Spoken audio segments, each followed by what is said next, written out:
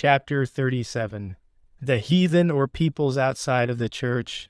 In heaven there is a general opinion that those born outside of the church, who are called the nations, or heathen, cannot be saved. Because not having the word, they know nothing about the Lord, and apart from the Lord there is no salvation. But that these also are saved, this alone makes certain that the mercy of the Lord is universal, that is, extends to every individual. That these equally with those within the church, who are few in comparison, are born men, and that their ignorance of the Lord is not their fault. Anyone who thinks from any enlightened reason can see that no man is born for hell. For the Lord is love itself, and his love is to will the salvation of all. Therefore he has provided a religion for everyone, and by it acknowledgement of the divine and interior life. For to live in accordance with one's religion is to live interiorly, since one then looks to the divine. And so far as he looks to the divine, he does not look to the world, but separates himself from the world, that is, from the life of the world, which is exterior life. That the heathen equally with Christians are saved, anyone can see who knows what it is that makes heaven in man. For heaven is within man, and those that have heaven within them come into heaven. Heaven with man is acknowledging the divine and being led by the divine. The first and chief thing of every religion is to acknowledge the divine. A religion that does not acknowledge the divine is no religion. The precepts of every religion look to worship, thus to the way in which the divine is to be worshipped, that the worship may be acceptable to him. And when this has been settled in one's mind, that is, so far as one wills this or so far as he loves it, he is led by the Lord. Everyone knows that the heathen, as well as Christians, live a moral life, and many of them a better life than Christian. Moral life may be lived either out of regard to the divine or out of regard to men in the world. And a moral life that is lived out of regard to the divine is a spiritual. In outward form the two appear alike, but in inward form they are wholly different. The one saves man, the other does not. For he who lives a moral life out of regard to the divine is led by the divine, while he who leads a moral life out of regard to men in the world is led by himself. But this may be illustrated by an example.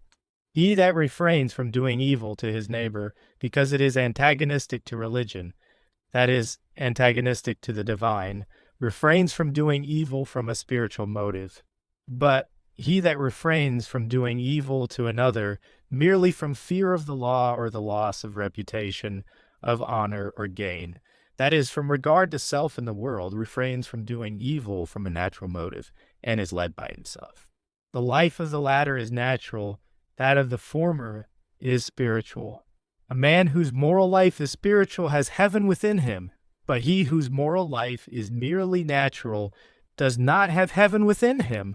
And for the reason that heaven flows in from above and opens man's interiors, and through his interiors flows into his exteriors, while the world flows in from beneath and opens the exteriors, but not the interior. For there can be no flowing in from the natural world into the spiritual, but only from the spiritual world into the natural. Therefore, if heaven is not also received, the interiors remain closed. All this makes clear who those are that receive heaven within them and who do not. And yet heaven is not the same in one as in another. It differs in each one in accordance with his affection for good and its truth. Those that are in an affection for good out of regard to the divine love divine truth, since good and truth love each other and desire to be conjoined. This explains why the heathen, although they are not in genuine truths in the world, yet because of their love receive truths in the other life. A certain spirit from among the heathen, who had lived in the world in good of charity in accordance with his religion, hearing Christian spirits reasoning about what must be believed. For spirits reason with each other far more thoroughly and acutely than men, especially about what is good and true, wondered at such contentions, and said that he did not care to listen to them, for they reasoned from appearances and fallacies. And he gave them this instruction: if I am good, I can know from the good itself what is true. And what I do not know, I can receive. I have been taught in many ways that the heathen who have led a moral life and have lived in obedience and subordination and mutual charity in accordance with their religion, and have thus received something of conscience, are accepted in the other life, And are they instructed with solicitous care by the angels in the goods and truths of faith, and that when they are being taught, they behave themselves modestly, intelligently and wisely, and readily accept truths and adopt them. They have not worked out for themselves any principles of falsity antagonistic to the truths of faith that will need to be shaken off. Still less cavils against the Lord, as many Christians have who cherish no other idea of him than that he is an ordinary man. The heathen, on the contrary, when they hear that God has become a man and has thus manifested himself in the world, immediately acknowledge it and worship the Lord, saying that because God is the God of heaven and of earth, and because the human race is his, he has fully disclosed himself to men. It is a divine truth that apart from the Lord there is no salvation, but this is to be understood to mean that there is no salvation except from the Lord. There are many earths in the universe, and all of them full of inhabitants, scarcely any of whom know that the Lord took on the human on earth. Yet because they worship the divine under a human form, they are accepted and led by the Lord. On this subject more may be seen in the little work on the earths in the universe. Among the heathen, as among Christians, they are both wise and simple. That I might learn about them, I have been permitted to speak with both, sometimes for hours and days. But there are no such wise men now as in ancient times, especially in the ancient church, which extended over a large part of the Asiatic world, and from which religion spread to many nations. That I might wholly know about them, I have been permitted to have familiar conversation with some of these wise men. There was with me one who was among the wiser of his time, and consequently well known in the learned world, with whom I talked on various subjects, and had reason to believe that it was Cicero. Knowing that he was a wise man, I talked with him about wisdom, intelligence, order, and the word, and lastly about the Lord. Of wisdom, he said that there is no other wisdom than the wisdom predicated of nothing else, and that wisdom can be predicated of nothing else.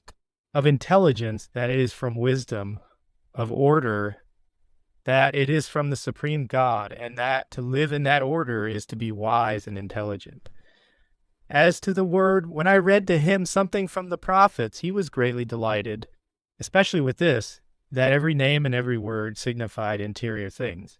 And he wondered greatly that learned men at this day are not delighted with such study. I saw plainly that the interiors of his thought or mind had been opened. He said that he was unable to hear more, as he perceived something more holy than he could bear, being affected so interiorly. At length I spoke with him about the Lord, saying that while he was born a man, he was conceived of God, and that he put off the maternal human and put on the divine human, and that it is he that governs the universe.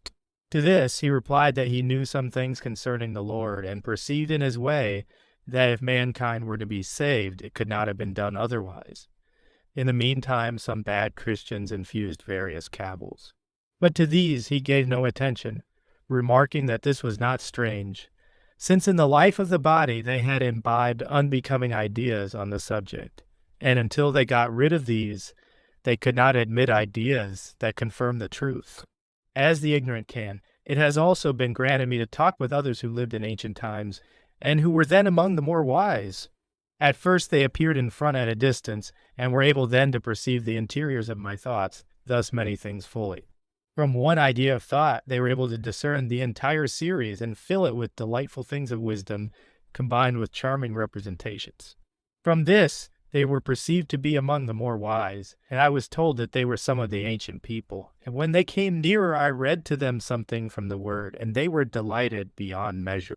I perceived the essence of their delight and gratification, which arose chiefly from this, that all things and each thing they heard from the word were representative and significative of heavenly and spiritual things. They said that in their time, when they lived in the world, their mode of thinking and speaking and also of writing was of this nature, and that this was their pursuit of wisdom. But as regards the heathen of the present day, they are not so wise, but most of them are simple in heart. Nevertheless, those of them that have lived in mutual charity receive wisdom in the other life. And of these, 1 or 2 examples may be cited. When I read the 17th and 18th chapters of Judges about Micah, and how the sons of Dan carried away his graven image and teraphim and levite, a heathen spirit was present, who in the life of the body had worshipped a graven image. He listened attentively to the account of what was done to Micah, and his grief on account of his graven image, which the Danites took away. And such grief came upon him, and moved him that he scarcely knew, by reason of inward distress, what to think. Not only was his grief perceived, but also the innocence that was in all his affections. The Christian spirits that were present watched him and wondered that a worshipper of a graven image should have so great a feeling of sympathy and innocence stirred in him. Afterwards, some good spirits talked with him, saying that graven images should not be worshipped, and that being a man he was capable of understanding this, that he ought, apart from a graven image, to think of God the creator and ruler of the whole heaven and the whole earth, and that God is the Lord. When this was said, I was permitted to perceive the interior nature of his adoration, which was communicated to me, and it was much more holy than is the case of Christians. This makes clear that at the present day the heathen come into heaven with less difficulty than Christians, according to the Lord's words in Luke. Then shall they come from the east and the west, and from the north and the south, and shall recline in the kingdom of God. And behold, there are last who shall be first, and there are first who shall be last. 13:29-30. For in the state in which that spirit was, he could be imbued with all things of faith, and receive them with interior affection. There was in him the mercy of love, and in his ignorance there was innocence. And when these are present, all things of faith are received, as it were, spontaneously and with joy. He was afterwards received among angels. A choir at a distance was heard one morning, and from the choir's representations I was permitted to know that they were Chinese, for they exhibited a kind of woolly goat, then a cake of millet, and an ebony spoon, also the idea of a floating city. They desired to come nearer to me, and when they had joined me, they said that they wished to be alone with me, that they might disclose their thoughts. But they were told that they were not alone, and that some were displeased at their wishing to be alone, although they were guests. When they perceived this displeasure, they began to think whether they had transgressed against the neighbor, and whether they had claimed anything to themselves that belonged to others. All thought in the other life being communicated, I was permitted to perceive the agitation of their minds. It consisted of a recognition that possibly they had injured those who were displeased, of shame on that account, together with other worthy affections. And it was thus known that they were endowed with charity. Soon after I spoke with them, and at last about the Lord. When I called him Christ, I perceived a certain repugnance in them. But the reason was disclosed, namely, that they had brought this from the world, from their having learned that Christians lived worse lives than they did, and were destitute of charity. But when I called him simply Lord, they were interiorly moved. Afterwards, they were taught by the angels that the Christian doctrine, beyond every other in the world, prescribes love and charity, but that there are few who live in accordance with it.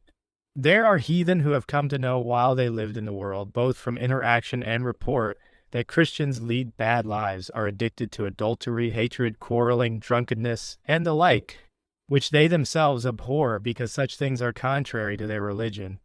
These in the other life are more timid than others about accepting the truths of faith. But they are taught by the angels that the Christian doctrine, as well as the faith itself, teaches a very different life, but that the lives of Christians are less in accord with their doctrine than the lives of heathen. When they recognize this, they receive the truths of faith and adore the Lord, but less readily than others. It is a common thing for heathen that have worshipped any god under an image or statue or any graven thing to be introduced. When they come into the other life to certain spirits in place of their gods or idols, in order that they may rid themselves of their fantasies. When they have been with these for some days, the fantasies are put away. Also, those that have worshipped men are sometimes introduced to the men they have worshipped, or to others in their place. As many of the Jews to Abraham, Jacob, Moses, and David. But when they come to see that they are human the same as others, and that they can give them no help, they become ashamed, and are carried to their own places in accordance with their lives. Among the heathen in heaven, the Africans are most beloved, for they receive the goods and truths of heaven more readily than others.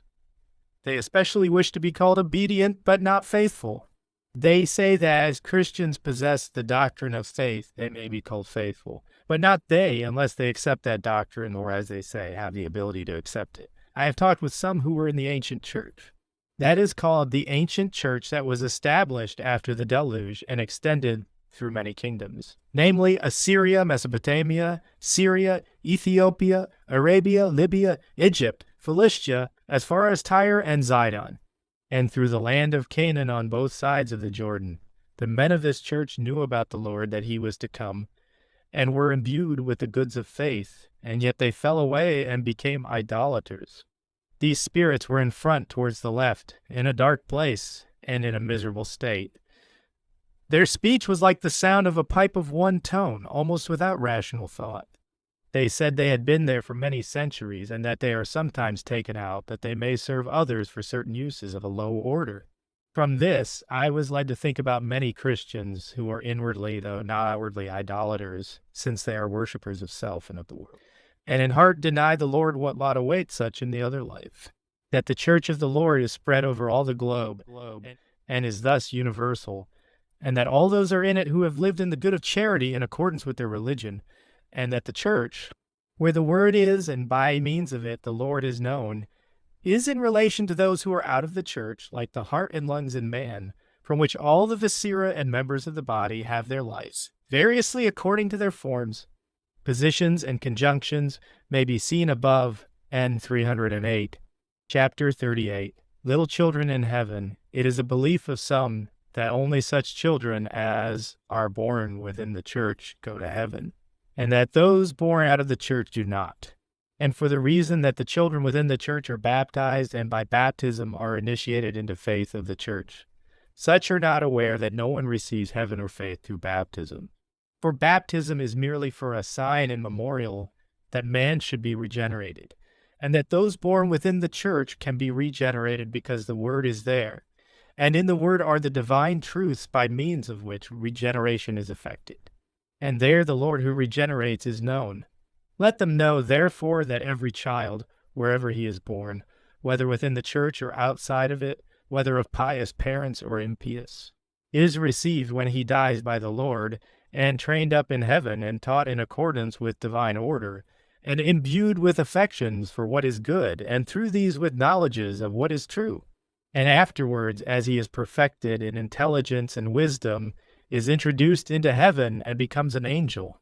Everyone who thinks from reason can be sure that all are born for heaven and no one for hell. And if man comes into hell, he himself is culpable. But little children cannot be held culpable. When children die, they are still children in the other life, having a like infantile mind, a like innocence in ignorance, and a like tenderness in all things. They are merely in the rudiments of a capacity to become angels. For children are not angels, but become angels. For everyone passing out of this world enters the other in the same state of life, a little child in the state of a little child, a boy in the state of a boy, a youth, a man, an old man, in the state of a youth, a man, or an old man. But subsequently each one's state is changed. The state of little children surpasses the state of all others in that they are in innocence, and evil has not yet been rooted in them by actual life. And in innocence all things of heaven can be implanted, for it is a receptacle of the truth of faith and of the good of love. The state of children in the other life far surpasses their state in the world, for they are not clothed with an earthly body, but with such a body as the angels have. The earthly body is in itself gross, and receives its first sensations and first motions not from the inner or spiritual world, but from the outer or natural world. And in consequence in this world children must be taught to walk, to guide their motions and to speak. And even their senses, as seeing and hearing, must be opened by use. It is not so with children in the other life. As they are spirits, they act at once in accordance with their interiors, walking without practice and also talking. But at first from general affections, not yet distinguished into ideas of thought, but they are quickly initiated into these also, for the reason that their exteriors are homogeneous with their interiors. The speech of angels, as may be seen above, and 234 to 245, so flows forth from affection modified by ideas of thought that their speech completely conforms to their thoughts from affection. As soon as little children are resuscitated, which takes place immediately after death, they are taken into heaven, and confided to angel women who in the life of the body tenderly loved little children and at the same time loved God, because these during their life in the world loved all children with a kind of motherly tenderness. They received them as their own, while the children from an implanted instinct loved them as their own mothers. There are as many children in each one's care as she desires from a spiritual parental affection. This heaven appears in front before the forehead, directly in the line or radius in which the angels look to the Lord. It is so situated because all little children are under the immediate auspices of the Lord, and the heaven of innocence, which is the third heaven, flows into them. Little children have various dispositions, some that of the spiritual angels, and some that of the celestial angels. Those who are of a celestial disposition are seen in that heaven to the right, and those of a spiritual disposition to the left. All children in the greatest man, which is heaven, are in the province of the eyes, those of a spiritual disposition in the province of the left eye, and those of a celestial disposition in the province of the right eye. This is because the angels who are in the spiritual kingdom see the Lord before the left eye, and those who are in the celestial kingdom before the right eye see above and are 18. This fact that in the greatest man or heaven children are in the province of the eyes is a proof that they are under the immediate sight and auspices of the Lord. How children are taught in heaven shall also be briefly told. From their nurses they learn to talk. Their earliest speech is simply a sound of affection. This by degrees becomes more distinct as ideas of thought enter, for ideas of thought from affections constitute all angelic speech, as may be seen in its own chapter, N.E. 234-245. Into their affections, all of which proceed from innocence, such things as appear before their eyes and cause delight, are first instilled. And as these things are from a spiritual origin, the things of heaven at once flow into them. And by means of these heavenly things their interiors are opened, and they are thereby daily perfected. But when this first age is completed, they are transferred to another heaven, where they are taught by masters, and so on. Children are taught chiefly by representatives suited to their capacity. These are beautiful and full of wisdom from within, beyond all belief. In this way, an intelligence that derives its soul from good is gradually instilled into them. I will here describe two representatives that I have been permitted to see, from which the nature of others may be inferred. First, there was a representation of the Lord's rising from the sepulchre, and at the same time of the uniting of his human with the divine. This was done in a manner so wise as to surpass all human wisdom, and at the same time in an innocent infantile manner. An idea of a sepulchre was presented, and with it an idea of the Lord, but in so remote a way that there was scarcely any perception of its being the Lord, except seemingly afar off, and for the reason that in the idea of a sepulchre there is something funereal, and this was thus removed. Afterwards, they cautiously admitted into the sepulchre something atmospheric, with an appearance of thin vapor, by which, with proper remoteness, they signified spiritual life in baptism. Afterwards, I saw a representation by the angels of the Lord's descent to those that are bound, and of his ascent with these into heaven, and this with incomparable prudence and gentleness. In adaptation to the infantile mind, they let down little cords almost invisible, very soft and tender, by which they lightened the Lord's ascent, always with a holy solicitude that there should be nothing in the representation bordering upon anything that did not contain what is spiritual and heavenly. Other representations are there given, whereby, as by plays adapted to the minds of children, they are guided into knowledges of truth and affections for good. It was also shown how tender their understanding is when I was praying the Lord's Prayer. And from their understanding they flowed into the ideas of my thought. Their influx was perceived to be so tender and soft as to be almost solely a matter of affection. And at the same time it was observed that their understanding was open even from the Lord, for what flowed forth from them was as if it simply flowed through them. Moreover, the Lord flows into the ideas of little children chiefly from inmosts. For there is nothing, as with adults, to close up their ideas, no principles of falsity to close the way to the understanding of truth. nor any life of evil to close the way to the reception of good, and thereby to the reception of wisdom. All this makes clear that little children do not come at once after death into an angelic state, but are gradually brought into it by means of knowledges of good and truth, and in harmony with all heavenly order. For the least particulars of their nature are known to the Lord, and thus they are led, in accord with each and every movement of their inclination, to receive the truths of good and the goods of truth. I have also been shown how all things are instilled into them by delightful and pleasant means suited to their genius.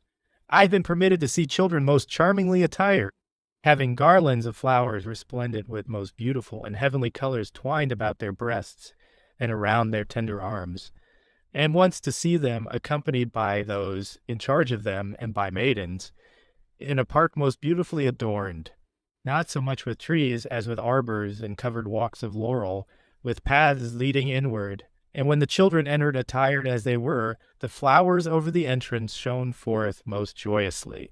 This indicates the nature of their delights, also how they are led by means of pleasant and delightful things into the goods of innocence and charity, which goods the Lord continually instilled into these delights and pleasures. It was shown me, by a mode of communication common in the other life, what the ideas of children are when they see objects of any kind. Each and every object seemed to them to be alive, and thus in every least idea of their thought there is life. And it was perceived that children on the earth have nearly the same ideas when they are at their little plays, for as yet they have no such reflection as adults have about what is inanimate. It has been said above that children are of a genius either celestial or spiritual. Those of a celestial genius are easily distinguished from those of a spiritual genius. Their thought, speech, and action is so gentle that hardly anything appears except what flows from a love of good to the Lord and from a love for other children.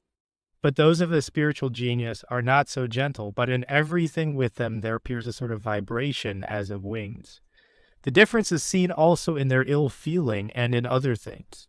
Many may suppose that in heaven little children remain little children, and continue as such among the angels. Those who do not know what an angel is may have had this opinion confirmed by paintings and images in churches, in which angels are represented as children. But it is wholly otherwise. Intelligence and wisdom are what constitute an angel. And as long as children do not possess these, they are not angels, although they are with the angels. But as soon as they become intelligent and wise, they become angels. And what is wonderful, they do not then appear as children, but as adults, for they are no longer of an infantile genius, but of a more mature angelic genius. Intelligence and wisdom produce this effect. The reason why children appear more mature, thus as youths and young men, as they are perfected in intelligence and wisdom, is that intelligence and wisdom are essential spiritual nourishment, and thus the things that nourish their minds also nourish their bodies, and this from correspondence. For the form of the body is simply the external form of the interiors. But it should be understood that in heaven, children advance in age only to early manhood, and remain in this to eternity. That I might be assured that this is so, I have been permitted to talk with some who had been educated as children in heaven, and had grown up there, with some also while they were children, and again with the same when they had become young men. And I have heard from them about the progress of their life from one age to another. That innocence is a receptacle of all things of heaven, and thus the innocence of children is a plane for all affections for good and truth, can be seen from what has been shown above, and 276 to 283, in regard to the innocence of angels in heaven, namely, that innocence is a willingness to be led by the Lord and not by oneself. Consequently, so far as a man is in innocence, he is separated from what is his own, and so far as one is separated from what is his own, he is in what is the Lord's own. The Lord's own is what is called his righteousness and merit. But the innocence of children is not genuine innocence, because as yet it is without wisdom. Genuine innocence is wisdom, since so far as anyone is wise, he loves to be led by the Lord. Or what is the same?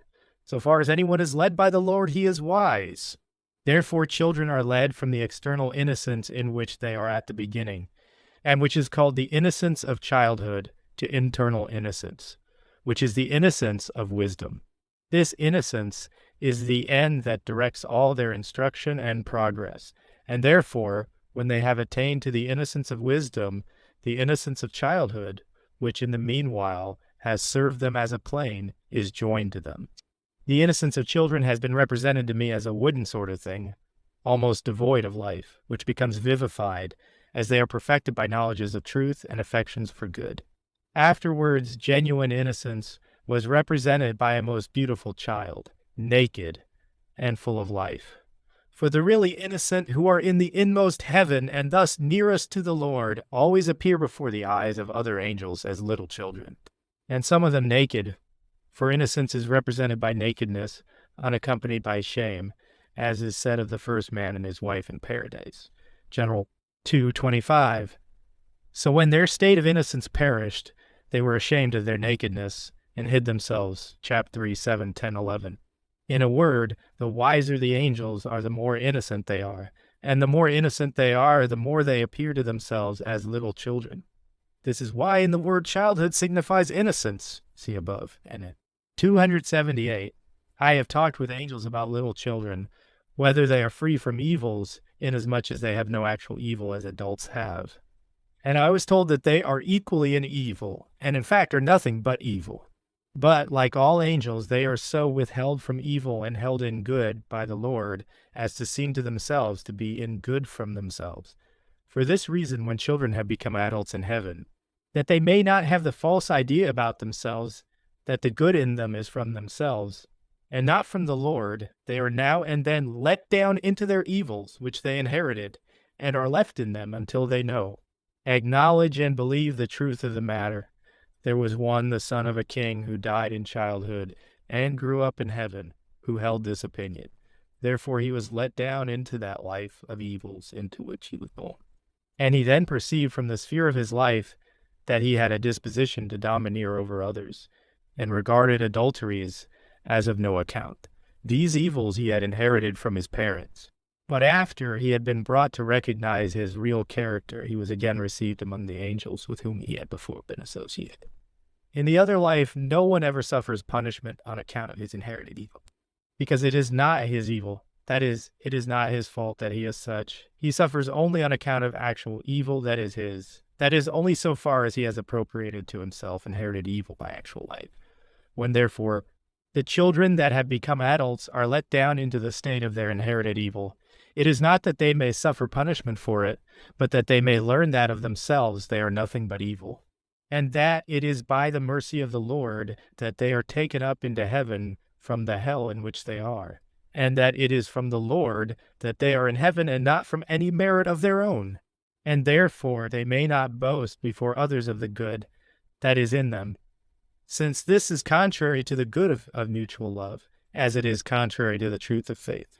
Several times, when a number of children that were in a purely infantile state have been with me in choirs, they were heard as a tender unarranged mass, that is, as not yet acting as one, as they do later when they have become more mature.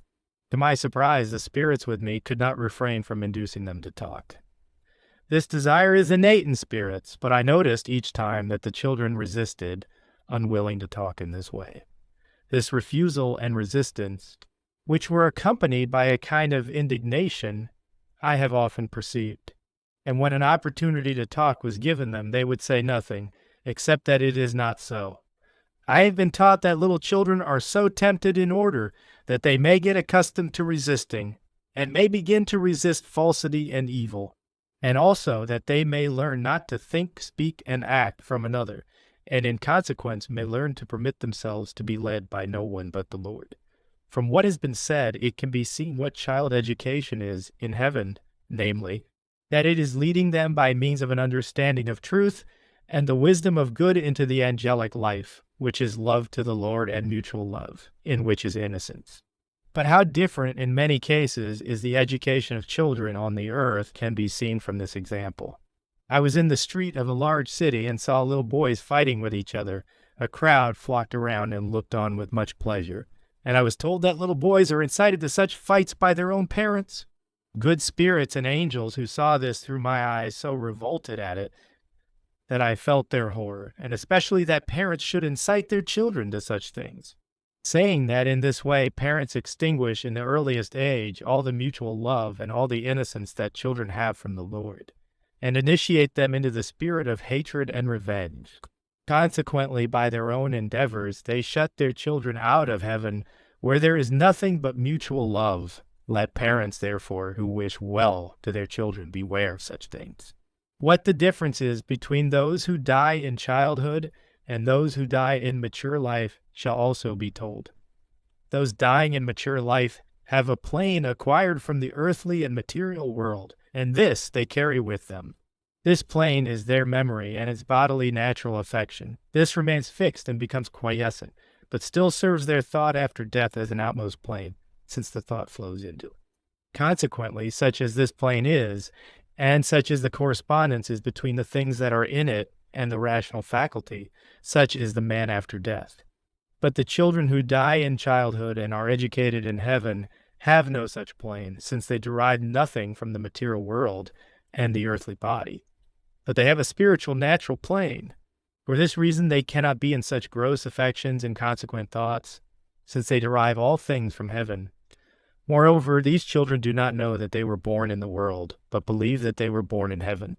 Neither do they know about any other than spiritual birth, which is effected through knowledges of good and truth, and through intelligence and wisdom, from which man is a man. And as these are from the Lord, they believe themselves to be the Lord's own, and love to be so. Nevertheless, it is possible for the state of men who grow up on the earth to become as perfect as the state of children who grow up in heaven, provided they put away bodily and earthly loves, which are the loves of self and the world, and receive in their place spiritual loves. Chapter 39. The Wise and the Simple in Heaven. It is believed that in heaven the wise will have more glory and eminence than the simple, because it is said in Daniel, "They that are intelligent shall shine as with the brightness of the firmament, and they that turn many to righteousness as the stars forever and ever." 12:3. But few know who are meant by the intelligent and by those that turn many to righteousness.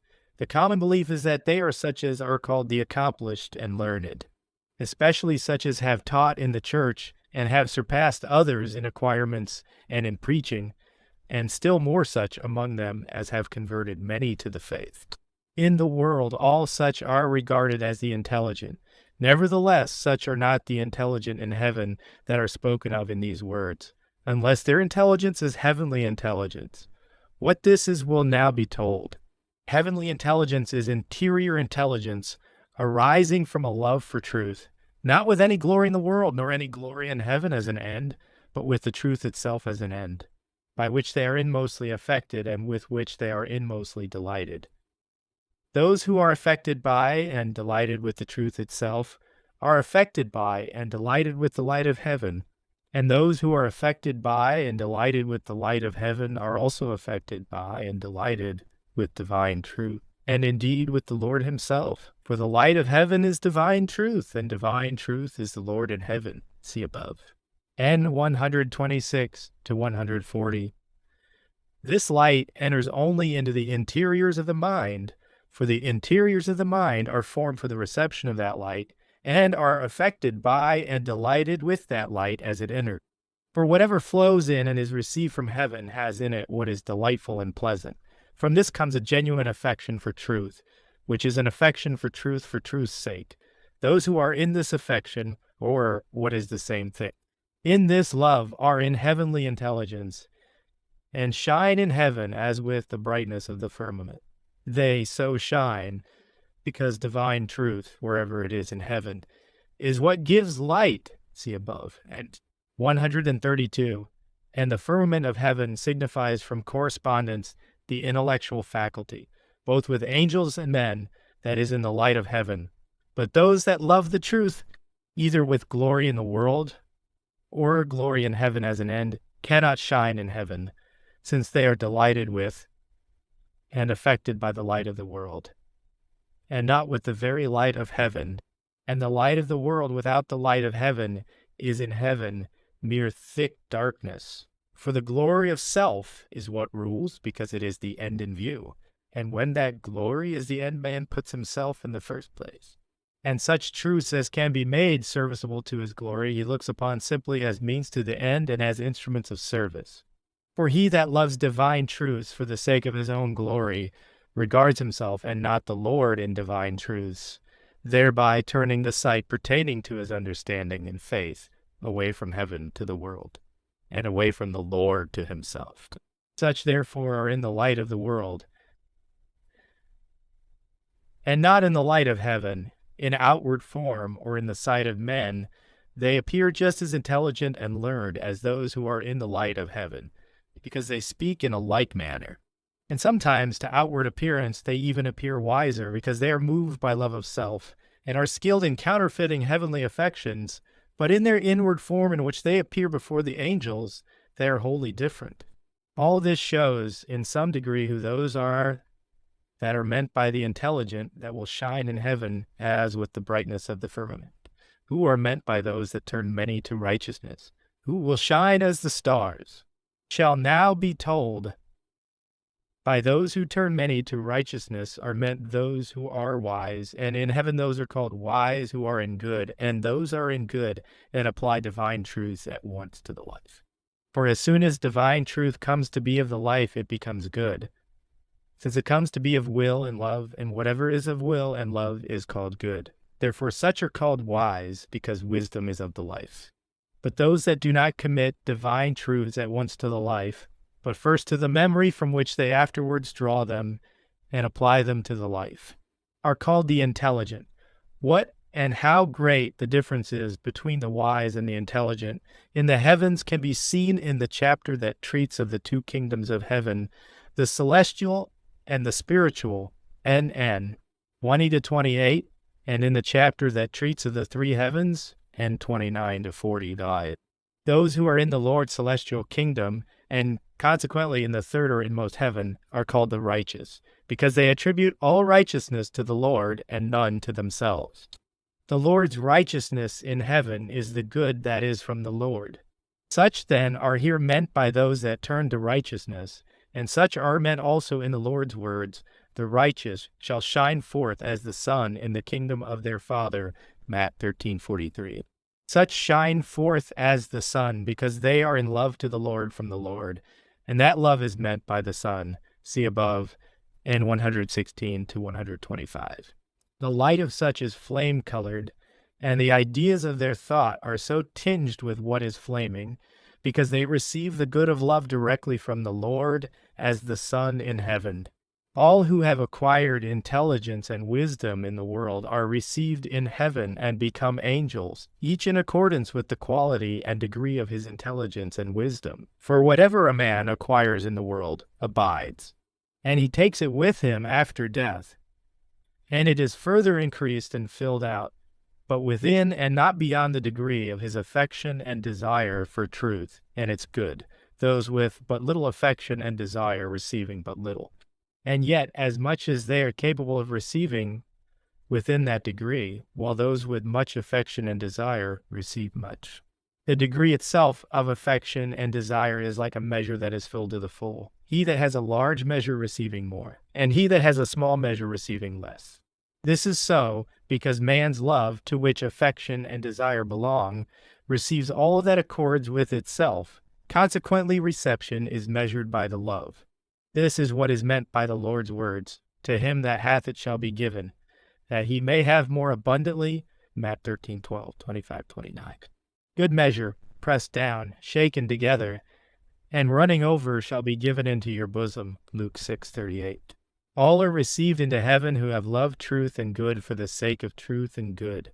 Therefore, those that have loved much are called the wise, and those that have loved little are called the simple. The wise in heaven are in much light, the simple in less light, everyone in accordance with the degree of his love for good and truth. To love truth and good, for the sake of truth and good, is to will and do them. For those love who will and do, while those who do not will and do not love, such also love the Lord, and are loved by the Lord, because good and truth are from the Lord. And inasmuch as good and truth are from the Lord is in good and truth. And he is in those who receive good and truth in their life, by willing and doing. Moreover, when man is viewed in himself, he is nothing but his own good and truth, because good is of his will and truth of his understanding, and man is such as his will and understanding are. Evidently, then, man is loved by the Lord just to the extent that his will is formed from good, and his understanding from truth. Also, to be loved by the Lord is to love the Lord, since love is reciprocal. For upon him who is loved, the Lord bestows ability to love. It is believed in the world that those who have much knowledge, whether it be knowledge of the teachings of the church and the word, or of the sciences, have a more interior and keen vision of truth than others, that is, are more intelligent and wise, and such have this opinion of themselves. But what true intelligence and wisdom are, and what spurious and false intelligence and wisdom are, shall be told in what now follows. True intelligence and wisdom is seeing and perceiving what is true and good, and thereby what is false and evil, and clearly distinguishing between them, and this from an interior intuition and perception. With every man there are interior faculties and exterior faculties, interior faculties belonging to the internal or spiritual man, and exterior faculties belonging to the exterior or natural man. Accordingly, as man's interiors are formed and made one with his exteriors, man sees and perceives. His interiors can be formed only in heaven, his exteriors are formed in the world. When his interiors have been formed in heaven, the things they contain flow into his exteriors, which are from the world, and so form them that they correspond with, that is, act as one with his interiors. And when this is done, man sees and perceives from what is interior. The interiors can be formed only in one way, namely by man's looking to the divine and to heaven, since, as has been said, the interiors are formed in heaven. And man looks to the divine when he believes in the divine, and believes that all truth and good, and consequently all intelligence and wisdom, are from the divine. And man believes in the divine when he is willing to be led by the divine. In this way, and none other, are the interiors of man opened. The man who is in that belief, and in a life that is in accordance with his belief, has the ability and capacity to understand and be wise. But to become intelligent and wise, he must learn many things, both things pertaining to heaven and things pertaining to the world. Things pertaining to heaven from the word and from the church, and things pertaining to the world from the sciences. To the extent that man learns and applies to life, he becomes intelligent and wise, for to that extent the interior sight belonging to his understanding, and the interior affection belonging to his will are perfected. The simple of this class are those whose interiors have been opened, but not so enriched by spiritual, moral, civil, and natural truths. Such perceive truths when they hear them, but do not see them in themselves. But the wise of this class are those whose interiors have been both opened and enriched. Such both see truths inwardly and perceive them. All this makes clear what true intelligence is and what true wisdom is. Spurious intelligence and wisdom is failing to see and perceive from within what is true and what is good, and thereby what is false and what is evil, but merely believing that to be true and good and that to be false and evil, which is said by others to be so, and then confirming it. Because such see truth from someone else and not from the truth itself, they can seize upon and believe what is false as readily as what is true, and can confirm it until it appears true. For whatever is confirmed puts on the appearance of truth, and there is nothing that cannot be confirmed. The interiors of such are opened only from beneath, but their exteriors are open to the extent that they have confirmed themselves. For this reason, the light from which they see is not the light of heaven, but the light of the world, which is called natural light lumen. And in that light, falsities can shine like truths. And when confirmed, they can even appear resplendent, but not in the light of heaven. Of this class, those are less intelligent and wise who have strongly confirmed themselves, and those are more intelligent and wise who have less strongly confirmed themselves. All this shows what spurious intelligence and wisdom are. But those are not included in this class who in childhood suppose what they heard from their masters to be true, if in a riper age, when they think from their own understanding, they do not continue to hold fast to it, but long for truth, and from that longing seek for it. And when they find it, are interiorly moved by it, because such are moved by the truth for the truth's sake, They see the truth before they confirm it. This may be illustrated by an example. There was a discussion among spirits why animals are born into all the knowledge suited to their nature, but man is not. And the reason was said to be that animals are in the order of their life, and man is not. Consequently, man must needs be led into order by means of what he learns of internal and external things. But if man were born into the order of his life, which is to love God above all things and his neighbor as himself, he would be born into intelligence and wisdom, and as knowledges are acquired, would come into a belief in all truth. Good spirits saw this at once and perceived it to be true, and this merely from the light of truth, while the spirits who had confirmed themselves in faith alone and had thereby set aside love and charity were unable to understand, because the light of falsity which they had confirmed had made obscure to them the light of truth. False intelligence and wisdom is all intelligence and wisdom that is separated from the acknowledgement of the divine. For all such as do not acknowledge the divine, but acknowledge nature in the place of the divine, think from the bodily sensual, and are merely sensual, however highly they may be esteemed in the world for their accomplishments and learning. For their learning does not ascend beyond such things as appear before their eyes in the world. These they hold in the memory and look at them in an almost material way, although the same knowledges serve the truly intelligent in forming their understanding. By sciences, the various kinds of experimental knowledge are meant, such as physics, astronomy, chemistry, mechanics, geometry, anatomy, psychology, philosophy, the history of kingdoms and of the literary world, criticism, and languages.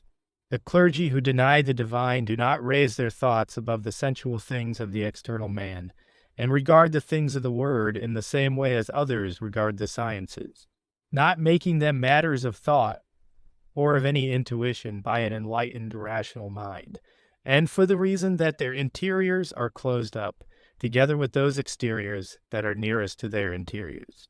These are closed up because they have turned themselves away from heaven, and have retroverted those faculties that were capable of looking heavenward, which are, as has been said above, the interiors of the human mind. For this reason they are incapable of seeing anything true or good, this being to them in thick darkness, while whatever is false and evil is in light. And yet sensual men can reason, some of them more cunningly and keenly than anyone else. But they reason from the fallacies of the senses confirmed by their knowledges, and because they are able to reason in this way, they believe themselves to be wiser than others. The fire that kindles with affection their reasonings is the fire of the love of self and the world. Such are those who are in false intelligence and wisdom, and who are meant by the Lord in Matthew. Seeing they see not, and hearing they hear not, neither do they understand 13:13 and to 15. And again, these things are hid from the intelligent and wise and revealed unto babes. 11:25-26. It has been granted me to speak with many of the learned after their departure from the world, with some of distinguished reputation and celebrated in the literary world for their writings, and with some not so celebrated, although endowed with profound wisdom. Those that in heart had denied the divine, whatever their professions may have been, had become so stupid as to have little comprehension even of anything truly civil, still less of anything spiritual. I perceived and also saw that the interiors of their minds were so closed up as to appear black, for in the spiritual world such things become visible, and in consequence they were unable to endure any heavenly light or admit any influx from heaven. This blackness which their interiors presented was more intense and extended with those that had confirmed themselves against the divine by the knowledges they had acquired. In the other life, such accept all falsity with delight, imbibing it as a sponge does water, and they repel all truth as an elastic bony substance repels what falls upon it. In fact, it is said that the interiors of those that have confirmed themselves against the divine and in favor of nature become bony, and their heads down to the nose appear callous like ebony, which is a sign that they no longer have any perception. Those of this description are immersed in quagmires that appear like bogs, and there they are harassed by the fantasies into which their falsities are turned. Their infernal fire is a lust for glory and reputation, which prompts them to assail one another, and from an infernal ardor to torment those about them who do not worship them as deities. And this they do one to another in turns. Into such things is all the learning of the world changed, that has not received into itself light from heaven through acknowledgement of the divine. That these are such in the spiritual world when they come into it after death may be inferred from this alone. That all things that are in the natural memory and are in immediate conjunction with the things of bodily sense, which is true of such knowledges as are mentioned above, then become quiescent, and only such rational principles as are drawn from these then serve for thought and speech. For man carries with him his entire natural memory, but its contents are not then under his view, and do not come into his thought as when he lived in the world. He can take nothing from that memory and bring it forth into spiritual light, because its contents are not objects of that light. But those things of the reason and understanding that man has acquired from knowledges while living in the body are in accord with the light of the spiritual world. Consequently, so far as the spirit of man has been made rational in the world through knowledge and science, it is to the same extent rational after being loosed from the body, for man is then a spirit, and it is the spirit that thinks in the body. But in respect to those that have acquired intelligence and wisdom through knowledge and science, who are such as have applied all things to the use of life, and have also acknowledged the divine, loved the word, and lived a spiritual moral life, of which above, then 319, to such the sciences have served as a means of becoming wise, and also of corroborating the things pertaining to faith. The interiors of the mind of such have been perceived by me, and were seen as transparent from light of a glistening white, flamy or blue color, like that of translucent diamonds, rubies, and sapphires. And this, in accordance with confirmations in favor of the divine and divine truths drawn from science. Such is the appearance of true intelligence and wisdom when they are presented to view in the spiritual world. This appearance is derived from the light of heaven, and that light is divine truth going forth from the Lord, which is the source of all intelligence and wisdom, see above, N 126 to 133. The planes of that light, in which variegations like those of colors exist, are the interiors of the mind, and these variegations are produced by confirmations of divine truths by means of such things as are in nature, that is, in the sciences. For the interior mind of man looks into the things of the natural memory, and the things there that will serve as proofs it sublimates, as it were, by the fire of heavenly love, and withdraws and purifies them even into spiritual ideas. This is unknown to man as long as he lives in the body, because there he thinks both spiritually and naturally, and he has no perception of the things he then thinks spiritually, but only of those he thinks naturally, but when he has come into the spiritual world, he has no perception of what he thought naturally in the world, but only of what he thought spiritually. Thus is his state changed. All this makes clear that it is by means of knowledges and sciences that man is made spiritual. Also that these are the means of becoming wise, but only with those who have acknowledged the divine in faith and life.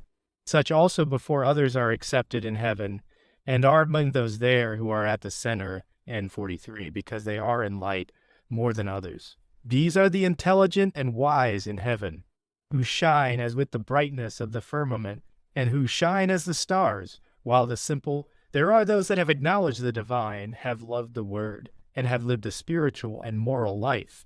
But the interiors of their minds have not been so enriched by knowledges and sciences. The human mind is like soil, which is such as it is made by cultivation.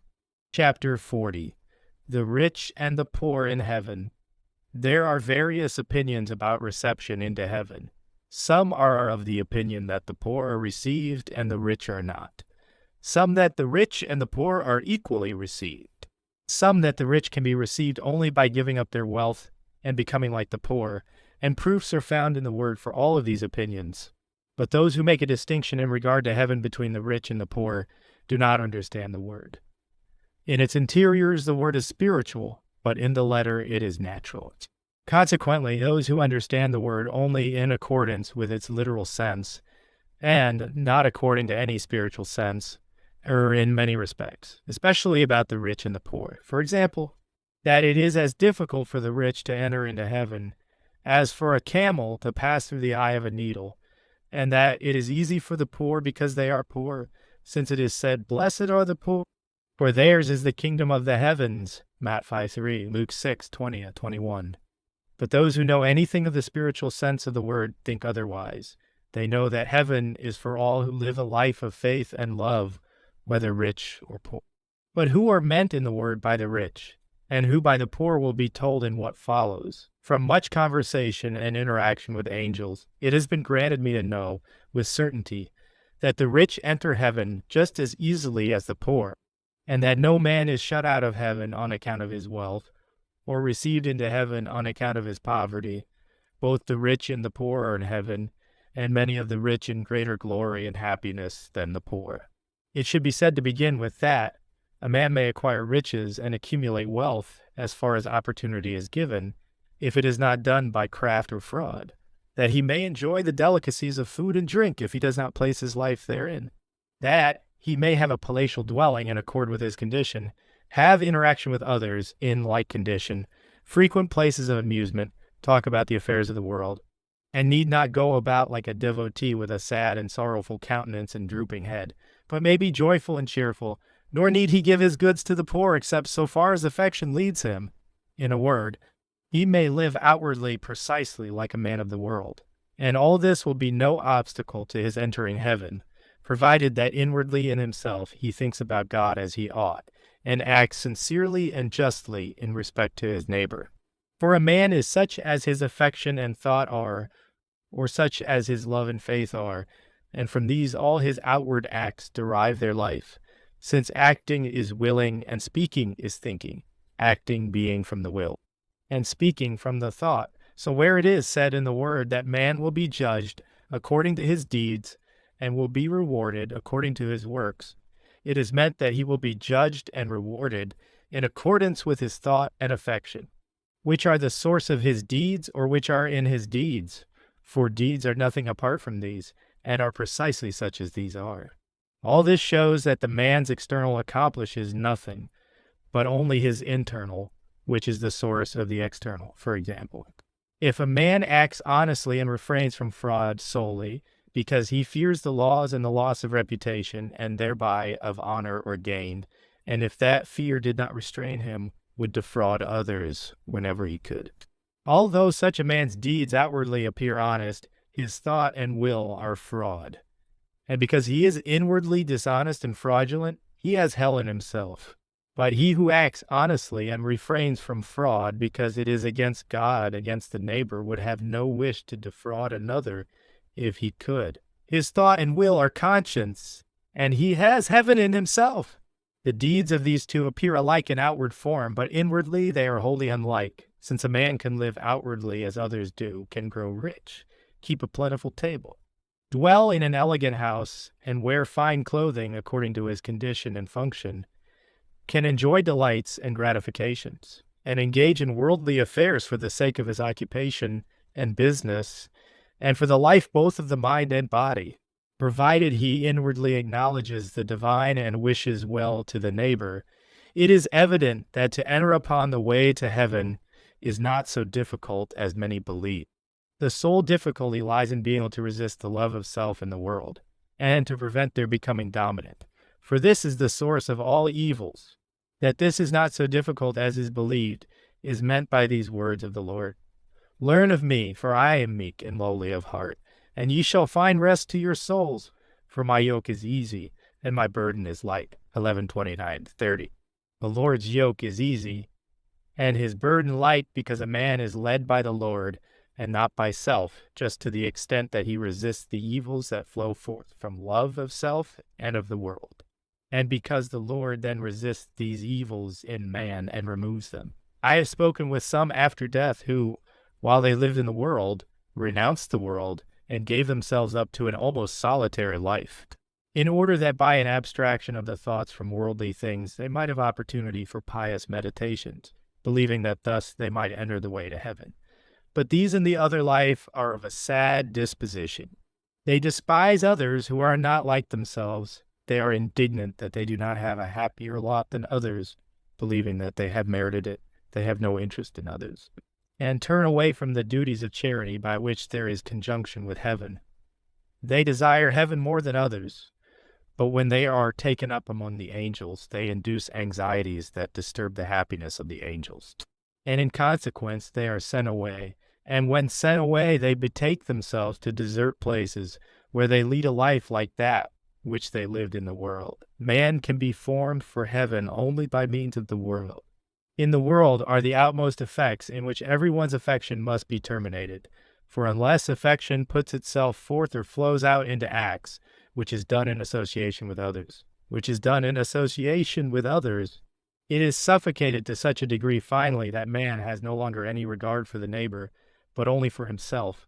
All this makes clear that a life of charity towards the neighbor, which is doing what is just and right in every work and in every employment, is what leads to heaven, and not a life of piety apart from charity.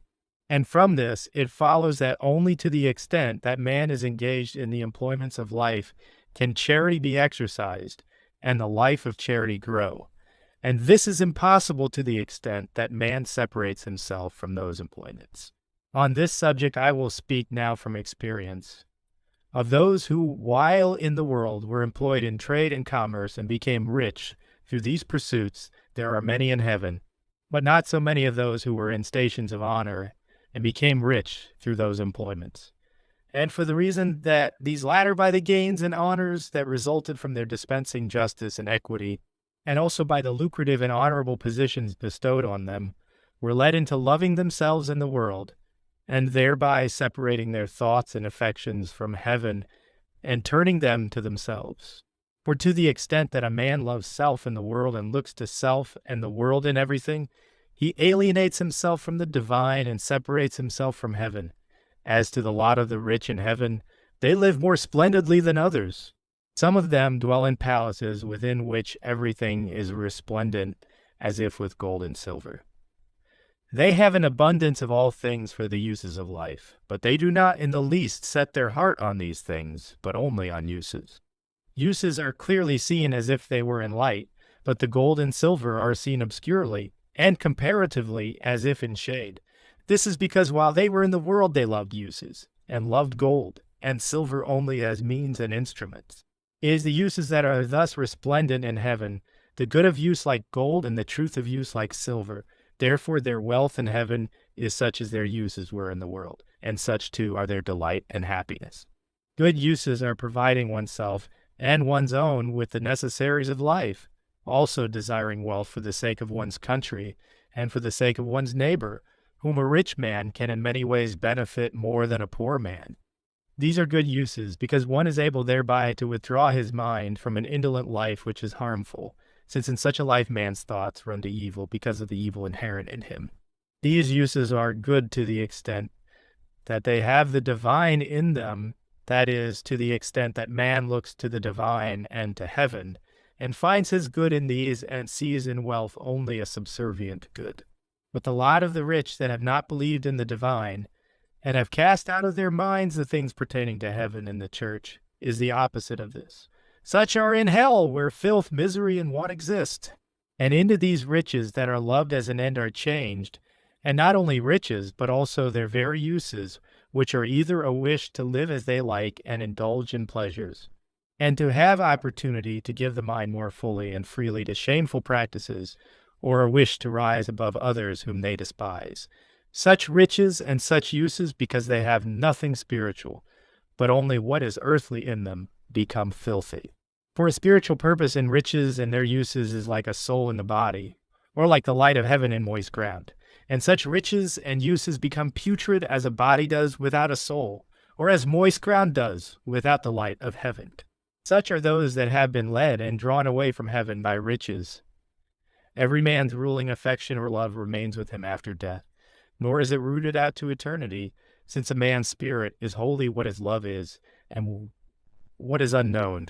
The body of every spirit and angel is the outward form of his love, exactly corresponding to his inward form, which is the form of his disposition and mind. Consequently, the quality of his spirit is known from his face, movements, and speech. While a man is living in the world, the quality of the spirit would be known if he had not learned to counterfeit in his face, movements, and speech what is not his own. All this shows that man remains to eternity, such as his ruling affection or love is.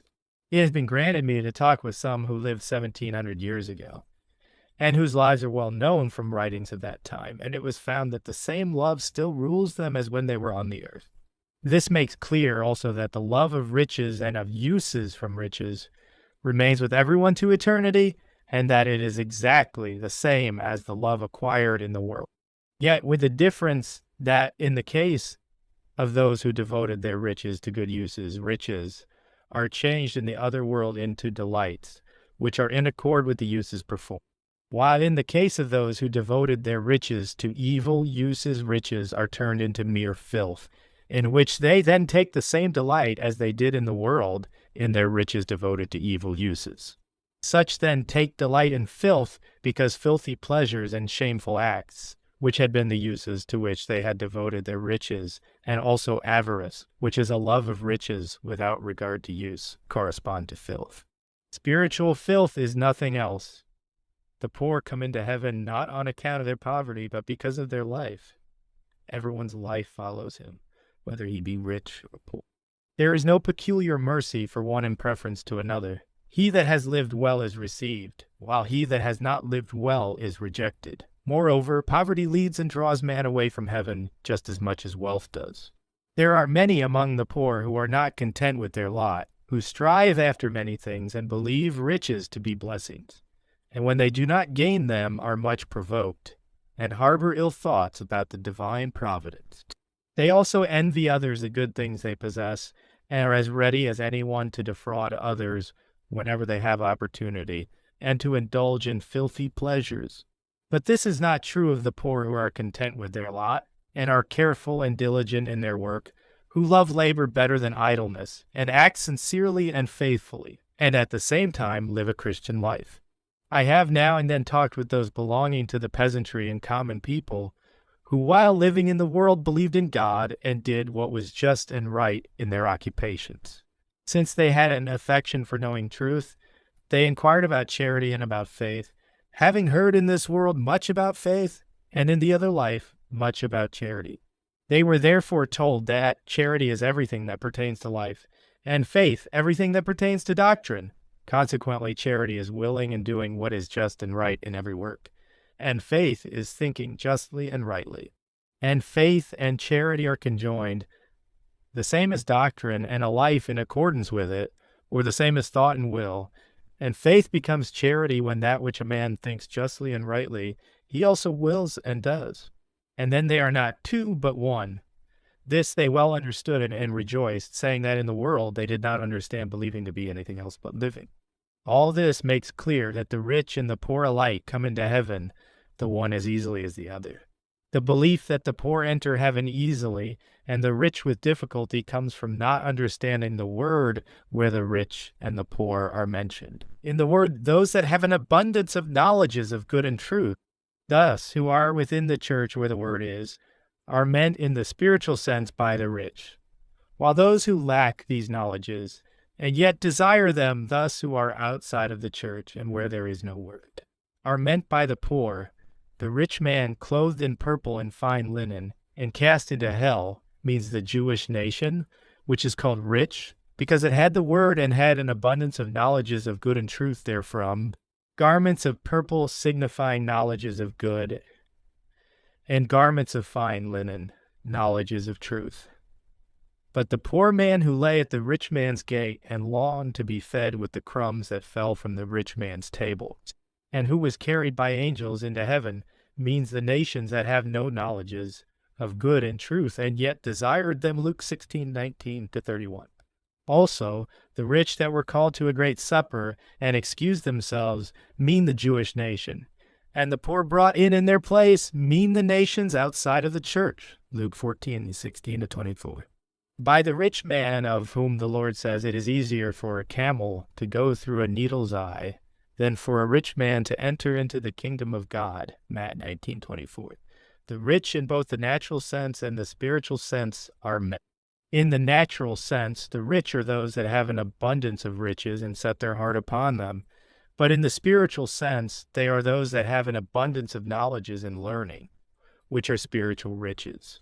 and who desire by means of these to introduce themselves into the things of heaven and the church from their own intelligence. And because this is contrary to divine order, it is said to be easier for a camel to go through a needle's eye, a camel signifying in general, in the spiritual sense, the knowing faculty in things known, and a needle's eye signifying spiritual truth. That such is the meaning of a camel and a needle's eye is not at present known, because the knowledge that teaches what is signified in the spiritual sense by the things said in the literal sense of the word has not up to this time been disclosed. In every particular of the word there is a spiritual sense and also a natural sense. For the word was made to consist wholly of correspondences between natural and spiritual things, in order that conjunction of heaven with the world, or of angels with men, might thereby be effected, direct conjunction having ceased. This makes clear who, in particular, are meant in the word by the rich man, that the rich in the word mean in the spiritual sense those who are in knowledges of truth and good, and riches the knowledges themselves, which are spiritual riches. Can be seen from various passages, as in Isa 10:12 to 14, 36:7, 45:3, Juror 17:3, 48:7, 50:36, 37, 50:13, Dan 5:2 to 4, 26:7, 12, 27:1 to the end, Zech 9:3-4, Psalm 45:12, Hosea 12:9, Apok 3:17, 18, Luke 14:32, elsewhere. Also, that the poor in the spiritual sense signify those who do not possess knowledges of good and of truth, and yet desire them, Malachi 5, Luke 6:20, 21, 14:21, 14:30, 29, 19, 41, 17, 18, F3, 12, 13. All these passages may be seen explained in accordance with the spiritual sense in the Arcana Coelestia. And then for 10,227, chapter 41, marriages in heaven as heaven is from the human race, and angels therefore are of both sexes, and from creation woman is for man, and man is for woman. Thus the one belongs to the other, and this love is innate in both. It follows that there are marriages in heaven as well as on the earth, but marriages in heaven differ widely from marriages on the earth. Therefore, what marriages in heaven are, and how they differ from marriages on the earth, and wherein they are like them, shall now be told. Marriage in heaven is a conjunction of two into one mind. It must first be explained what this conjunction is. The mind consists of two parts, one called the understanding and the other the will. When these two parts act as one, they are called one mind. In heaven, the husband acts the part called the understanding, and the wife acts the part called the will. When this conjunction, which belongs to man's interiors, descends into the lower parts pertaining to the body, it is perceived and felt as love, and this love is marriage love. This shows that marriage love has its origin in the conjunction of two into one mind. This in heaven is called cohabitation, and the two are not called two but one. So in heaven a married pair is spoken of, not as two but as one angel. Such a conjunction of husband and wife in the inmost of their minds comes from their very creation. For man is born to be intellectual, that is, to think from the understanding, while woman is born to be affectional, that is, to think from her will. And this is evident from the inclination or natural disposition of each, also from their form.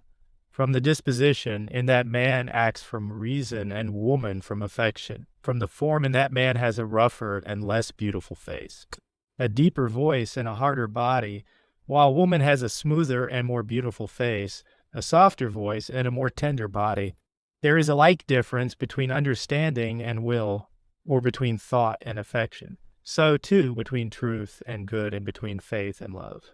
For truth and faith belong to the understanding, and good and love to the will.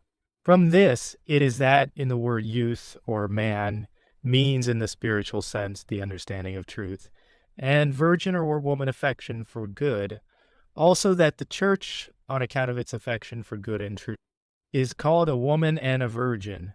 Also that all those that are in affection for good are called virgins, as in Apocrypha 14:4. Everyone, whether man or woman, possesses understanding and will, but with the man the understanding predominates, and with the woman the will predominates, and the character is determined by that which predominates. Yet in heavenly marriages there is no predominance, For the will of the wife is also the husband's will, and the understanding of the husband is also the wife's understanding, since each loves to will and to think like the other. That is, mutually and reciprocally. Thus are they conjoined into one. This conjunction is actual conjunction, for the will of the wife enters into the understanding of the husband, and the understanding of the husband into the will of the wife. And this, especially when they look into one another's faces, for as has been repeatedly said above, there is in the heavens a sharing of thoughts and affections, more especially with husband and wife, because they reciprocally love each other. This makes clear what the conjunction of minds is that makes marriage, and produces marriage love in the heavens, namely, that one wishes what is his own to be the other's, and this reciprocally. I have been told by angels that, so far as a married pair are so conjoined, they are in marriage love, and also to the same extent in intelligence, wisdom, and happiness, because divine truth and divine good, which are the source of all intelligence, wisdom and happiness flow chiefly into marriage love. Consequently, marriage love, since it is also the marriage of good and truth, is the very plane of divine influx. For that love, as it is a conjunction of the understanding and will, is also a conjunction of truth and good, since the understanding receives divine truth, and is formed out of truths, and the will receives divine good, and is formed out of good. For what a man wills is good to him, and what he understands is truth to him. Therefore it is the same whether you say conjunction of understanding and will, or conjunction of truth and good. Conjunction of truth and good is what makes an angel. It makes his intelligence, wisdom, and happiness, for an angel is an angel, accordingly as good in him is conjoined with truth, and truth with good, or what is the same, accordingly as love in him is conjoined with faith, and faith with love. The divine that goes forth from the Lord flows chiefly into marriage love, because marriage love descends from a conjunction of good and truth. For it is the same thing as has been said above, whether you say conjunction of understanding and will, or conjunction of good and truth. Conjunction of good and truth has its origin in the Lord's divine love towards all who are in heaven and on earth. From divine love, divine good goes forth, and divine good is received by angels and men in divine truths. As truth is the sole receptacle of good, nothing can be received from the Lord and from heaven by anyone who is not in truths. Therefore, just to the extent that the truths in man are conjoined to good, is man conjoined to the Lord and to heaven. This, then, is the very origin of marriage love, and for this reason that love is the very plane of divine influx. This shows why the conjunction of good and truth in heaven is called the heavenly marriage. And heaven is likened in the word to a marriage, and is called a marriage. And the Lord is called the bridegroom and husband, and heaven and also the church are called the bride and the wife, good and truth conjoined. In an angel or a man are not two but one. Since good is then good of truth, and truth is truth of good, this conjunction may be likened to a man's thinking what he wills and willy what he thinks, when the thought and will make one, that is, one mind. For thought forms, that is, presents in form that which the will wills, and the will gives delight to it. And this is why a married pair in heaven are not called two, but one angel. This also is what is meant by the Lord's words. Have ye not read that he who made them from the beginning made them male and female, and said, For this cause shall a man leave father and mother, and shall cleave to his wife, and they twain shall become one flesh. Therefore they are no more twain, but one flesh. What therefore God hath joined together, let not man put asunder. Not all can receive this word, but they to whom it is given. Matt 19:46-11. Mark 10:6-9. General 2:24. This is a description both of the heavenly marriage in which the angels are, and of the marriage of good and truth. Man's not putting asunder what God has joined together, meaning that good is not to be separated from truth. From all this, the origin of true marriage love is made clear, namely, that it is formed first in the minds of those who are in marriage, and descends therefrom and is derived into the body, where it is perceived and felt as love. For whatever is felt and perceived in the body has its origin in the spiritual, because it is from the understanding and the will. The understanding and the will constitute the spiritual man. Whatever descends from the spiritual man into the body presents itself there under another aspect, although it is similar and accordant, like soul and body, and like cause and effect, as can be seen from what has been said and shown in the 2 chapters on correspondences.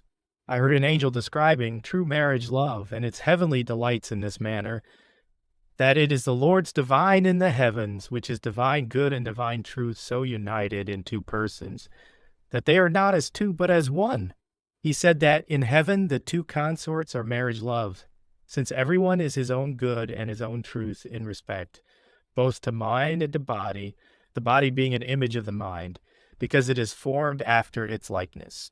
From this he drew the conclusion that the divine is imaged in the 2 that are in true marriage love, and as the divine is so imaged, so is heaven, because the entire heaven is divine good and divine truth going forth from the Lord. And this is why all things of heaven are inscribed on marriage love, with more blessings and delights than it is possible to number. He expressed the number by a term that involved myriads of myriads. He wondered that the man of the church should know nothing about this, seeing that the church is the Lord's heaven on the earth, and heaven is a marriage of good and truth. He said he was astounded to think that within the church, even more than outside of it, adulteries are committed and even justified, the delight of which in itself is nothing else in the spiritual sense, and consequently in the spiritual world, than the delight of the love of falsity conjoined to evil, which delight is infernal delight because it is the direct opposite of the delight of heaven, which is the delight of the love of truth conjoined with good. Everyone knows that a married pair who love each other are interiorly united, and that the essential of marriage is the union of dispositions and minds. And from this it can be seen that such as their essential dispositions or minds are, such is their union and such their love for each other. The mind is formed solely out of truths and goods. For all things in the universe have relation to good and truth and to their conjunction. Consequently, such as the truths and goods are out of which the minds are formed, exactly such is the union of minds. And consequently, the most perfect union is the union of minds that are formed out of genuine truths and goods. Let it be known that no 2 things mutually love each other more than truth and good do. And therefore it is from that love that true marriage love descends. Falsity and evil also love each other, but this love is afterwards changed into hell. From what has now been said about the origin of marriage love, one may conclude who are in that love and who are not. Namely, that those are in marriage love who are in divine goods, and that marriage love is genuine just to the extent that the truths are genuine with which the good is conjoined, and as all the good that is conjoined with truths is from the Lord. It follows that no one can be in true marriage love unless he acknowledges the Lord and his divine. For without that acknowledgement, the Lord cannot flow in and be conjoined with the truths that are in man. Evidently, then, those that are in falsities, and especially those that are in falsities from evil, are not in marriage love. Moreover, those that are in evil and in falsities therefrom have the interiors of their minds closed up. And in such, therefore, there can be no source of marriage love, but below those interiors, in the external or natural man, separated from the internal, there can be a conjunction of falsity and evil, which is called infernal marriage. I have been permitted to see what this marriage is between those that are in the falsities of evil, which is called infernal marriage. Such converse together and are united by a lustful desire, but inwardly they burn with a deadly hatred towards each other, too intense to be described. Nor can marriage love exist between 2 partners belonging to different religions, because the truth of the one does not agree with the good of the other. And 2 unlike and discordant kinds of good and truth cannot make one mind out of 2. And in consequence, the love of such does not have its origin in anything spiritual. If they live together in harmony, it is solely on natural grounds. And this is why in the heavens marriages are found only with those who are in the same society, because such are in like good and truth and not with those outside of the society. It may be seen above, N41 CQ, that all there in a society are in like good and truth and differ from those outside the society. This was represented in the Israelitish nation by marriages being contracted within tribes, and particularly within families and not outside of them. Nor is true marriage love possible between one husband and several wives. For its spiritual origin, which is the formation of one mind out of two, is thus destroyed, and in consequence interior conjunction, which is the conjunction of good and truth, from which is the very essence of that love, is also destroyed. Marriage with more than one is like an understanding divided among several wills, or it is like a man attached not to one but to several churches, since his faith is so distracted thereby as to come to naught. The angels declare that marrying several wives is wholly contrary to divine order, and that they know this from several reasons, one of which is that as soon as they think of marriage with more than one, they are alienated from internal blessedness and heavenly happiness, and become like drunken men, because good is separated from its truth in them. And as the interiors of their mind are brought into such a state, merely by thinking about it with some intention, they see clearly that marriage with more than one would close up their internal mind, and cause marriage to be displaced by lustful love, which love withdraws from heaven. They declare further that this is not easily comprehended by men, because there are few who are in genuine marriage love, and those who are not in it know nothing whatever of the interior delight that is in that love, knowing only the delight of lust. And this delight is changed into what is undelightful after living together a short time. While the delight of true marriage love not only endures to old age in the world, but after death becomes the delight of heaven, and is there filled with an interior delight that grows more and more perfect to eternity. They said also that the varieties of blessedness of true marriage love could be enumerated even to many thousands, not even one of which is known to man, or could enter into the comprehension of anyone who is not in the marriage of good and truth from the Lord. The love of dominion of one over the other entirely takes away marriage, love, and its heavenly delight. For as has been said above, marriage love and its delight consists in the will of one being out of the other, and this mutually and reciprocally. This is destroyed by love of dominion in marriage, since he that domineers wishes his will alone to be in the other, and nothing of the other's will to be reciprocally in himself, which destroys all mutuality, and thus all sharing of any love and its delight one with the other. And yet this sharing and consequent conjunction are the interior delight itself that is called blessedness in marriage. This blessedness, with everything that is heavenly and spiritual in marriage love, is so completely extinguished by love of dominion as to destroy even all knowledge of it. And if that love were referred to, it would be held in such contempt that any mention of blessedness from that source would excite either laughter or anger.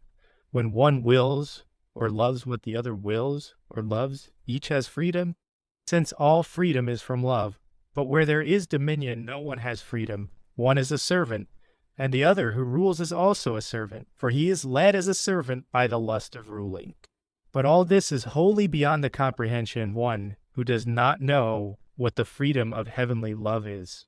Nevertheless, from what has been said above about the origin and essence of marriage, love, it can be seen that so far as dominion enters, minds are not united, but divided.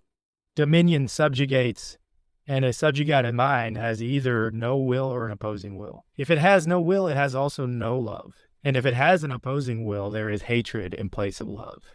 The interiors of those who live in such marriage are in mutual collision and strife, as two opposites are wont to be, however their exteriors may be restrained, and kept quiet for the sake of tranquility. The collision and antagonism of the interiors of such are disclosed after their death, when commonly they come together and fight like enemies and tear each other, for they then act in accordance with the state of the interiors. Frequently, I have been permitted to see them fighting and tearing one another, sometimes with great vengeance and cruelty. For in the other life, everyone's interiors are set at liberty, and they are no longer restrained by outward bounds or by worldly considerations. Everyone then being just such as he is interiorly. To some, a likeness of marriage love is granted.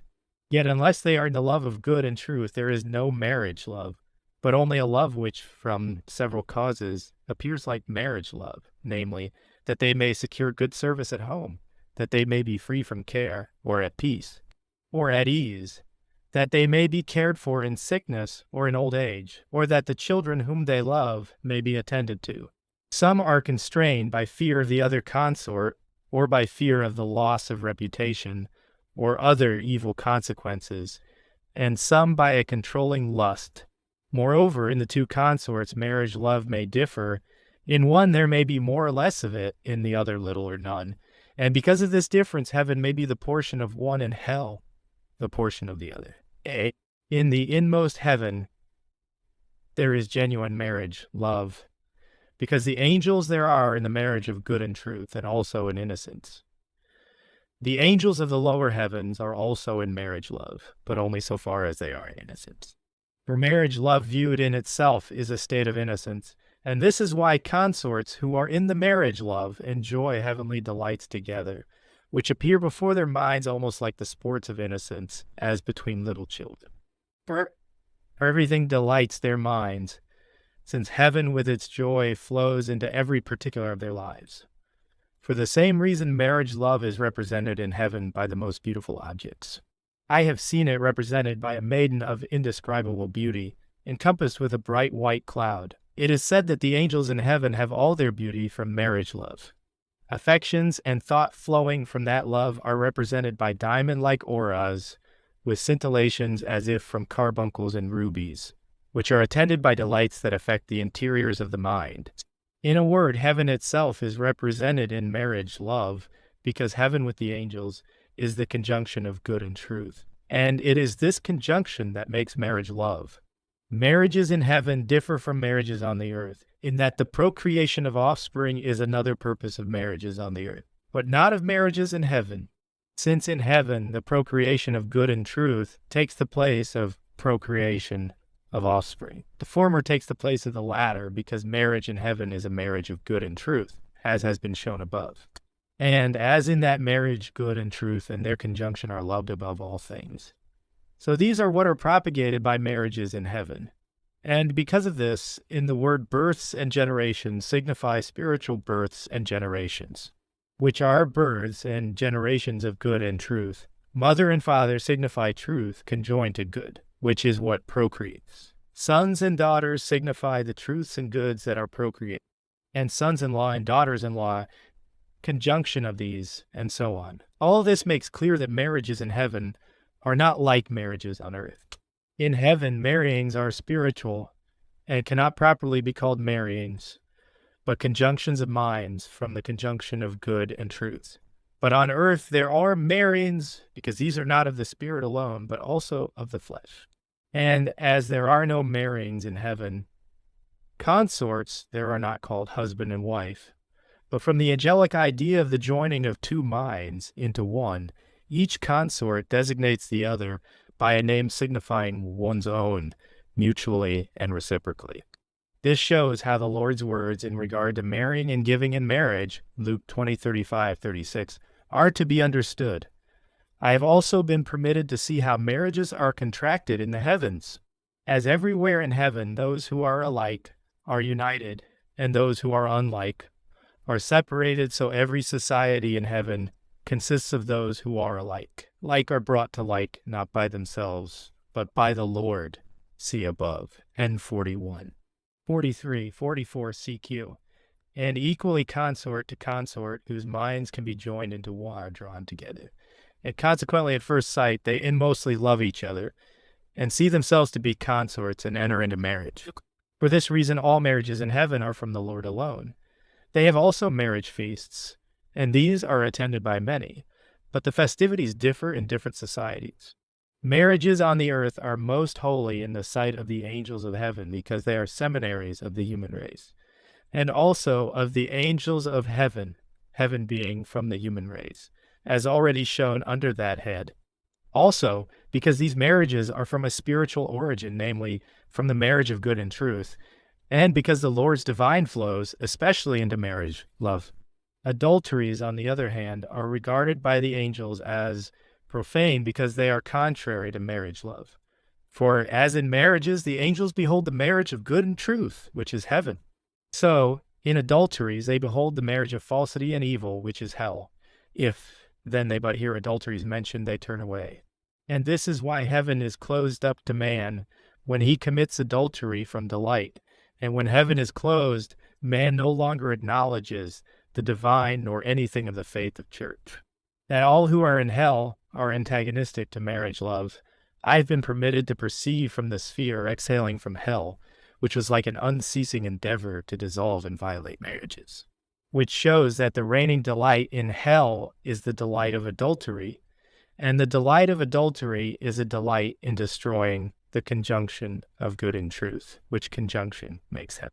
From this, it follows that the delight of adultery is an infernal delight directly opposed to the delight of marriage, which is a heavenly delight. There were certain spirits who, from a practice acquired in the life of the body, infested me with peculiar craftiness, and this by a very gentle wave-like influx, like the usual influx of well-disposed spirits. But I perceived that there was craftiness and other like evils in them, prompting them to ensnare and deceive. Finally, I talked with one of them who I was told had been, when he lived in the world, the leader of an army, and perceiving that there was a lustfulness in the ideas of his thought, I talked with him about marriage, using spiritual speech with representatives, which fully expresses all that is meant and many things in a moment. He said that in the life of the body he had regarded adulteries as of no account.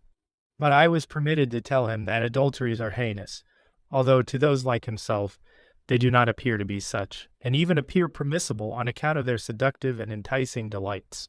That they are heinous he might know from the fact that marriages are the seminaries of the human race, and thus also the seminaries of the heavenly kingdom. Consequently, they must on no account be violated, but must be esteemed holy.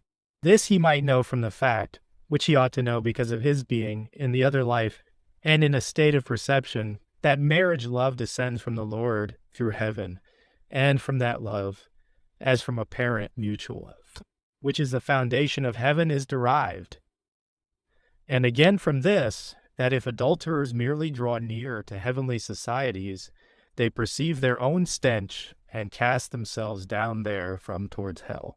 At least he must have known that to violate marriages is contrary to divine laws, and contrary to the civil laws of all kingdoms, also contrary to the genuine light of reason, because it is contrary to both divine and human order, not to mention other considerations. But he replied that he had not so thought in the life of the body. He wished to reason about whether it were so, but was told that truth does not admit of such reasonings. For reasonings defend what one delights in, and thus one's evils and falsities, that he ought first to think about the things that had been said because they are truths, or at least think about them from the principle well known in the world, that no one should do to another what he is unwilling that another should do to him. Thus he should consider whether he himself would not have detested adulteries if anyone had in that way deceived his wife, whom he had loved as everyone loves in the first period of marriage, and if in his state of wrath he had expressed himself on the subject. Also, whether being a man of talent, he would not in that case have confirmed himself more decidedly than others against adulteries, even condemning them to hell. I have been shown how the delights of marriage love advance towards heaven, and the delights of adultery towards hell. The advance of the delights of marriage love towards heaven is into states of blessedness and happiness, continually increasing until they become innumerable and ineffable. And the more interiorly they advance, the more innumerable and more ineffable they become, until they reach the very states of blessedness and happiness of the inmost heaven, or of the heaven of innocence, and this through the most perfect freedom. For all freedom is from love, thus the most perfect freedom is from marriage love, which is heavenly love itself. On the other hand, the advance of adultery is towards hell, and by degrees to the lowest hell, where there is nothing but what is direful and horrible. Such a lie awaits adulterers after their life in the world, those being meant by adulterers who feel a delight in adulteries, and no delight in marriages. Chapter 42. The employments of angels in heaven. It is impossible to enumerate the employments in the heavens, still less to describe them in detail, but something may be said about them in a general way, for they are numberless, and vary in accordance with the functions of the societies. Each society has its peculiar function, for as societies are distinct in accordance with goods, see above, and 41, so they are distinct in accordance with uses, because with all in the heavens goods are goods in act, which are uses. Everyone there performs a use, for the Lord's kingdom is a kingdom of uses. In the heavens, as on the earth, there are many forms of service, for there are ecclesiastical affairs, there are civil affairs, and there are domestic affairs. That there are ecclesiastical affairs is evident from what has been said and shown above, where divine worship is treated of, and 221 to 227, civil affairs where governments in heaven are treated of, and 213 to 220, and domestic affairs where the dwellings and homes of angels are treated of, and 183 to 190, and marriages in heaven end 366 to 368, all of which show that in every heavenly society there are many employments and services. All things in the heavens are organized in accordance with divine order, which is everywhere guarded by the services performed by angels. Those things that pertain to the general good are used by the wiser angels, those that pertain to particular uses by the less wise, and so on. They are subordinated just as uses are subordinated in the divine order, and for this reason a dignity is connected with every function according to the dignity of the use. Nevertheless, an angel does not claim dignity to himself, but ascribes all dignity to the use. And as the use is the good that he accomplishes, and all good is from the Lord, so he ascribes all dignity to the Lord. Therefore, he that thinks of honor for himself and subsequently for the use, and not for the use and subsequently for himself, can perform no function in heaven, because this is looking away backwards from the Lord, and putting self in the first place, and use in the second, when use is spoken of the Lord also is meant, because as has just been said, use is good, and good is from the Lord. From this, it may be inferred what subordinations in the heavens are, namely, that as anyone loves, esteems, and honors the use, he also loves, esteems, and honors the person with whom the use is connected. Also that the person is loved, esteemed, and honored in the measure in which he ascribes the use to the Lord and not to himself, for to that extent he is wise, and the uses he performs from good. Spiritual love, esteem, and honor are nothing else than the love, esteem, and honor of the use in the person, together with the honor to the person because of the use, and not honor to the use because of the person. This is the way, moreover, in which men are regarded when they are regarded from spiritual truth. For one man is then seen to be like another, whether he be in great or in little dignity, the only perceptible difference being a difference in wisdom. And wisdom is loving use. That is, loving the good of a fellow citizen of society, of one's country, and of the church. It is this that constitutes love to the Lord, because every good that is a good of use is from the Lord. And it constitutes also love towards the neighbor, because the neighbor means the good that is to be loved in a fellow citizen, in society, in one's country, and in the church, and that is to be done in their behalf. As all the societies in the heavens are distinct in accordance with their goods, as said above in 41 CQ. So they are distinct in accordance with their uses, goods being goods in act, that is, goods of charity which are used. Some societies are employed in taking care of little children, others in teaching and training them as they grow up, others in teaching and training in like manner the boys and girls that have acquired a good disposition from their education in the world, and in consequence have come into heaven. There are societies that teach the simple good from the Christian world and lead them into the way to heaven. There are others that in like manner teach and lead the various heathen nations.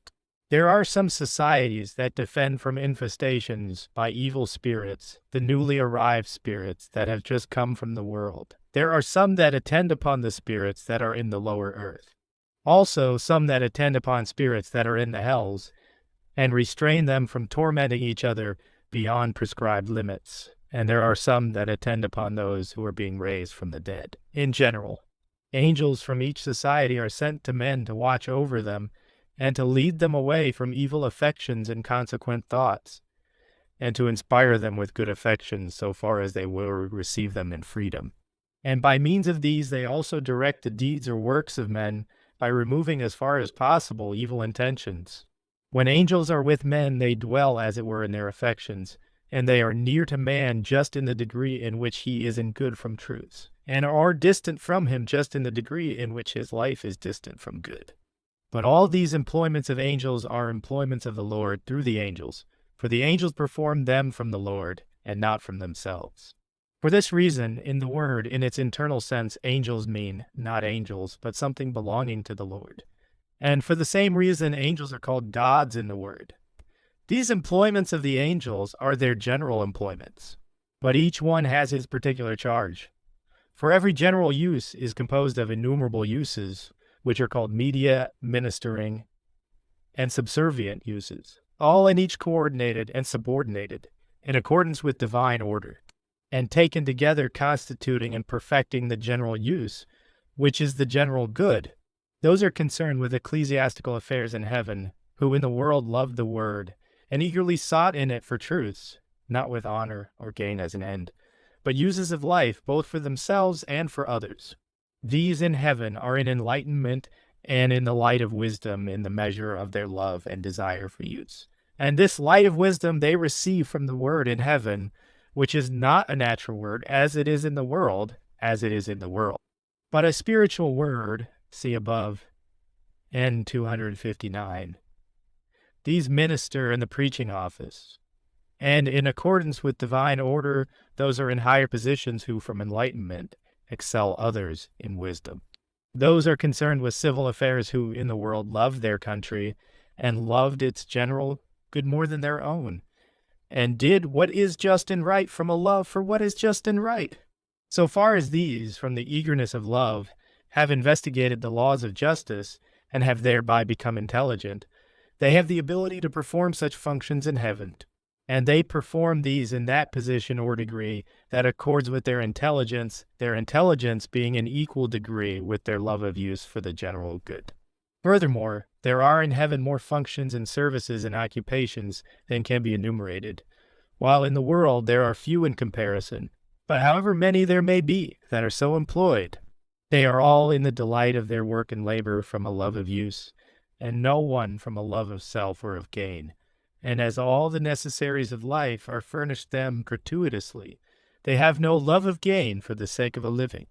They are housed gratuitously, clothed gratuitously, and fed gratuitously. Evidently, then, those that have loved themselves in the world more than use have no lot in heaven.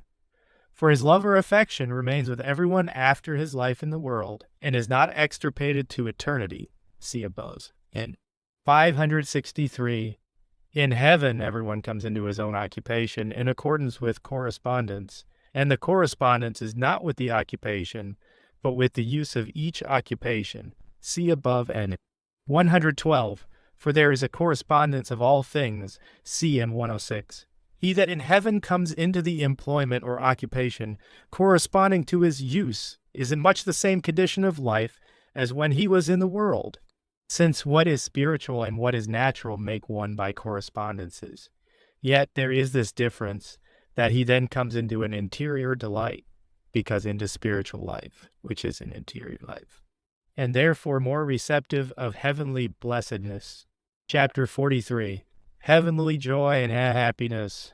Hardly anyone at present knows what heaven is or what heavenly joy is. Those who have given any thought to these subjects have had so general and so gross an idea about them as scarcely to amount to anything. From spirits that have come from the world into the other life, I have been able to learn fully what idea they had of heaven and heavenly joy. For when left to themselves, as they were in the world, they think as they then did. There is this ignorance about heavenly joy for the reason that those who have thought about it have formed their opinion from the outward joys pertaining to the natural man, and have not known what the inner and spiritual man is, nor in consequence the nature of his delight and blessedness. And therefore, even if they had been told by those who are in spiritual or inward delight what heavenly joy is, would have had no comprehension of it. For it could have fallen only into an idea not yet recognized, thus into no perception, and would therefore have been among the things that the natural man rejects. Yet everyone can understand that when a man leaves his outer or natural man, he comes into the inner or spiritual man, and consequently can see that heavenly delight is internal and spiritual, not external and natural. And being internal and spiritual, it is more pure and exquisite, and affects the interiors of man which pertain to his soul or spirit. From these things alone, everyone may conclude that his delight is such as the delight of his spirit has previously been, and that the delight of the body, which is called the delight of the flesh, is in comparison not heavenly. Also, that whatever is in the spirit of man when he leaves the body remains after death, since he then lives a man's spirit. All delights flow forth from love, for that which a man loves he feels to be delightful. No one has any delight from any other source. From this it follows that such as the love is, such is the delight. The delights of the body or of the flesh all flow forth from the love of self and love of the world. Consequently, they are lusts and their pleasures, while the delights of the soul or spirit all flow forth from love to the Lord and love towards the neighbor. Consequently, they are affections for good and truth and interior satisfactions. These loves with their delights flow in out of heaven from the Lord by an inner way, that is, from above, and affect the interiors, while the former loves with their delights flow in from the flesh and from the world by an external way, that is, from beneath, and affect the exteriors. Therefore, as far as the two loves of heaven are received and make themselves felt, the interiors of man, which belong to his soul or spirit, and which look from the world heavenwards, are open. While so far as the two loves of the world are received and make themselves felt, his exteriors, which belong to the body or flesh, and look away from heaven towards the world, are opened. As loves flow in and are received, their delights also flow in, the delights of heaven into the interiors, and the delights of the world into the exteriors. Since all delight, as has just been said above, belongs to love. Heaven in itself is so full of delights that viewed in itself it is nothing else than blessedness and delight. For the divine good that flows forth from the Lord's divine love is what makes heaven, in general and in particular, with everyone there. And the divine love is a longing for the salvation of all and the happiness of all from inmosts and in fullness. Thus, whether you say heaven or heavenly joy, it is the same thing. The delights of heaven are both ineffable and innumerable. But he that is in the mere delight of the body or of the flesh can have no knowledge of or belief in a single one of these innumerable delights. For his interiors, as has just been said, look away from heaven towards the world, thus backwards. For he that is holy in the delight of the body or of the flesh, or what is the same, in the love of self and of the world, has no sense of delight except in honor, in gain, and in the pleasures of the body and the senses. And these so extinguish and suffocate the interior delights that belong to heaven as to destroy all belief in them. Consequently, he would be greatly astonished if he were told that when the delights of honor and of gain are set aside, other delights are given, and still more if he were told that the delights of heaven that take the place of these are innumerable, and are such as cannot be compared with the delights of the body and the flesh, which are chiefly the delights of honor and of gain. All this makes clear why it is not known what heavenly joy is. One can see how great the delight of heaven must be from the fact that it is the delight of everyone in heaven to share his delights and blessings with others. And as such is the character of all that are in the heavens, it is clear how immeasurable is the delight of heaven. It has been shown above, N 268, that in the heavens there is a sharing of all with each and of each with all. Such sharing goes forth from the two loves of heaven, which are, as has been said, love to the Lord and love towards the neighbor, and to share their delights is the very nature of these loves. Love to the Lord is such because the Lord's love is a love of sharing everything it has with all, since it wills the happiness of all. There is a like love in every one of those who love the Lord because the Lord is in them. And from this comes the mutual sharing of the delights of angels with one another. Love towards the neighbor is of such a nature as will be seen in what follows. All this shows that it is the nature of these loves to share their delights. It is otherwise with the loves of self and of the world. The love of self takes away from others and robs others of all delight, and directs it to itself, for it wishes well to itself alone, while the love of the world wishes to have as its own belongs to the neighbor. Therefore these loves are destructive of the delights of others, or if there is any disposition to share, it is for the sake of themselves and not for the sake of others. Thus, in respect to others, it is the nature of those loves not to share but to take away, except so far as the delights of others have some relation to self. That the loves of self and of the world when they rule are such I have often been permitted to perceive by living experience. Whenever the spirits that were in these loves during their life as men in the world drew near, my delight receded and vanished, and I was told that at the mere approach of such to any heavenly society, the delight of those in the society diminished just in the degree of their proximity. And what is wonderful, the evil spirits are then in their delight. All this indicates the state of the spirit of such a man while he is in the body, since it is the same as it is after it is separated from the body, namely, that it longs for or lusts after the delights or goods of another, and finds delight so far as it secures them.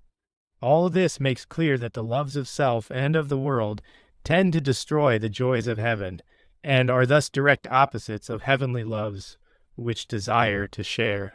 But it must be understood that the delight of those who are in the loves of self and of the world, when they draw near to any heavenly society, is the delight of their lust, and thus is directly opposite to the delight of heaven. And such enter into this delight of their lust in consequence of their taking away and dispelling heavenly delight in those that are in such delight. When the heavenly delight is not taken away or dispelled, it is different, for they are then unable to draw near. For so far as they draw near, they bring upon themselves anguish and pain, and for this reason they do not often venture to come near. This also I have been permitted to learn by repeated experience, something of which I would like to add. Spirits who go from this world into the other life desire more than anything else to get into heaven. Nearly all seek to enter, supposing that heaven consists solely in being admitted and received. Because of this desire, they are brought to some society of the lowest heaven. But as soon as those who are in the love of self and of the world draw near the first threshold of that heaven, they begin to be distressed and so tortured inwardly as to feel hell rather than heaven to be in them. And in consequence, they cast themselves down headlong therefrom, and do not rest until they come into the hells among their like. It has also frequently occurred that such spirits have wished to know what heavenly joy is, and having heard that it in the interiors of angels, they have wished to share in it. This therefore was granted, for whatever a spirit who is not yet in heaven or hell wishes is granted if it will benefit him. But as soon as that joy was communicated, they began to be so tortured as not to know how to twist or turn because of the pain. I saw them thrust their heads down to their feet and cast themselves upon the ground, and they writhe into coils like serpents, and this in consequence of their interior agony. Such was the effect produced by heavenly delight upon those who are in the delights of the love of self and of the world, and for the reason that these loves are directly opposite to heavenly loves. And when opposite acts against opposite, such pain results. And since heavenly delight enters by an inward way and flows into the contrary delight, the interiors which are in the contrary delight are twisted backwards, thus into the opposite direction, and the result is such tortures. They are opposite for the reason given above, that love to the Lord and love to the neighbor wish to share with others all that is their own, for this is their delight. While the loves of self and of the world wish to take away from others what they have and take it to themselves. And just to the extent that they are able to do this, they are in their delight. From this, too, one can see what it is that separates hell from heaven, for all that are in hell were, while they were living in the world, in the mere delights of the body and of the flesh from the love of self and of the world. While all that are in the heavens were, while they lived in the world, in the delights of the soul and spirit from love to the Lord and love to the neighbor. And as these are opposite loves, so the hells and the heavens are entirely separated. And indeed, so separated that a spirit in hell does not venture even to put forth a finger from it, or raise the crown of his head. For if he does this in the least, he is racked with pain and tormented. This too I have frequently seen. One who is in the love of self and love of the world perceives, while he lives in the body, a sense of delight from these loves, and also in the particular pleasures derived from these loves. But one who is in love to God and in love towards the neighbor does not perceive while he lives in the body any distinct sense of delight from these loves or from the good affections derived from them, but only a blessedness that is hardly perceptible, because it is hidden away in his interiors, and veiled by the exteriors pertaining to the body and dulled by the cares of the world. But after death these states are entirely changed. The delights of love of self and of the world are then turned into what is painful and direful, because into such things as are called infernal fire, and by turns into things defiled and filthy corresponding to their unclean pleasures. And these, wonderful to tell, are then delightful to them. But the obscure delight and almost imperceptible blessedness of those that had been while in the world in love to God and in love to the neighbor are then turned into the delight of heaven, and become in every way perceived and felt, for the blessedness that lay hidden and unrecognized in their interiors, while they lived in the world, is then revealed and brought forth into evident sensation, because such had been the delight of their spirit, and they are then in the spirit. In uses all the delights of heaven are brought together and are present, because uses are the goods of love and charity in which angels are. Therefore everyone has delights that are in accord with his uses, and in the degree of his affection for use. That all the delights of heaven are delights of use can be seen by a comparison with the 5 bodily senses of man. There is given to each sense a delight in accordance with its use, to the sight, the hearing, the smell, the taste, and the touch. Each its own delight. To the sight a delight from beauty and from forms, to the hearing from harmonious sounds, to the smell from pleasing odors, to taste from fine flavors. These uses which the senses severally perform are known to those who study them, and more fully to those who are acquainted with correspondences. Sight has such a delight because of the use it performs to the understanding, which is the inner sight. The hearing has such a delight because of the use it performs both to the understanding and to the will through giving attention. The smell has such a delight because of the use it performs to the brain and also to the lungs. The taste has such a delight because of the use it performs to the stomach and thus to the whole body by nourishing it. The delight of marriage, which is a purer and more exquisite delight of touch, transcends all the rest because of its use, which is the procreation of the human race, and thereby of angels of heaven. These delights are in these sensories by an influx of heaven, where every delight pertains to use, and is in accordance with use. There were some spirits who believed from an opinion adopted in the world that heavenly happiness consists in an idle life in which they would be served by others. But they were told that happiness never consists in abstaining from work and getting satisfaction therefrom. This would mean everyone's desiring the happiness of others for himself, and what everyone wished for no one would have. Such a life would be an idle, not an active life, and would stupefy all the powers of life. And everyone ought to know that without activity of life, there can be no happiness of life, and that rest from this activity should be only for the sake of recreation, that one may return with more vigor to the activity of his life. They were then shown by many evidences that angelic life consists in performing the good works of charity, which are uses, and that the angels find all their happiness in use, from in accordance with use. To those that held the opinion that heavenly joy consists in living an idle life and drawing breaths of eternal joy in idleness, a perception was given of what such a life is, that they might become ashamed of the idea. And they saw that such a life is extremely sad, and that all joy thus perishing, they would in a little while feel only loathing and disgust for it. There were some spirits who thought themselves better instructed than others, and who said that they had believed in the world that heavenly joy would consist solely in praising and giving glory to God, and that this would be an active life.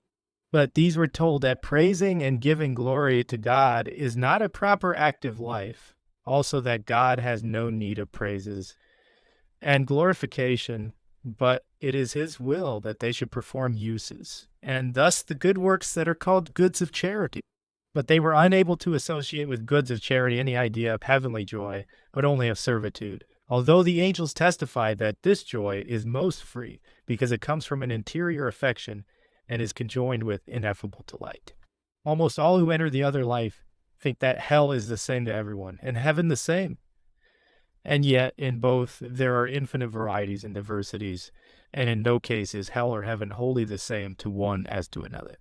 As it is impossible that any one man, spirit, or angel should ever be wholly like another, even as to the face. At my mere thought of two being just alike or equal, the angels expressed horror, saying that every one thing is formed out of the harmonious concurrence of many things, and that the one thing is such as that concurrence is, and that it is thus that a whole society in heaven becomes a one, and that all the societies of heaven together become a one, and this from the Lord alone by means of love. Uses in the heavens are likewise in all variety and diversity, and in no case is the use of one wholly the same as.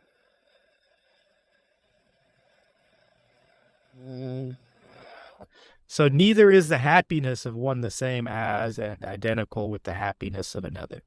Furthermore, the delights of each use are innumerable, and these innumerable delights are likewise various, and yet conjoined in such order that they mutually regard each other, like the uses of each member, organ, and viscous in the body, and still more like the uses of each vessel and fiber in each member, organ, and viscous, each and all of which are so affiliated as to have regard to another's good in their own good, and thus each in all, and all in each. From this universal and individual aspect they act as one. I have talked at times with spirits that had recently come from the world about the state of eternal life, saying that it is important to know who the Lord of the kingdom is, and what kind and what form of government it has, as nothing is more important for those entering another kingdom in the world than to know who and what the king is, and what the government is, and other particulars in regard to the kingdom. So is it of still greater consequence in regard to this kingdom in which they are to live to eternity. Therefore they should know that it is the Lord who governs both heaven and the universe, for he who governs, the one governs the other. Thus that the kingdom in which they now are is the Lord's, and that the laws of this kingdom are eternal truths, all of which rest upon the law that the Lord must be loved above all things and the neighbor as themselves. And even more than this, if they would be like the angels, they must love the neighbor more than themselves. On hearing this, they could make no reply, for the reason that although they had heard in the life of the body something like this, they had not believed it, wondering how there could be such love in heaven, and how it could be possible for anyone to love his neighbor more than himself.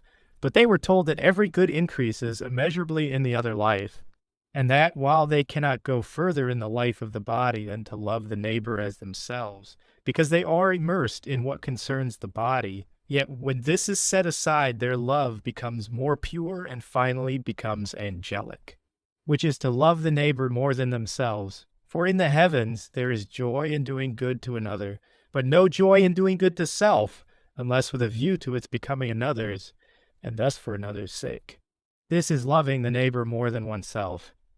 They were told that the possibility of such a love is shown in the world in the marriage, love of some who have suffered death to protect a consort from injury, in the love of parents for their children, as in a mother's preferring to go hungry rather than see her child go hungry, in sincere friendship, in which one friend will expose himself to danger for another, and even in polite and pretended friendship that wishes to emulate sincere friendship, in offering the better things to those to whom it professes to wish well and bearing such good will on the lips, though not in the heart, finally in the nature of love, which is such that its joy is to serve others, not for its own sake, but for theirs.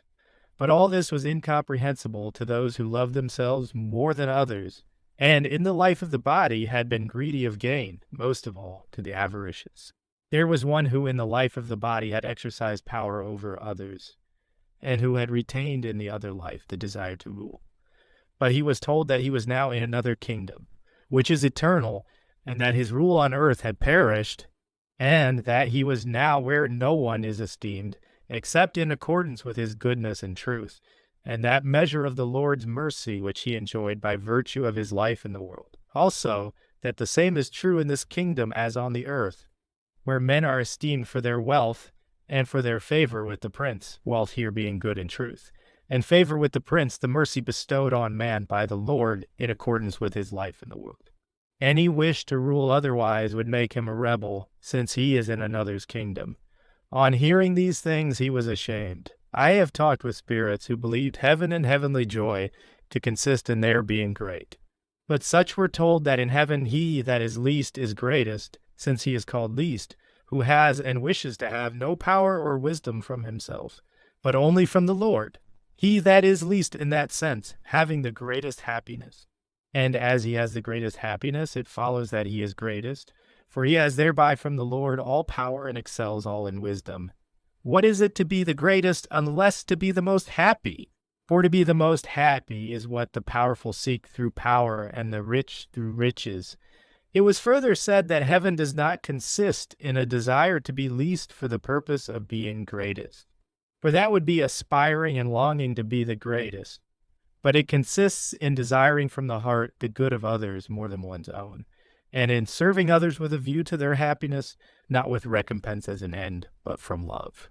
Heavenly joy itself, such as it is in its essence, cannot be described, because it is in the inmost of the life of angels, and therefrom, in everything of their thought and affection, and from this in every particular of their speech and action.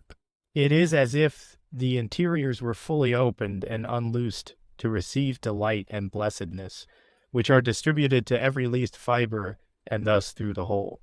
Thus the perception and sensation of this joy is so great as to be beyond description. For that which starts from the inmost flows into every particular derived from the inmosts, propagating itself away with increase towards the exterior. Good spirits who are not yet in that joy, because not yet raised up into heaven, when they perceive a sense of that joy from an angel from the sphere of his love, are filled with such delight that they come as it were into a delicious trance. This sometimes happens with those who desire to know what heavenly joy is. When certain spirits wish to know what heavenly joy is, they were allowed to feel it to such a degree that they could no longer bear it. And yet it was not angelic joy. It was scarcely in the least degree angelic, as I was permitted to perceive by sharing it, but was so slight as to be almost frigid. Nevertheless they called it most heavenly, because to them it was an inmost joy. From this it was evident, not only that there are degrees of the joys of heaven, but also that the inmost joy of one scarcely reaches to the outmost or middle joy of another. Also that when anyone receives his own inmost joy, he is in his heavenly joy, and cannot endure what is still more interior, for such a joy becomes painful to him. Certain spirits, not evil, sinking into a quiescence like sleep, were taken up into heaven in respect to the interiors of their minds. For before their interiors are open, spirits can be taken up into heaven and be taught about the happiness of those there.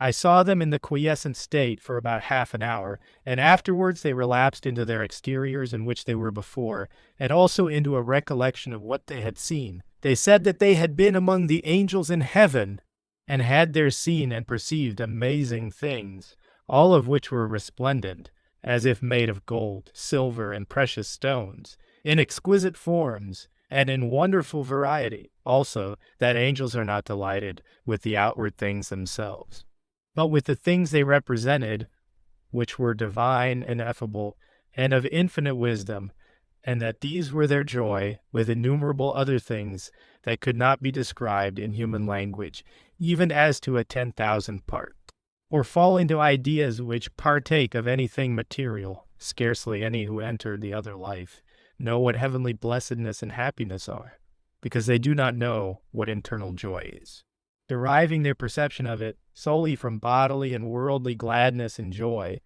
and in consequence what they are ignorant of they suppose to be nothing, when in fact bodily and worldly joys are of no account in comparison.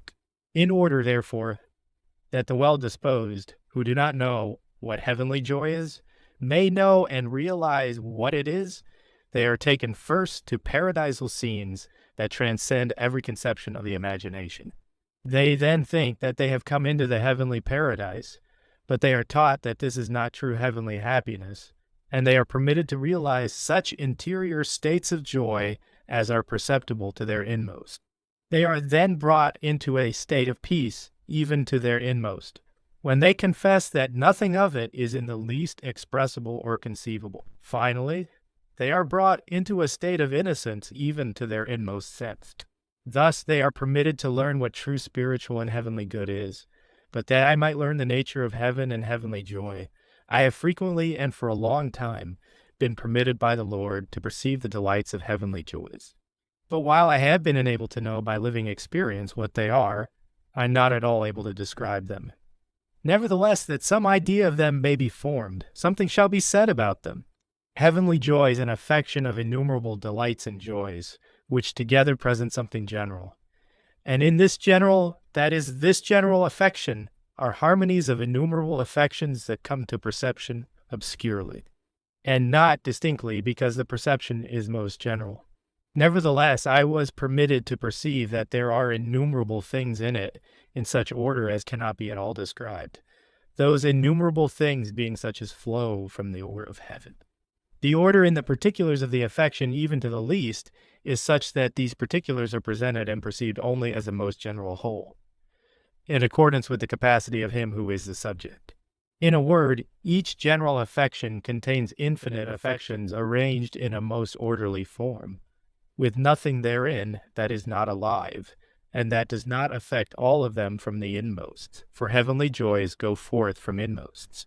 I perceived also that the joy and ecstasy came as from the heart, diffusing most softly through all the inmost fibers, and from these into the bundles of fibers, with such an inmost sense of delight that the fibers seemed to be nothing but joy and ecstasy, and everything perceptive and sensitive therefrom seemed in like manner to be alive with happiness. Compared with these joys, the joy of bodily pleasures is like a gross and pungent dust compared with a pure, most gentle aura.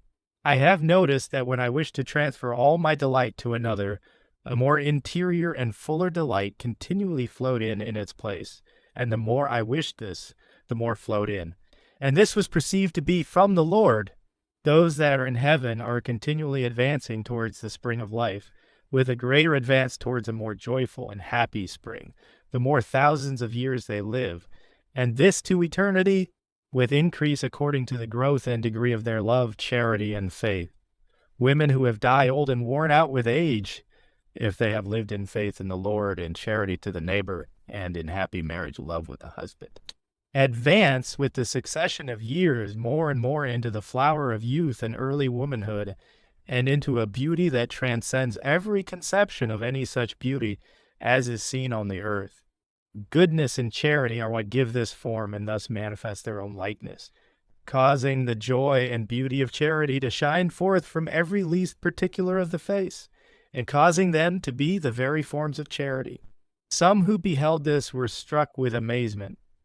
The form of charity that is seen in a living way in heaven is such that it is charity itself that both forms and is formed, and this in such a manner that the whole angel is a charity, as it were, especially the face, and this is both clearly seen and felt. When this form is beheld, it is beauty unspeakable, affecting with charity the very inmost life of the mind. In a word, to grow old in heaven is to grow young. Such forms or such beauties do those become in the other life, who have lived in love to the Lord and in charity towards the neighbor. All angels are such forms in endless variety, and of these heaven is constituted. Chapter 44. The immensity of heaven, the immensity of the heaven of the Lord, is evident from many things that have been said and shown in the foregoing chapters, especially from this, that heaven is from the human race, 311 to 317, both from those born within the church and from those born out of it, and in 318 to 328. Thus it consists of all from the beginning of this earth that have lived a good life. How great a multitude of men there is in this entire world, anyone who knows anything about the divisions and regions and kingdoms of the earth may conclude. Whoever goes into a calculation will find that several thousands of men die every day.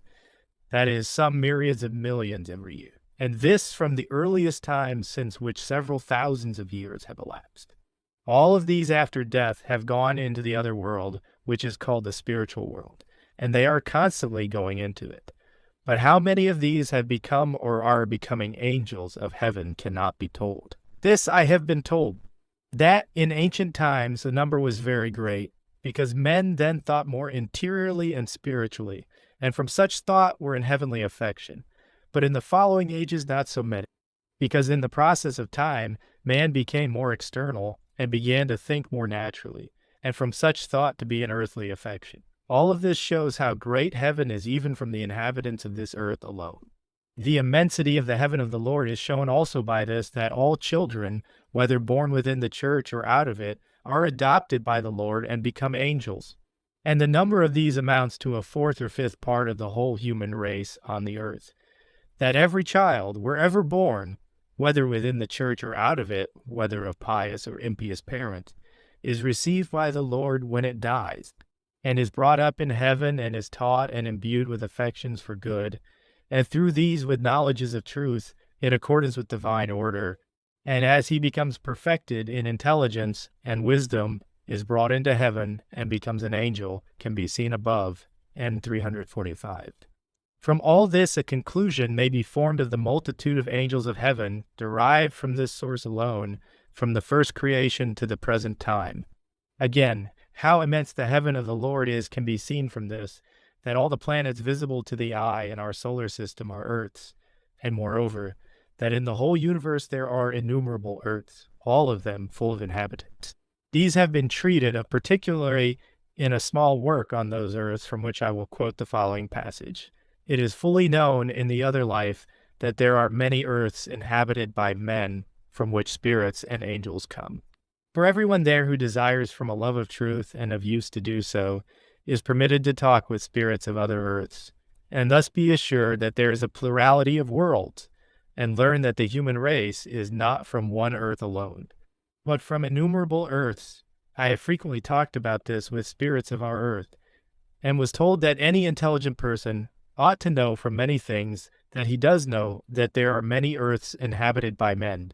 For it may be reasonably inferred that immense bodies like the planets, some of which exceed this Earth in magnitude, are not empty masses created merely to be borne through space and to be carried around the sun, and to shine with their scanty light for the benefit of a single Earth, but must have a more important use, he that believes, as everyone must believe, that the divine created the universe for no other end than that the human race might exist. And heaven therefrom, for the human race is a seminary of heaven, must needs believe that wherever there is an earth, there are men. That the planets visible to us, because they are within the limits of our solar system, are Earths is evident from their being bodies of earthy matters, which is known from their reflecting the sun's light and from their not appearing.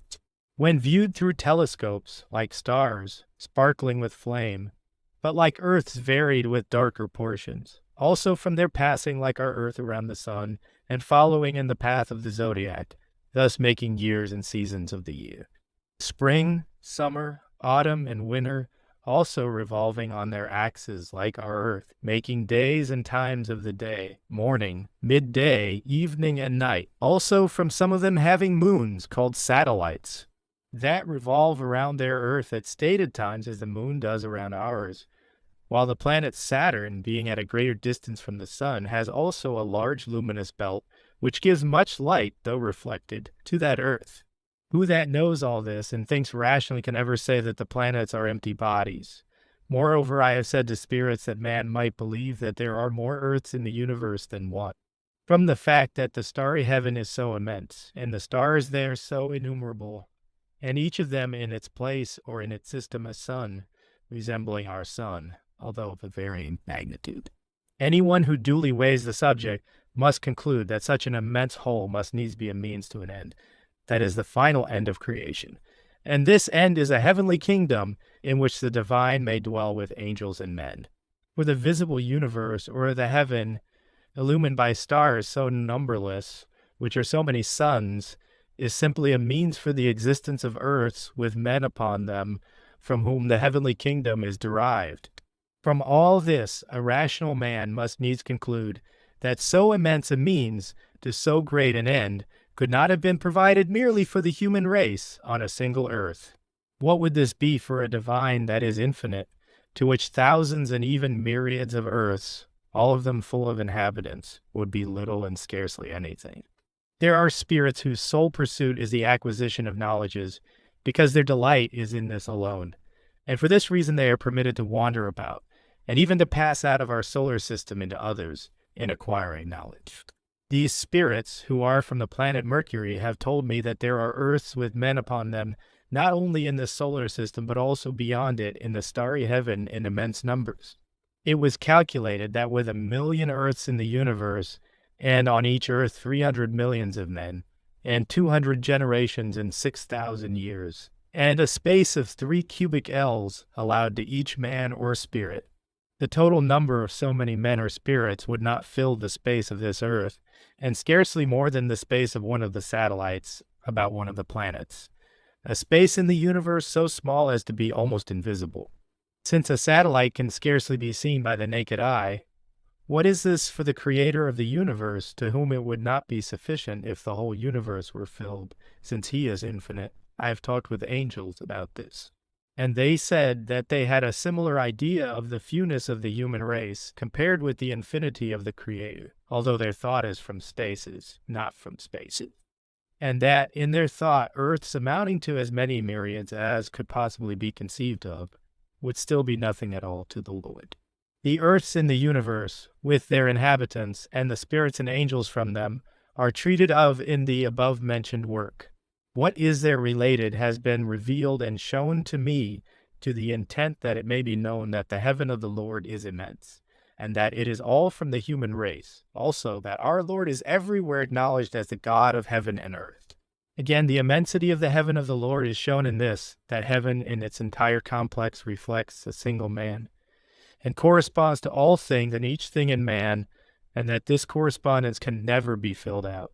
Since it is a correspondence not only with each of the members, organs, and viscera of the body in general, but also with all and each of the little viscera and little organs contained in these in every minutest particular, and even with each vessel and fiber, and not only with these, but also with the organic substances that receive interiorly the influx of heaven, from which come man's interior activities that are serviceable to the operations of his mind. Since everything that exists interiorly in man exists in forms which are substances for anything that does not exist in a substance, as its subject is nothing. There is a correspondence of all these things with heaven, as can be seen from the chapter treating of the correspondence of all things of heaven with all things of man, and 87 to 102. This correspondence can never be filled out, because the more numerous the angelic affiliations are that correspond to each member, the more perfect heaven becomes, for every perfection in the heavens increases with increase of number. And this, for the reason that all there have the same end and look with one accord to that end. That end is the common good, and when that reigns, there is, from the common good, good to each individual, and from the good of each individual, there is good to the whole community. This is so for the reason that the Lord turns all in heaven to himself, see above, and 123, and thereby makes them to be one in himself, that the unanimity and concord of many, especially from such an origin, and held together by such a bond, produces perfection. Everyone with a reason at all enlightened can see clearly. I have also been permitted to see the extent of the inhabited, and also of the uninhabited heaven.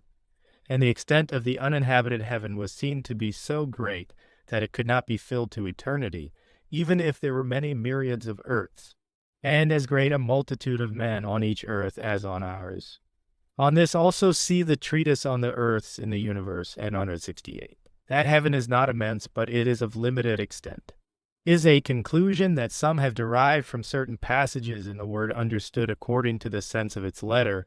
For example, where it is said that only the poor are received into heaven, or only the elect, or only those within the church, and not those outside of it, or only those for whom the Lord intercedes, that heaven is closed when it is filled, and that this time is predetermined. But such are unaware that heaven is never closed, and that there is no time predetermined, or any limit of number, and that those are called the elect, who are in a life of good and truth, and those are called poor, who are lacking in knowledges of good and truth, and yet desire them. And such from that desire are also called hungry. Those that have conceived an idea of the small extent of heaven from the word not understood believe it to be in one place, where all are gathered together, when in fact heaven consists of innumerable societies, see above, and 41 to 50. Such also have no other idea than that heaven is granted to everyone from mercy apart from means, and thus that there is admission and reception from mere favor, And they fail to understand that the Lord from mercy leads everyone who accepts him, and that he accepts him who lives in accordance with the laws of divine order, which are the precepts of love and of faith, and that the mercy that is meant is to be thus led by the Lord from infancy to the last period of life in the world, and afterwards to eternity. Let them know, therefore, that every man is born for heaven, and that he is received that receives heaven in himself in the world, and he that does not receive it is shut out. Chapter 45. What the world of spirits is, the world of spirits is not heaven, nor is it hell, but it is the intermediate place or state between the two. For it is the place that man first enters after death, and from which, after a suitable time, he is either raised up into heaven or cast down into hell in accord with his life in the world. The world of spirits is an intermediate place between heaven and hell, and also an intermediate state of the man after death. It has been shown to me not only that it is an intermediate place, having the hells below it and the heavens above it, but also that it is in an intermediate state, since so long as man is in it, he is not yet either in heaven or in hell. The state of heaven in man is the conjunction of good and truth in him, and the state of hell is the conjunction of evil and falsity in him. Whenever good in a man's spirit is conjoined to truth, he comes into heaven, because that conjunction, as just said, is heaven in him. But whenever evil in a man's spirit is conjoined with falsity, he comes into hell, because that conjunction is hell in him. That conjunction is affected in the world of spirits, and then being in an intermediate state. It is the same thing whether you say the conjunction of the understanding and the will, or the conjunction of good and truth.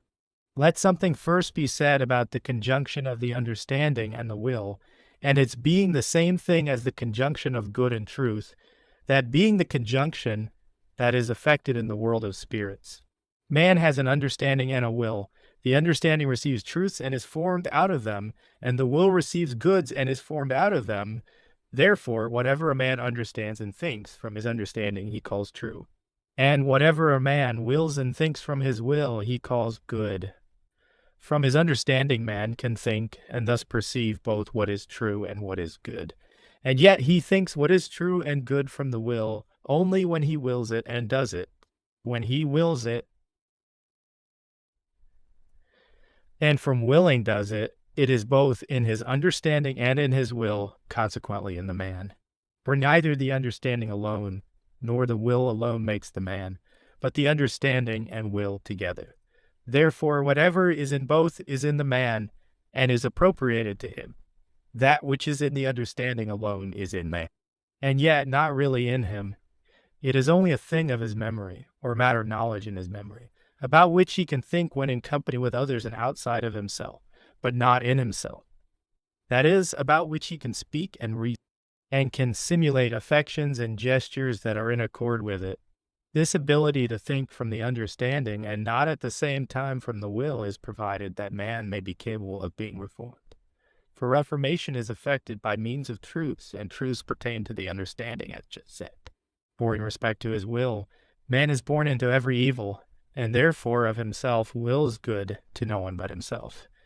And one who wills good to himself alone delights in the misfortunes that befall another, especially when they tend to his own advantage.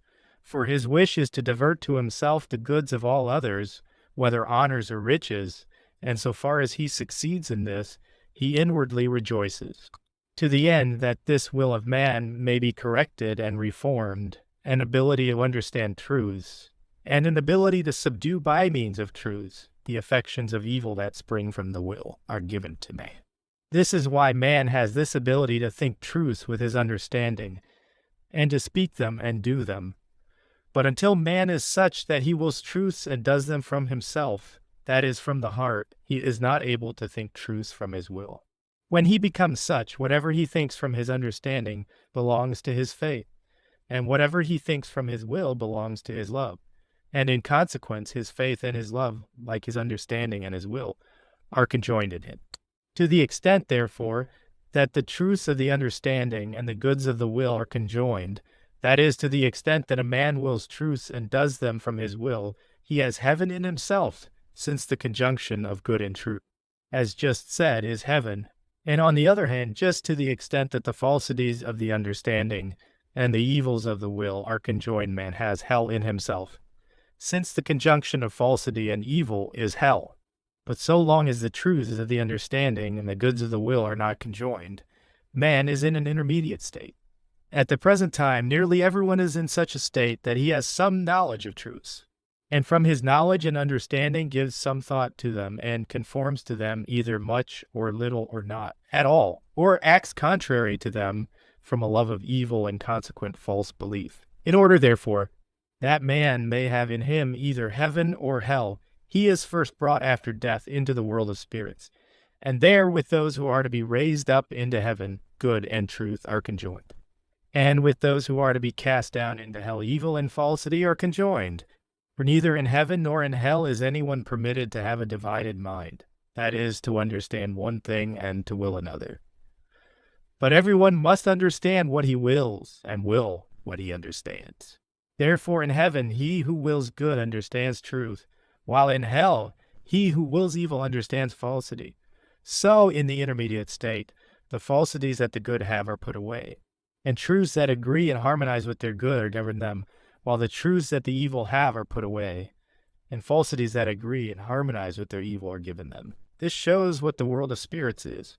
In the world of spirits there are vast numbers, because the first meeting of all is there, and all are there explored and prepared. The time of their stay in that world is not fixed. Some merely enter it, and are soon either taken into heaven or are cast down into hell. Some remain only a few weeks, some several years, but not more than 30. These differences in the time they remain depend on the correspondence or lack of correspondence of man's interiors with his exteriors. How man is led in that world from one state into another, and prepared shall now be told. As soon as men after death enter the world of spirits, the Lord clearly discriminates between them, and the evil are at once attached to the infernal society in which they were as to their ruling love while in the world, and the good are at once attached to the heavenly society in which they were as to their love, charity, and faith while in the world. But although they are thus divided, all that have been friends and acquaintances in the life of the body, especially wives and husbands, and also brothers and sisters, meet and converse together whenever they so desire. I have seen a father talking with 6 sons whom he recognized, and have seen many others with their relatives and friends, but having from their life in the world diverse dispositions, after a short time they separate. But those who have passed from the world of spirits into heaven or into hell, unless they have a like disposition from a like love, no longer see or know each other, the reason that they see each other in the world of spirits, but not in heaven or in hell, is that those who are in the world of spirits are brought into one state after another, like those they experienced in the life of the body. But afterwards, all are brought into a permanent state in accord with their ruling love, and in that state one recognizes another only by similarity of love, for then similarity joins and dissimilarity disjoins, see above, N 41-50. As the world of spirits is an intermediate state between heaven and hell with man, so it is an intermediate place with the hells below and the heavens above. All the hells are shut towards that world, being open only through holes and clefts like those in rocks, and through wide openings that are so guarded that no one can come out except by permission, which is granted in cases of urgent necessity, of which hereafter. Heaven, too, is enclosed on all sides, and there is no passage open to any heavenly society except by a narrow way, the entrance to which is also guarded. These outlets and entrances are what are called in the word the gates and doors of hell and of heaven. The world of spirits appears like a valley between mountains and rocks, with windings and elevations here and there. The gates and doors of the heavenly societies are visible to those only who are prepared for heaven. Others cannot find them. There is one entrance from the world of spirits to each heavenly society, opening through a single path which branches out in its ascent into several. The gates and doors of the hells also are visible only to those who are about to enter, to whom they are then opened. When these are opened, gloomy and seemingly sooty caverns are seen tending obliquely downwards to the abyss, where again there are many doors. Through these caverns nauseous and fetid stenches exhale, which good spirits flee from because they abominate them. But evil spirits seek for them because they delight in them.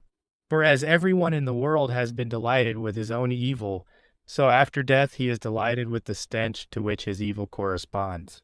In this respect, the evil may be likened to rapacious birds and beasts, like ravens, wolves, and swine, which fly or run to carrion or dunghills when they scent their stench. I heard a certain spirit crying out loudly as if from inward torture when struck by a breath flowing forth from heaven. But he became tranquil and glad as soon as a breath flowing forth from hell reached him. With every man there are two gates, one that leads to hell and that is open to evils and their falsities, while the other leads to heaven and is open to goods and their truths. Those that are in evil and its falsity have the gate to hell opened in them, and only through chinks from above does something of light from heaven flow into them, and by that inflowing they are able to think, to reason, and to speak. But the gate to heaven is opened in those that are in good and its truth. For there are two ways that lead to the rational mind of man, a higher or internal way through which good and truth from the Lord enter, and a lower or external way through which evil and falsity enter from hell. The rational mind itself is at the middle point to which the ways tend. Consequently, so far as light from heaven is admitted, man is rational. But so far as it is not admitted, he is not rational, however rational he may seem to himself to be. This has been said to make known the nature of the correspondence of man with heaven and with hell. While man's rational mind is being formed, it corresponds to the world of spirits. What is above it corresponding to heaven, and what is below to hell? With those preparing for heaven, the regions above the rational mind are opened, but those below are closed to the influx of evil and falsity, while with those preparing for hell, the parts below it are opened, and the parts above it are closed to the influx of good and truth. Thus the latter can look only to what is below themselves, that is, to hell, while the former can look only to what is above themselves, that is, to heaven. To look above themselves is to look to the Lord, because he is the common center to which all things of heaven look, while to look below themselves is to look backwards from the Lord to the opposite center, to which all things of hell look and tend, see above, and 123, 124. In the preceding pages, whenever spirits are mentioned, those that are in the world of spirits are meant. But when angels are mentioned, those that are in heaven are meant. Chapter 46. In respect to his interiors, every man is a spirit. Whoever duly considers the subject can see that, as the body is material, it is not the body that thinks, but the soul which is spiritual. The soul of man, upon the immortality of which many have written, is his spirit. For this, as to everything belonging to it, is immortal. This also is what thinks in the body, for it is spiritual, and what is spiritual receives what is spiritual and lives spiritually, which is to think and to will.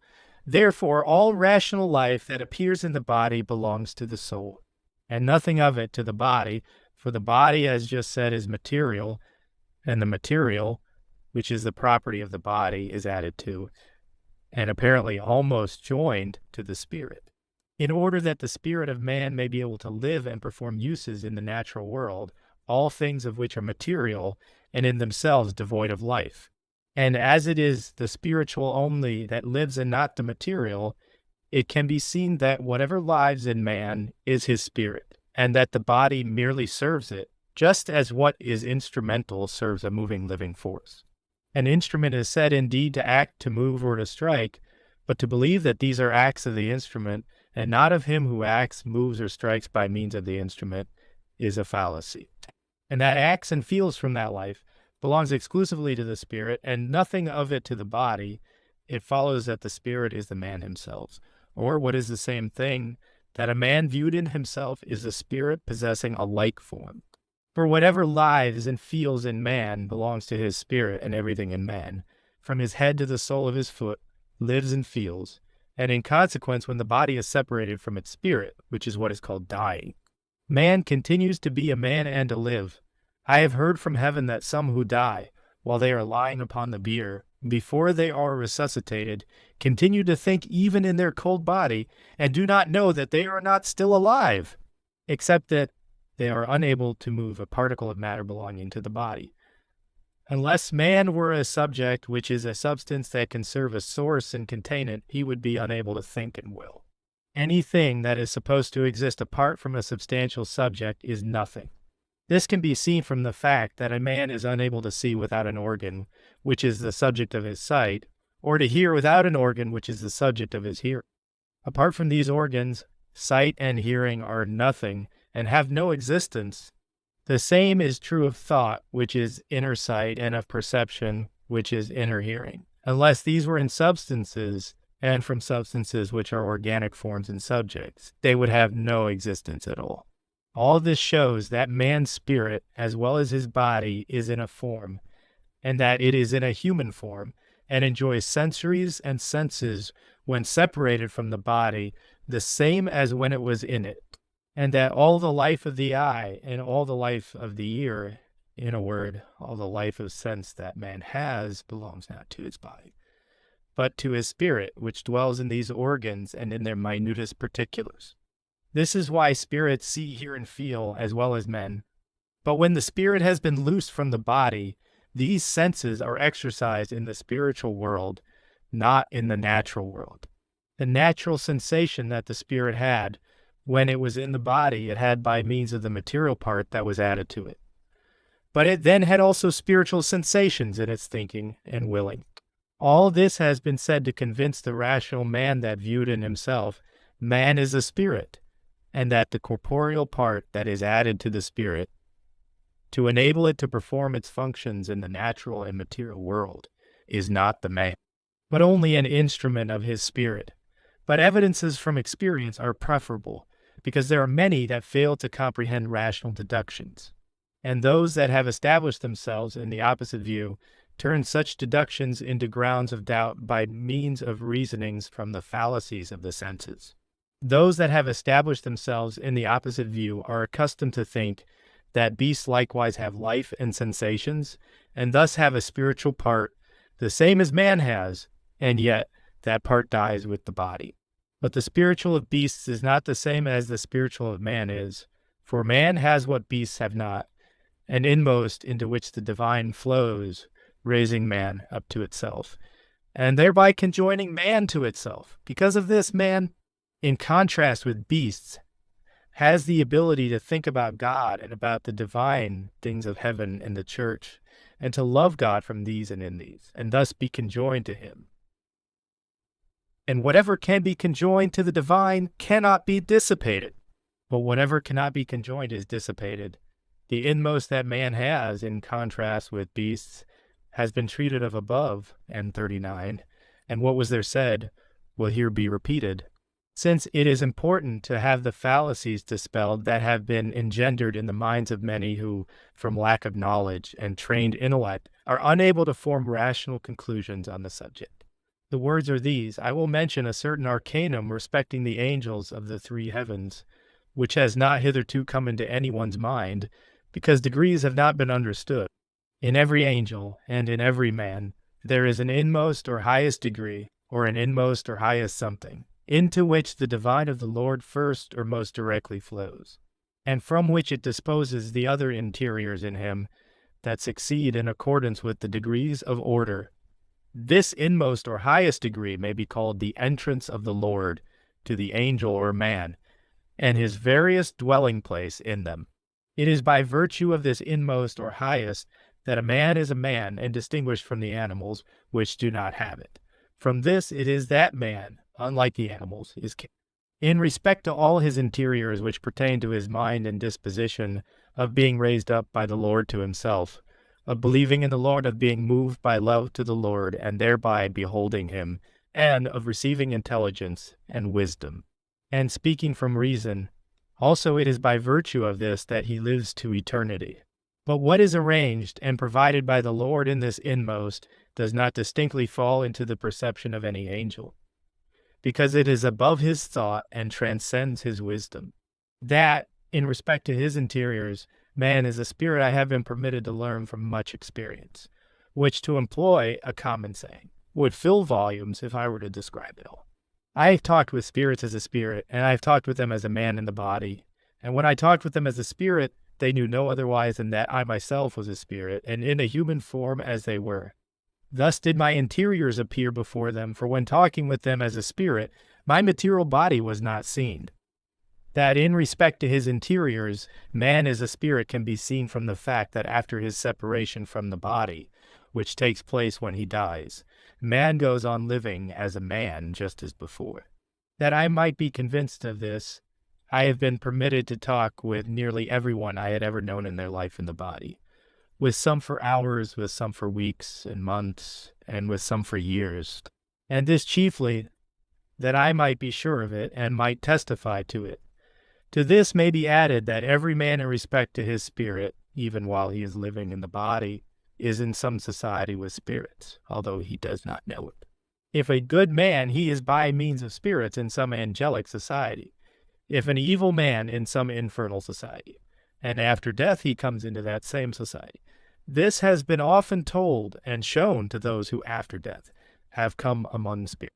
To be sure, does not appear in that society as a spirit while he is living in the world, for the reason that he then thinks naturally, but when one is thinking abstractly from the body, because he is then in the spirit, he sometimes appears in his society, and when seen he is easily distinguished from the spirits there, for he goes about meditating and in silence, not looking at others, and apparently not seeing them.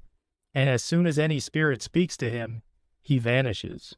To make clear that man, in respect to his interiors, is a spirit, I will relate from experience what happened when man is withdrawn from the body, and what it is to be carried away by the spirit to another place. First, as to withdrawal from the body, it happens thus.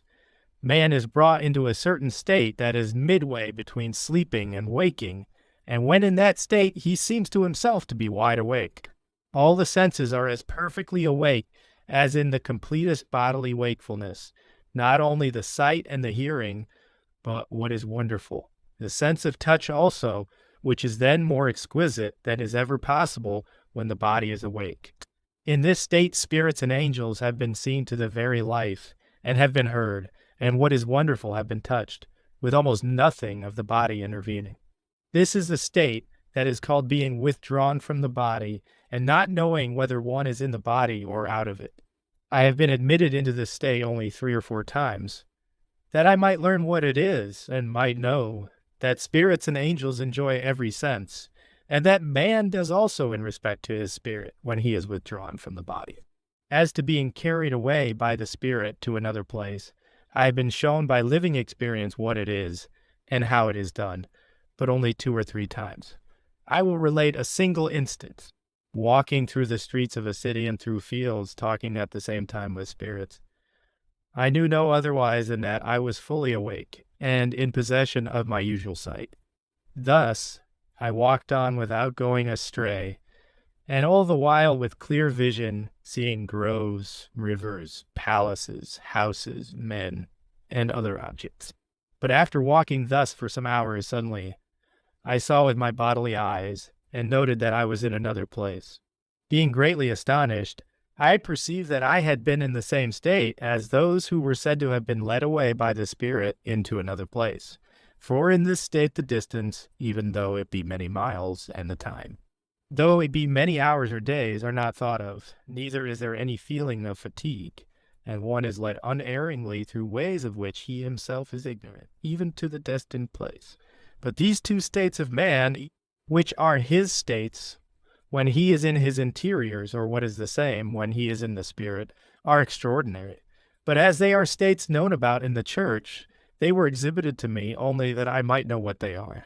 But it has been granted to me now for many years to speak with spirits, and to be with them as one of them, even in full wakefulness of the body. That in respect to his interiors, man is a spirit, there are further evidences in what has been said and shown above, and 311 to 317, where it is explained that heaven and hell are from the human race. That man is a spirit in respect to his interiors, means in respect to the things pertaining to his thought and will, for these are the interiors themselves that make man to be man, and such a man as he is in respect to these interiors. Chapter 47. The resuscitation of man from the dead and his entrance into eternal life, when the body is no longer able to perform the bodily functions in the natural world that correspond to the spirit's thoughts and affections, which the spirit has from the spiritual world, man is said to die. This takes place when the respiration of the lungs and the beatings of the heart cease. But the man does not die. He is merely separated from the bodily part that was of use to him in the world, while the man himself continues to live. It is said that the man himself continues to live, since man is not a man because of his body, but because of his spirit, for it is the spirit that thinks in man, and thought with affection is what constitutes man. Evidently, then, the death of man is merely his passing from one world into another. And this is why in the word, in its internal sense, death signifies resurrection and continuation of life. There is an inmost communication of the spirit with the breathing and with the beating of the heart, the spirit's thought communicating with the breathing, and its affection, which is of love, with the heart. Consequently, when these two motions cease in the body, there is at once a separation. These two motions, the respiration of the lungs and the beating of heart, are the very bond on the sundering of which the spirit is left to itself. And the body, being then deprived of the life of its spirit, grows cold and begins to decay. This inmost communication of the spirit of man is with the respiration and with the heart, because on these all vital motions depend, not only in general, but in every particular. After the separation, the spirit of man continues in the body for a short time, but only until the heart's action has wholly ceased, which happens variously in accord with the disease condition that causes death. With some, the motion of the heart continuing for some time, with others not so long. As soon as this motion ceases, the man is resuscitated, but this is done by the Lord alone. Resuscitation means the drawing forth of the spirit from the body and its introduction into the spiritual world. This is commonly called the resurrection. The spirit is not separated from the body until the motion of the heart has ceased, for the reason that the heart corresponds to the affection of love, which is the very life of man. For it is from love that everyone has vital heat. Consequently, as long as this conjunction continues, correspondence continues, and thereby the life of the spirit in the body. How this resuscitation is effected has both been told to me and shown to me in living experience. The actual experience was granted to me that I might have a complete knowledge of the process. As to the senses of the body, I was brought into a state of insensibility, thus nearly into the state of the dying, but with the interior life and thought remaining unimpaired, in order that I might perceive and retain in the memory the things that happened to me, and that happened to those that are resuscitated from the dead. I perceived that the respiration of the body was almost wholly taken away, but the interior respiration of the spirit went on in connection with a slight and tacit respiration of the body. Then, at first, a communication of the pulse of the heart with the celestial kingdom was established, because that kingdom corresponds to the heart in man. Angels from that kingdom were seen, some at a distance, and two sitting near my head. Thus, all my own affection was taken away, although thought and perception continued. I was in this state for some hours. Then the spirits that were around me withdrew, thinking that I was dead. And an aromatic odor like that of an embalmed body was perceived. For when the celestial angels are present, everything pertaining to the corpse is perceived as aromatic. And when spirits perceive this, they cannot approach. And in this way, evil spirits are kept away from man's spirit when he is being introduced into eternal life. The angels seated at my head were silent, merely sharing their thoughts with mine. And when their thoughts are received, the angels know that the spirit of man is in a state in which it can be drawn forth from the body. This sharing of their thoughts was effected by looking into my face, for in this way in heaven thoughts are shared. As my thought and perception continued, that I might know and remember how resuscitation is effected, I perceived the angels first try to ascertain what my thought was, whether it was like the thought of those who are dying, which is usually about eternal life. Also that they wish to keep my mind in that thought. Afterwards, I was told that the spirit of man is held in its last thought when the body expires, until it returns to the thoughts that are from its general ruling affection in the world. Especially was I permitted to see and feel that there was a pulling and drawing forth, as it were, of the interiors of my mind, thus of my spirit, from the body. And I was told that this is from the Lord, and that the resurrection is thus effected. The celestial angels who are with the one that is resuscitated do not withdraw from him, because they love everyone. But when the spirit comes into such a state that he can no longer be affiliated with celestial angels, he longs to get away from them. When this takes place, angels from the Lord's spiritual kingdom come, through whom is given the use of light, for before this he saw nothing, but merely thought. I was shown how this is done. The angels appeared to roll off, as it were, a coat from the left eye towards the bridge of the nose, that the eye might be opened and be enabled to see. This is only an appearance, but to the spirit it seemed to be really done. When the coat thus seems to have been rolled off, there is a slight sense of light, but very dim, like what is seen through the eyelids on first awakening from sleep. To me, this dim light took on a heavenly hue, but I was told afterwards that the color varies. Then something is felt to be gently rolled off from the face, and when this is done, spiritual thought is awakened. This rolling off from the face is also an appearance, which represents the spirit's passing from natural thought into spiritual thought.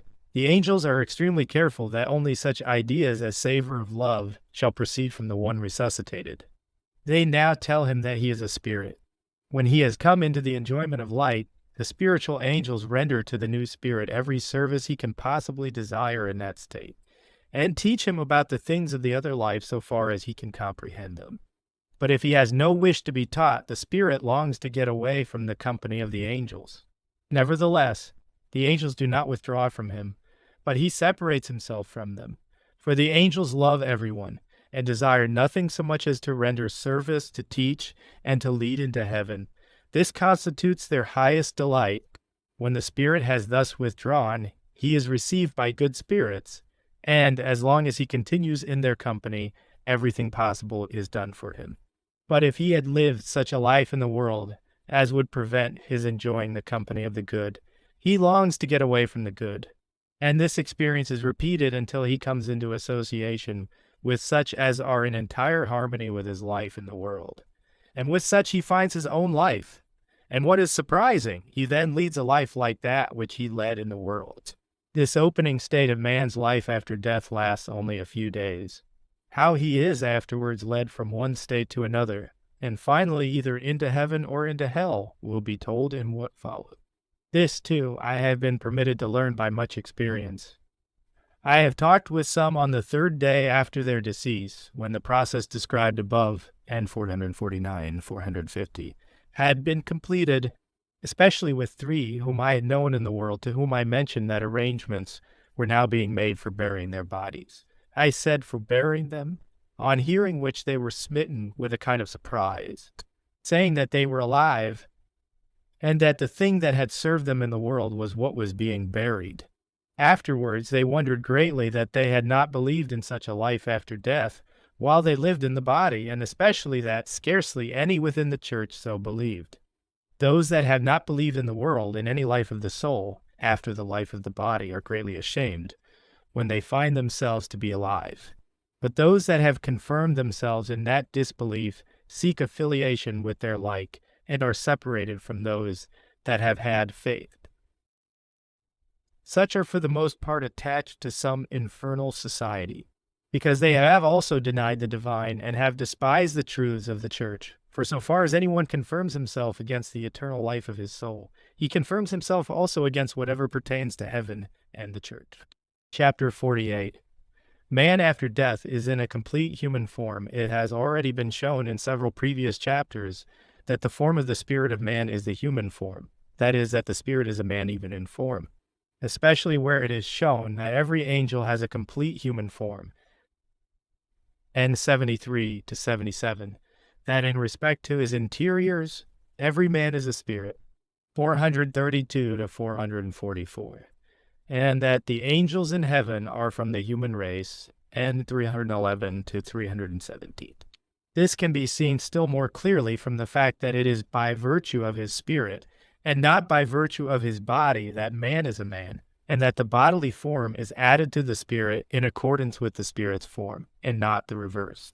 For it is in accordance with its own form that the spirit is clothed with a body.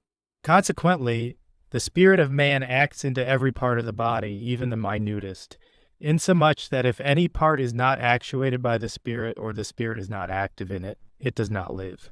Anyone can see that this is true from this fact alone. That thought and will actuate all things and each thing of the body with such entire command that everything concurs. And anything that does not concur is not a part of the body, but is cast out as something without life. And thought and will belong not to the body, but to the spirit of man.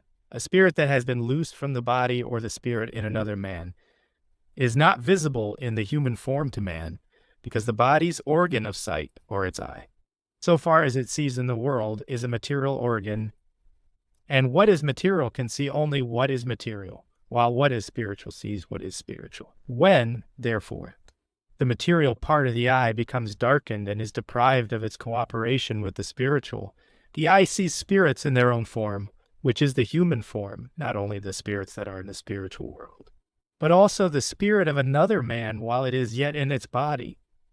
The form of the spirit is the human form, because man is created in respect to his spirit in the form of heaven. For all things of heaven and of the order of heaven are brought together in the things that constitute the mind of man, and from this comes his capacity to receive intelligence and wisdom. Whether you say the capacity to receive intelligence and wisdom, or the capacity to receive heaven, it is the same thing, as can be seen from what has been shown about the light and heat of heaven.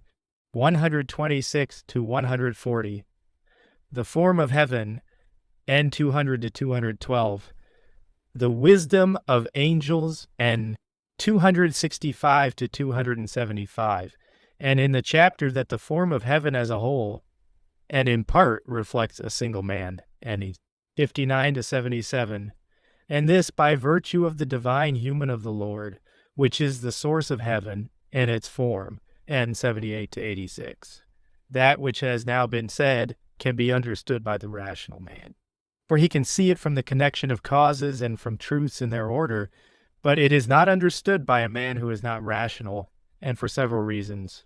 The chief of which is that he has no desire to understand it, because it is opposed to the falsities that he has made his truth, and he that is unwilling to understand for this reason has closed to his rational faculty the way to heaven. Although that way can still be opened whenever the will's resistance ceases, see above, and 424. That man is able to understand truths and be rational whenever he so wishes, has been made clear to me by much experience. Evil spirits that have become irrational in the world by rejecting the divine and the truths of the church and confirming themselves against them have frequently been turned by divine power towards those who were in the light of truth. And they then comprehended all things as the angels did, and acknowledged them to be true, and also that they comprehended them all. But the moment these spirits relapsed into themselves and turned back to the love of their will, they had no comprehension of truths, and affirmed the opposite. I have also heard certain dwellers in hell saying that they knew and perceived that which they did to be evil, and that which they thought to be false, but that they were unable to resist the delight of their love, that is their will, and that it is their will that drives their thought to see evil as good and falsity as truth. Evidently, then those that are in falsity from evil have the ability to understand and be rational, but have no wish to. And they have no wish to for the reason that they have loved falsities more than truths, because these agree with the evils in which they are. To love and to will is the same thing, for what a man wills he loves, and what he loves. Because the state of men is such that they are able to understand truths if they wish to, I have been permitted to confirm spiritual truths, which are truths of heaven and the church, even by reasonings. And this, in order that the falsities by which the rational mind in many has been closed up may be dispersed by reasonings, and thus the eye may perhaps in some degree be opened. For to confirm spiritual goods by reasonings is permitted to all that are in truths. Who could ever understand the word from the sense of its letter, unless he saw from an enlightened reason the truths it contains? Is not this the source of so many heresies from the same word, that the spirit of man, when it has been loosed from the body, is still a man and in a like form, has been proved to me by the daily experience of many years? For I have seen such and have listened to them 1,000 times, and have talked with them about this fact, that men in the world do not believe them to be men, and that those that do believe this are regarded by the learned as simple. Spirits are grieved at heart that such ignorance still continues in the world, and above all within the church. But this belief, they said, had emanated chiefly from the learned, who had thought about the soul from ideas derived from bodily sense.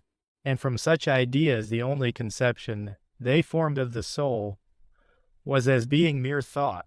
And when this is regarded apart from any subject as its containant and source, it is merely a fleeting breath of pure ether that must needs be dissipated when the body dies. But as the Church believes from the Word in the immortality of the soul, they are compelled to ascribe to it something vital, such as pertains to thought, but they deny to it anything of sense, such as man possesses, until it has again been joined to the body. On this opinion, the doctrine of the resurrection is based, with the belief that the soul and body will be joined again at the time of the final judgment. For this reason, when anyone thinks about the soul in accordance with this doctrine and these conjectures, he has no conception that it is a spirit, and in a human form, and still further, scarcely anyone at this day knows what the spiritual is, and still less that spiritual beings, as all spirits and angels are, have any human form. Consequently, nearly all that go from this world are greatly surprised to find that they are alive, and are as much men as before, that they see, hear, and speak, and that their body enjoys the sense of touch as before, with no difference whatever, see above. 74. And when they cease to be astonished at themselves, they are astonished that the Church should know nothing about this state of men after death, thus nothing about heaven or hell, when in fact all that have ever lived in the world are in the other life and live as men. And as they wondered also why this had not been disclosed to man by visions, being an essential of the faith of the Church, they were told from heaven that although this might have been done, since nothing is easier when it is the Lord's good pleasure, yet those that have confirmed themselves in the opposite falsities would not believe even if they themselves should behold it. Also that there is danger in confirming anything by visions when men are in falsities. For they would then first believe and afterwards deny, and thus would profane the truth itself, since to believe and afterwards deny is to profane, and those who profane truths are cast down into the lowest and most grievous of all the hells. This danger is what is meant by the Lord's words, He hath blinded their eyes and hardened their hearts, lest they should see with their eyes, and understand with their heart, and should turn, and I should heal them. John 12:40. And that those that are in falsities would not believe, even if visions were given, is meant by these words. Abraham said to the rich man in hell, They have Moses and the prophets, let them hear them.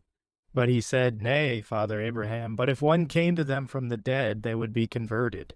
But Abraham said to him, If they hear not Moses and the prophets, neither will they believe, though one should rise from the dead. Luke 16:29-31. When the spirit of man first enters the world of spirit, which takes place shortly after his resuscitation, as described above, his face and his tone of voice resemble those he had in the world, because he is then in the state of his exteriors, and his interiors are not as yet uncovered. This is man's first state after death, but subsequently his face is changed and becomes entirely different, resembling his ruling affection or ruling love, in conformity with which the interiors of his mind had been while he was in the world, and his spirit while it was in the body. For the face of a man's spirit differs greatly from the face of his body. The face of his body is from his parents, but the face of his spirit is from his affection, and is an image of it. When the life of the spirit in the body is ended, and its exteriors are laid aside, and its interiors disclosed, it comes into this affection. This is man's second state. I have seen some that have recently arrived from the world, and have recognized them from their face and speech. But seeing them afterwards, I did not recognize them. Those that had been in good affections appeared with beautiful faces, but those that had been in evil affections with misshapen faces. For man's spirit, viewed in itself, is nothing but his affection, and the face is its outward form. Another reason why faces are changed is that in the other life no one is permitted to counterfeit affections that are not his own, and thus assume looks that are contrary to his love. All in the other life are brought into such a state as to speak as they think, and to manifest in their looks and gestures the inclinations of their will.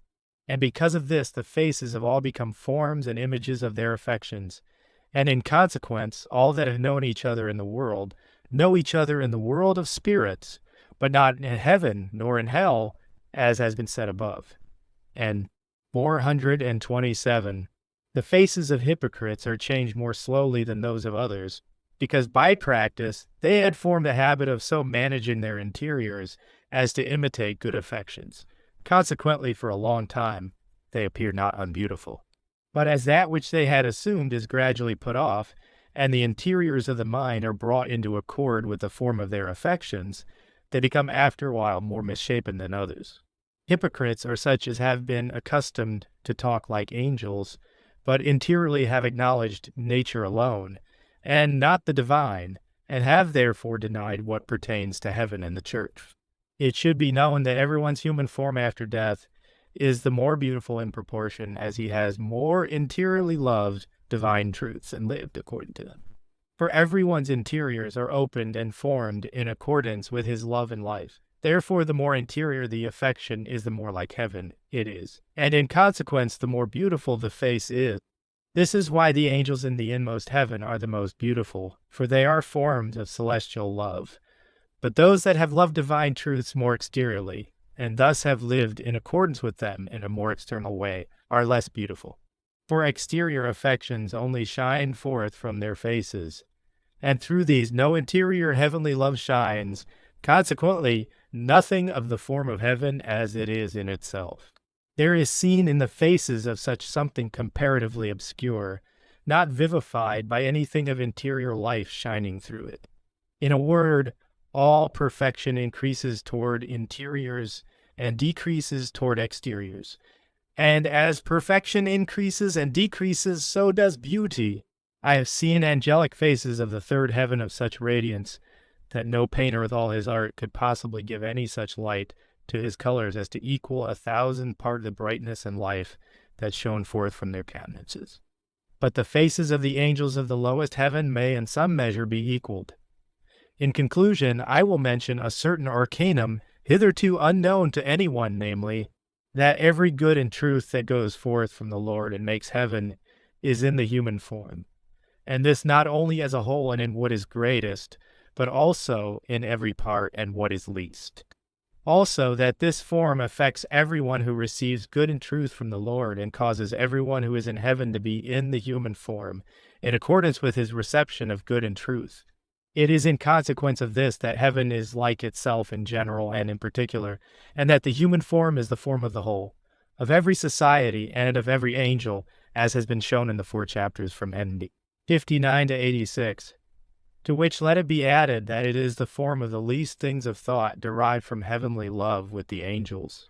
No man, however, can easily comprehend this arcanum, but it is clearly comprehended by the angels, because they are in the light of heaven. Chapter 49. After death man is possessed of every sense, memory, thought, and affection. It has been proved to me by manifold experience that when man passes from the natural world into the spiritual, as he does when he dies, he carries with him all his possessions, that is, everything that belongs to him as a man, except his earthly body. For when man enters the spiritual world or the life after death, he is in a body as he was in the world, with no apparent difference, since he neither sees nor feels any difference. But his body is then spiritual, and thus separated or purified from all that is earthly. And when what is spiritual touches or sees what is spiritual, it is just the same as when what is natural touches or sees what is natural. So when a man has become a spirit, he does not know otherwise than that he is in the same body that he had in the world, and thus does not know that he has died. Moreover, a man's spirit enjoys every sense, both outer and inner, that he enjoyed in the world. He sees as before he hears, and speaks as before, smells and tastes. And when touched, he feels the touch as before. He also longs, desires, craves, thinks, reflects, is stirred, loves, wills as before. And one who takes delight in studies, reads, and writes as before. In a word, when a man passes from one life into the other, or from one world into the other, it is like passing from one place into another, carrying with him all things that he had possessed in himself as a man, so that by death, which is only the death of the earthly body, man cannot be said to have lost anything really his own. Furthermore, he carries with him his natural memory, retaining everything that he has heard, seen, read, learned, or thought in the world from earliest infancy, even to the end of life, although the natural objects that are contained in the memory, since they cannot be reproduced in the spiritual world, are quiescent, just as they are when one is not thinking of them. Nevertheless, they are reproduced when the Lord so wills. But more will be said presently about this memory and its state after death. A sensual man finds it impossible to believe that such is the state of man after death, because he cannot comprehend it.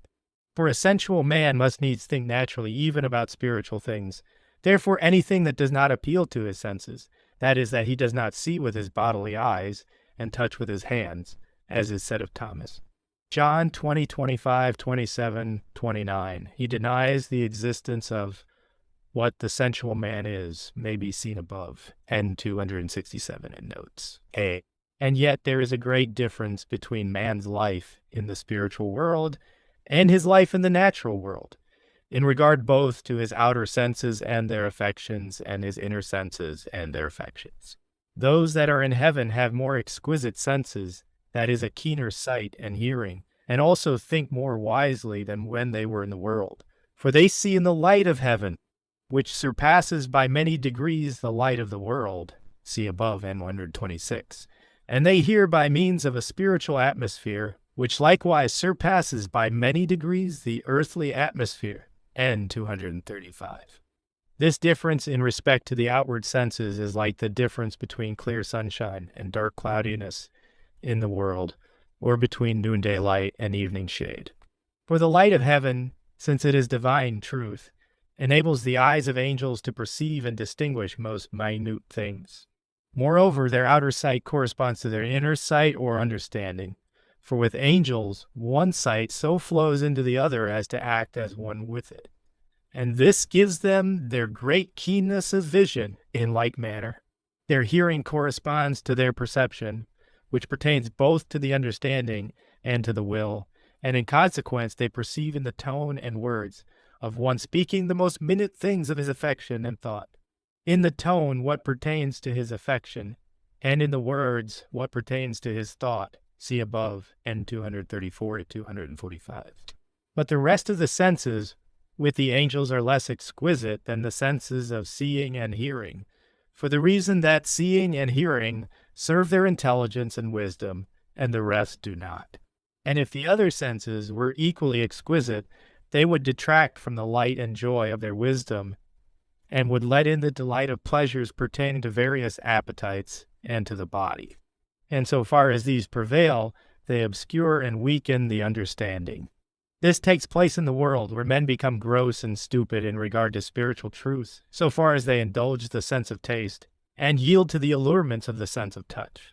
From what has already been said and shown in the chapter on the wisdom of the angels of heaven, and 265 to 275, it can be seen that the inner senses also of the angels of heaven, which pertain to their thought and affection, are more exquisite and perfect than the senses they had in the world. But as regards the state of those that are in hell, as compared with the state of those in the world, there is also a great difference. For as great as is the perfection and excellence of the outer and inner senses of the angels in heaven, with those who are in hell, the imperfection is equally great. But the state of these will be treated of hereafter. B. That when a man leaves the world, he takes with him all his memory has been shown to me in many ways, and many of the things I have seen and heard are worthy of mention, some of which I will relate in order. There were some who denied their crimes and villainies which they had perpetrated in the world, and in consequence, that they might not be believed innocent, all their deeds were disclosed and reviewed from their memory in order, from their earliest to their latest years. These were chiefly adulteries and whoredoms. There were some who had deceived others by wicked arts and had committed thefts. The deceits and thefts of these were also enumerated in detail, many of which were known to scarcely any in the world, except themselves.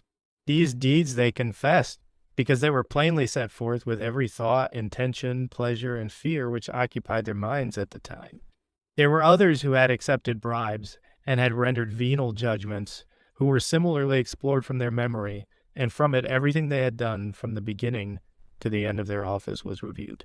Every detail in regard to what and how much they had received, as well as the time, and their state of mind and intention, were brought to their recollection and made visibly clear to the number of many hundreds.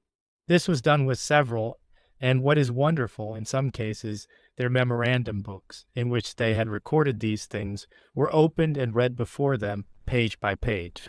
Others who had enticed maidens to shame or had violated chastity were called to a like judgment, and the details of their crimes were drawn forth from their memory and reviewed. The very faces of the maidens and women were also exhibited as if present, with the places, words, and intentions, and this as suddenly as when a scene is presented to the sight, the exhibitions continuing sometimes for hours. There was one who had made light of slandering others, and I heard his slanders recounted in order, and his defamations with the very words, and the persons about whom and before whom they were uttered, all of which were produced and presented to the very life, although while he lived in the world he had most carefully concealed everything. There was one who had deprived a relative of his inheritance under a fraudulent pretext, and he was in like manner convicted and judged, and what is wonderful, the letters and papers that passed between them were read in my hearing, and it was said that not a word was lacking. The same person shortly before his death had also secretly poisoned his neighbor. This was disclosed in this way. He appeared to be digging a trench under his feet, from which a man came forth as out of a grave, and cried out to him, "What have you done to me?" Then everything was revealed, how the poisoner had talked with him in a friendly manner, and had held out the cup, also what he thought beforehand, and what happened afterwards. When all this had been disclosed, he was sentenced to hell. In a word, to each evil spirit all his evils, villainies, robberies, artifices, and deceits are made clear, and are brought forth from his very memory, and his guilt is fully established. Nor is there any possible room for denial, because all the circumstances are exhibited together. Moreover, I have learned from a man's memory, when it was seen and inspected by angels, what his thoughts had been for a month, one day after another, and this without mistake, the thoughts being recalled just as they arose from day to day. From these examples, it can be seen that man carries with him all of his memory, and that nothing can be so concealed in the world as not to be disclosed after death, which is done in the presence of many according to the Lord's words. There is nothing concealed that shall not be uncovered, and nothing secret that shall not be known. Therefore, what ye have spoken in the dark shall be heard in the light, and what ye have spoken in the ear shall be proclaimed on the housetops. Luke 12:2-3. In disclosing his acts to a man after death, the angels to whom the office of searching is assigned look into his face, and their search extends through the whole body, beginning with the fingers of each hand, and thus proceeding through the whole. As I wondered at this, the reason was given, namely, that as all things of the thought and will are inscribed on the brain, for their beginnings are there, so are they likewise inscribed on the whole body. Since all things of thought and will extend from their beginnings into all things of the body, and there terminate as in their outmosts. And this is why the things that are inscribed on the memory from the will and consequent thought are inscribed not only on the brain, but also upon the whole man, and there exist in order in accordance with the order of the parts of the body.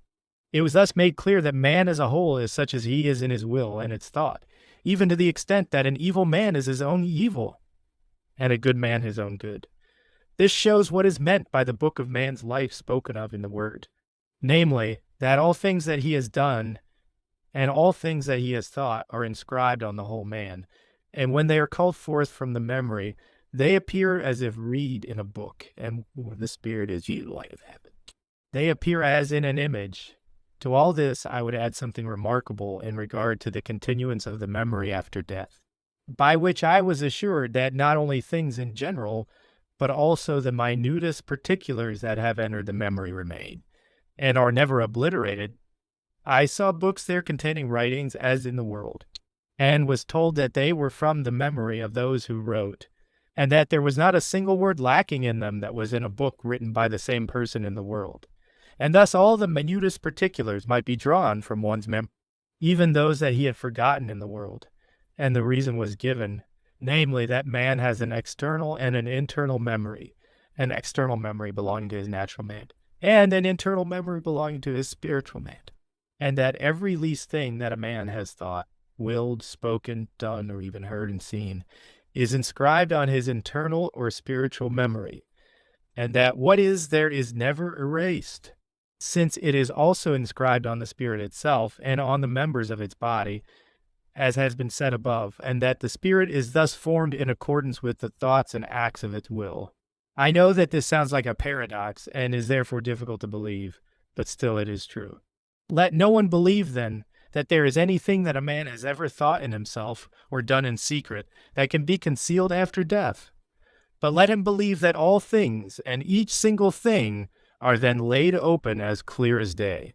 Although the external or natural memory remains in man after death, the merely natural things in it are not reproduced in the other life, but only the spiritual things adjoined to the natural by correspondences.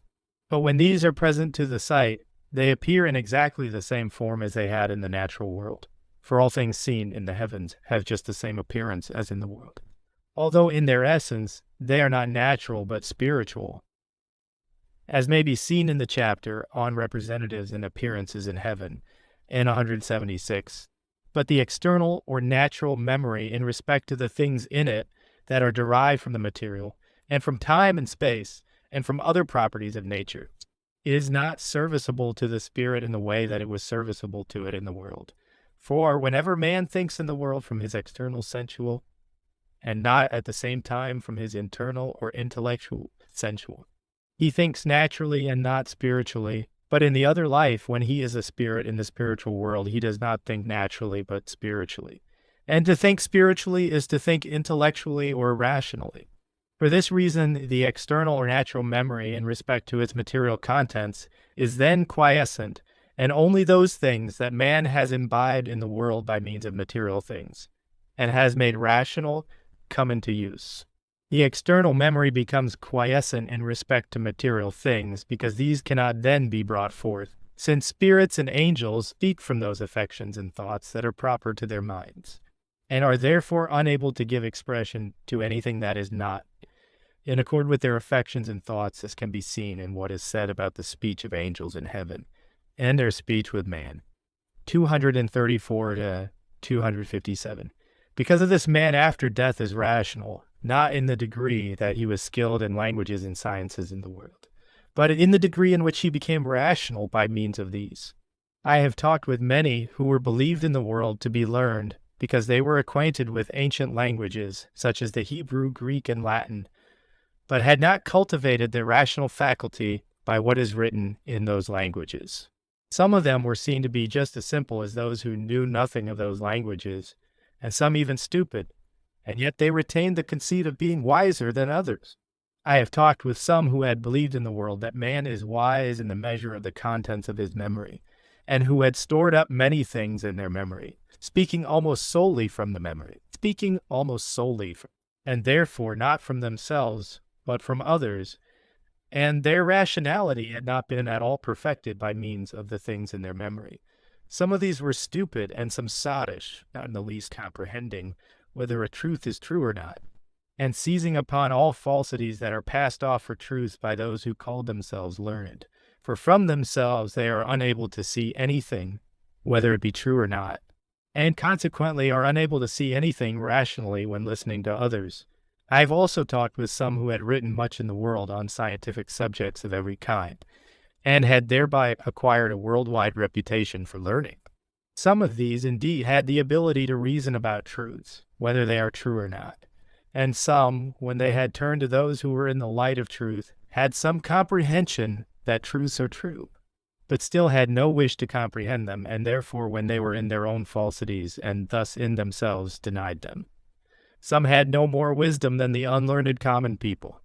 Thus each differed from the other, according as he had cultivated his rational faculty by means of the knowledges he had written about or collated.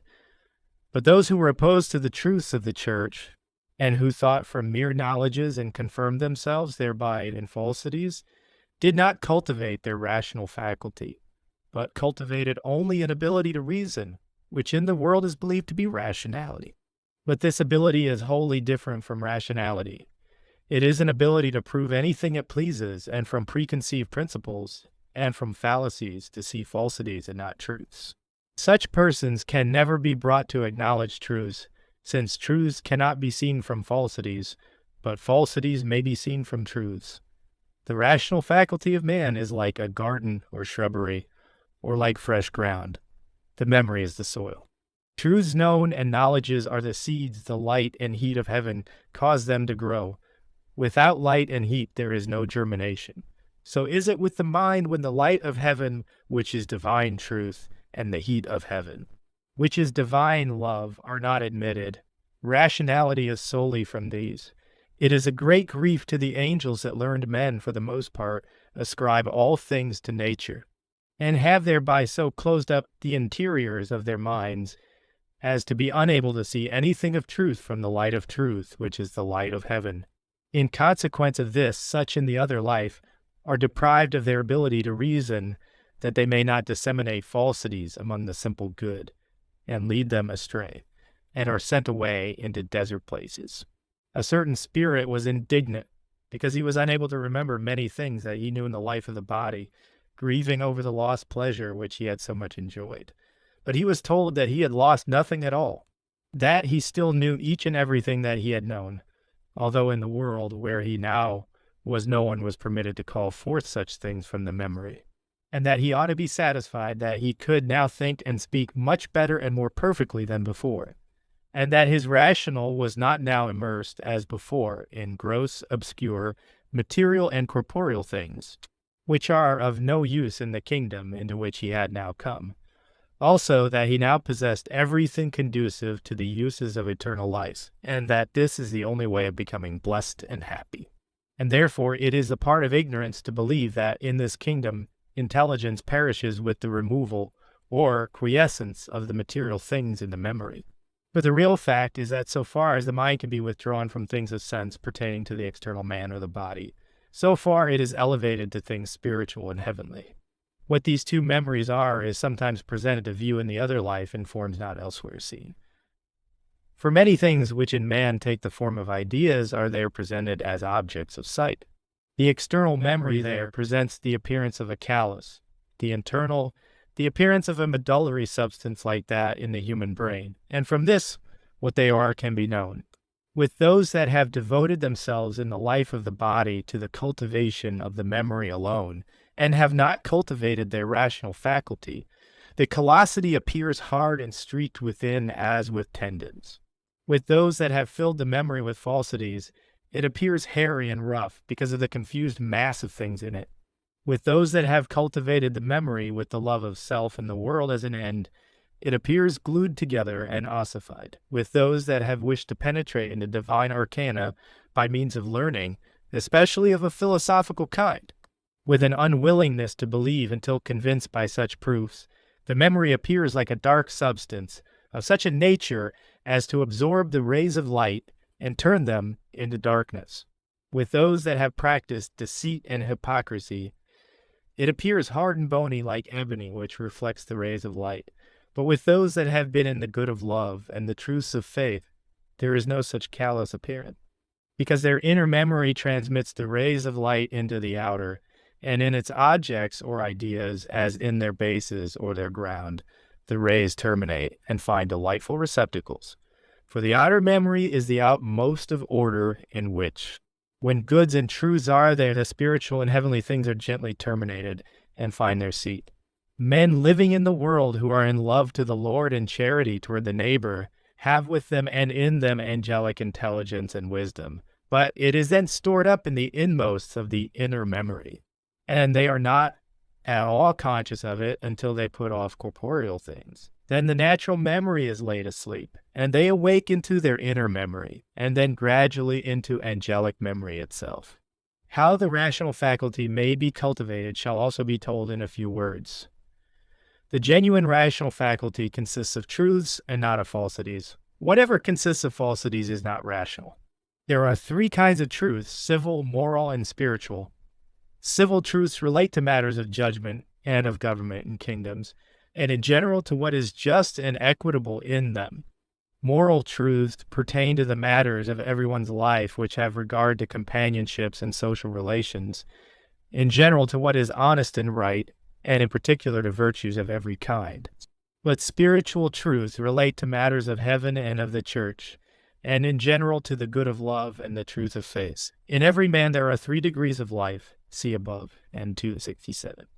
The rational faculty is open to the first degree by civil truths, to the second degree by moral truths, and to the third degree by spiritual truths. But it must be understood that the rational faculty that consists of these truths is not formed and opened by man's knowing them, but by his living according to them. And living according to them means loving them from spiritual affection. And to love truths from spiritual affection is to love what is just and equitable, because it is just and equitable, what is honest and right, because it is honest and right, and what is good and true, because it is good and true. While living according to them and loving them from the bodily affection is loving them for the sake of self and for the sake of one's reputation, honor, or gain. Consequently, so far as man loves these truths from a bodily affection, he fails to become rational, for he loves not them but himself, and the truths are made to serve him as servants serve their Lord. And when truths become servants, they do not enter the man and open any degree of life in him, not even the first, but merely rest in the memory as knowledge is under a material form, and there conjoin themselves with the love of self, which is a bodily love. All this shows how man becomes rational, namely, that he becomes rational to the third degree by a spiritual love of the good and truth, which pertain to heaven and the church. He becomes rational to the second degree by a love of what is honest and right, and to the first degree by a love of what is just and equitable. These 2 latter loves also become spiritual from a spiritual love of good and truth, because that love flows into them and conjoins itself to them, and forms in them, as it were, its own semblance. Spirits and angels, equally with men, have a memory. Whatever they hear, see, think, will, and do, remaining with them, and thereby their rational faculty is continually cultivated, even to eternity. Thus spirits and angels, equally with men, are perfected in intelligence and wisdom by means of knowledges of truth and good. That spirits and angels have a memory I have been permitted to learn by much experience, having seen everything that they have thought and done, both in public and in private, called forth from their memories when they were with other spirits. And I have seen those that were in some truth from simple good imbued with knowledges, and thereby with intelligence, and afterwards raised up into heaven. But it must be understood that such are not imbued with knowledges, and thereby with intelligence beyond the degree of affection for good and for truth that they have attained a while in the world. For such and so much of affection as any spirit or angel had in the world remains with him, and this affection is afterwards perfected by being filled out, which goes on to eternity. For everything is capable of being filled out to eternity, since everything is capable of infinite variation, thus of enrichment by various things, and consequently of multiplication and fructification. To anything good there is no limit, because it is from the infinite.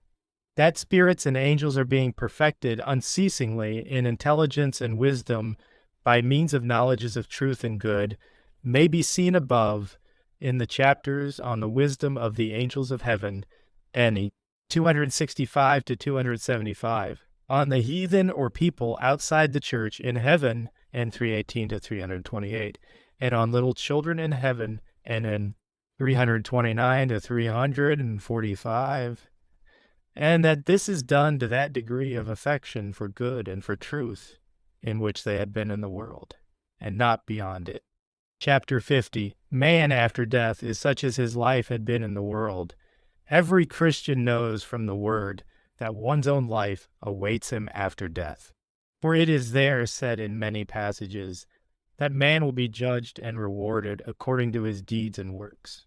And no one who thinks from good and from real truth can help seeing that he who lives well goes to heaven, and that he who lives wickedly goes to hell. But the evil man is unwilling to believe that his state after death is according to his life in the world. He thinks, especially when he is sick, that heaven is granted to everyone out of pure mercy, whatever his life may have been, and that that this is done in accordance with his faith, which he separates from life. That man will be judged and rewarded according to his deeds and works is declared in many passages in the Word, some of which I will here quote. The Son of Man shall come in the glory of his Father with his angels, and then he will render unto everyone according to his works. Matt 16:27. Blessed are the dead that die in the Lord. Yea, saith the Spirit, that they may rest from their labors, for their works follow them. Apocrypha 14:13. I will give to everyone according to his works. Apocrypha 2:22. I saw the dead, small and great, standing before God, and the books were opened, and the dead were judged out of the things that were written in the books according to their works. The sea gave up the dead that were in it, and death and hell gave up those that were in them, and they were judged every one according to their works. Behold, I come, and my reward is with me, to give to everyone according to his works. Apocalypse 22:12. Every one that heareth my words, and doeth them, I will liken to a prudent man. But every one that heareth my words, and doeth them not, is likened to a foolish man. Not every one that saith unto me, Lord, Lord, shall enter into the kingdom of the heavens, but he that doeth the will of my Father who is in the heavens. Many will say unto me in that day, Lord, Lord, have we not prophesied in thy name, and through thy name cast out demons, and in thy name done many mighty works? But then will I confess to them, I know you not. Depart from me, ye workers of iniquity. Matt 7:21-23. Then shall ye begin to say, we have eaten and drunk before thee, thou hast taught in our streets. But he will say, I tell you, I know you not, ye workers of iniquity. Luke 13:25-27. I will recompense them according to their work and according to the doing of their hands. Jer 25:14. Jehovah, whose eyes are open upon all the ways of men, to give to everyone according to his ways, and according to the fruit of his works. 32:19. I will visit upon his ways and recompense to him his works. Hosea 4. Jehovah doeth with us according to our ways and according to our works. Zech 1:6.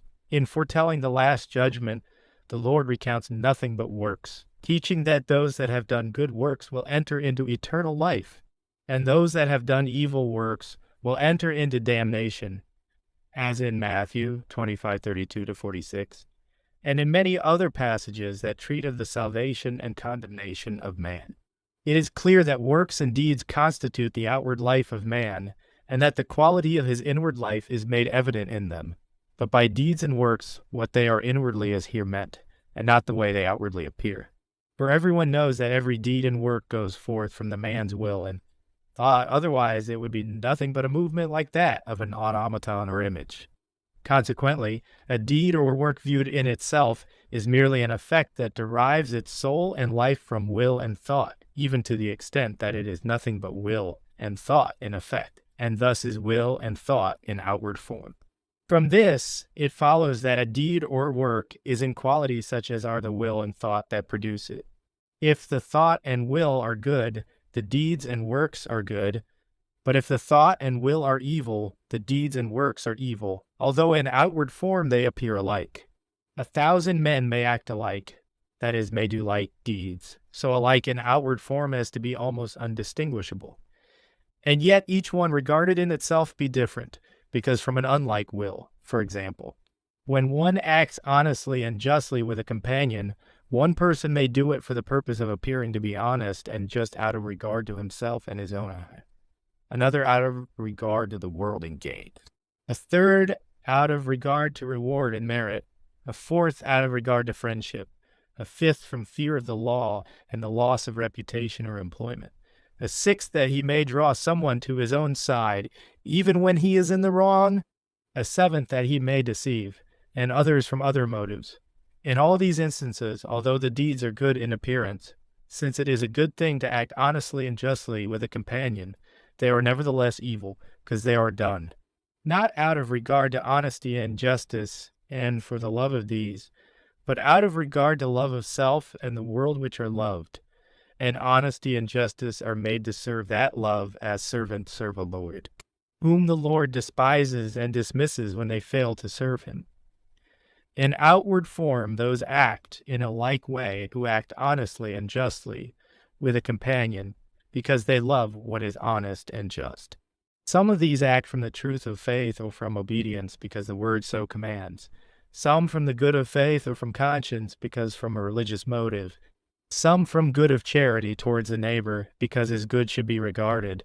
Some from the good of love to the Lord because good should be done for the sake of good, as also what is honest and just should be done for the sake of honesty and justice. And this they love because it is from the Lord, and because the divine that goes forth from the Lord is in it. And consequently, regarded in its very essence, it is divine. The deeds or works of such are inwardly good, and therefore are outwardly good also. For as has been said above, deeds or works are precisely such in quality as the thought and will from which they proceed, and apart from thought and will they are not deeds and works, but only inanimate movements. All this explains what is meant in the word by works and deeds. As deeds and works are from the will and thought, so are they from the love and faith. Consequently, they are such as the love and faith are, for it is the same thing whether you say one's love or his will. And it is the same thing whether you say one's faith or his established thought, for that which a man loves he wills, and that which a man believes he thinks. And when a man loves what he believes, he also wills it, and as far as possible does it. Everyone may know that love and faith are within man's will and thought, and not outside of them. For love is what kindles the will, and the thought is what it enlightens in matters of faith. Therefore, only those that are able to think wisely are enlightened, and in the measure of their enlightenment, they think what is true and will it, or what is the same. They believe what is true and love it. But it must be understood that it is the will that makes the man, while thought makes the man only so far as it goes forth from the will. And deeds and works go forth from both. Or what is the same, it is love that makes the man. And faith only so far as it goes forth from love. And deeds or works go forth from both. Consequently, the will or love is the man himself. For whatever goes forth belongs to that from which it goes forth. To go forth is to be brought forth and presented in suitable form for being perceived and seen. All this makes clear what faith is when separated from love, namely, that it is no faith, but mere knowledge, which has no spiritual life in it. Likewise, what a deed or work is apart from love, namely, that it is not a deed or work of life, but a deed or work of death, which possesses an appearance of life from an evil love and a belief in what is false. This appearance of life is what is called spiritual death. Again, it must be understood that in deeds or works the whole man is exhibited, and that his will and thought, or his love and faith, which are his interiors, are not complete until they exist in deeds or works, which are his exteriors. For these are the outmosts in which the will and thought terminate. And without such terminations they are interminate, and have as yet no existence, that is, are not yet in the man.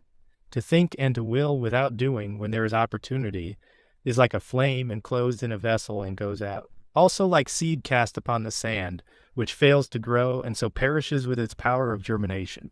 But to think and will and from that to do is like a flame that gives heat and light all around, or like a seed in the ground that grows up into a tree or flower and continues to live. Everyone can know that willing and not doing, when there is opportunity, is not willing.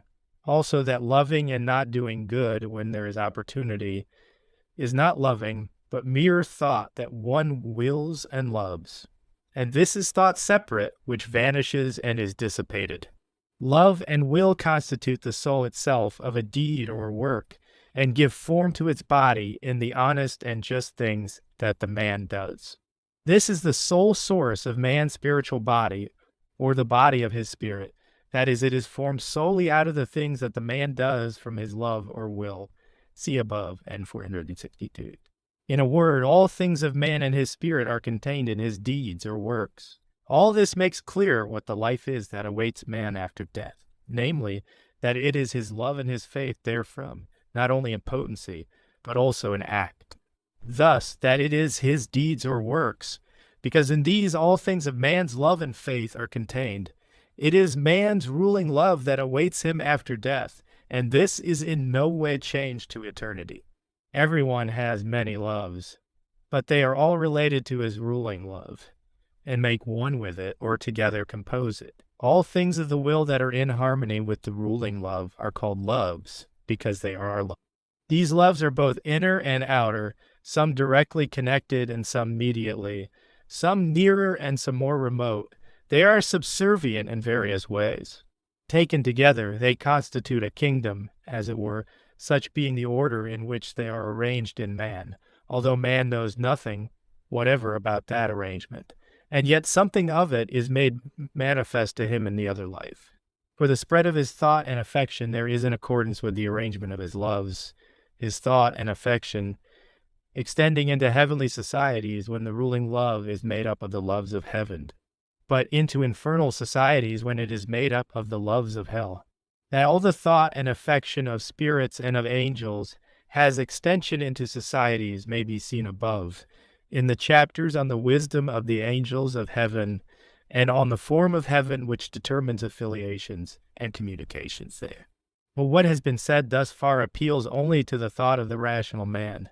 That it may also be presented to the perception derived from the senses, I will add some experiences by which it may be illustrated and confirmed. First, man after death is his own love or his own will. Second, man continues to eternity, such as his will or ruling love is. Third, the man who has heavenly and spiritual love goes to heaven, while the man who has corporeal and worldly love and no heavenly and spiritual love goes to hell. Fourth, unless faith is from heavenly love, it does not endure in man.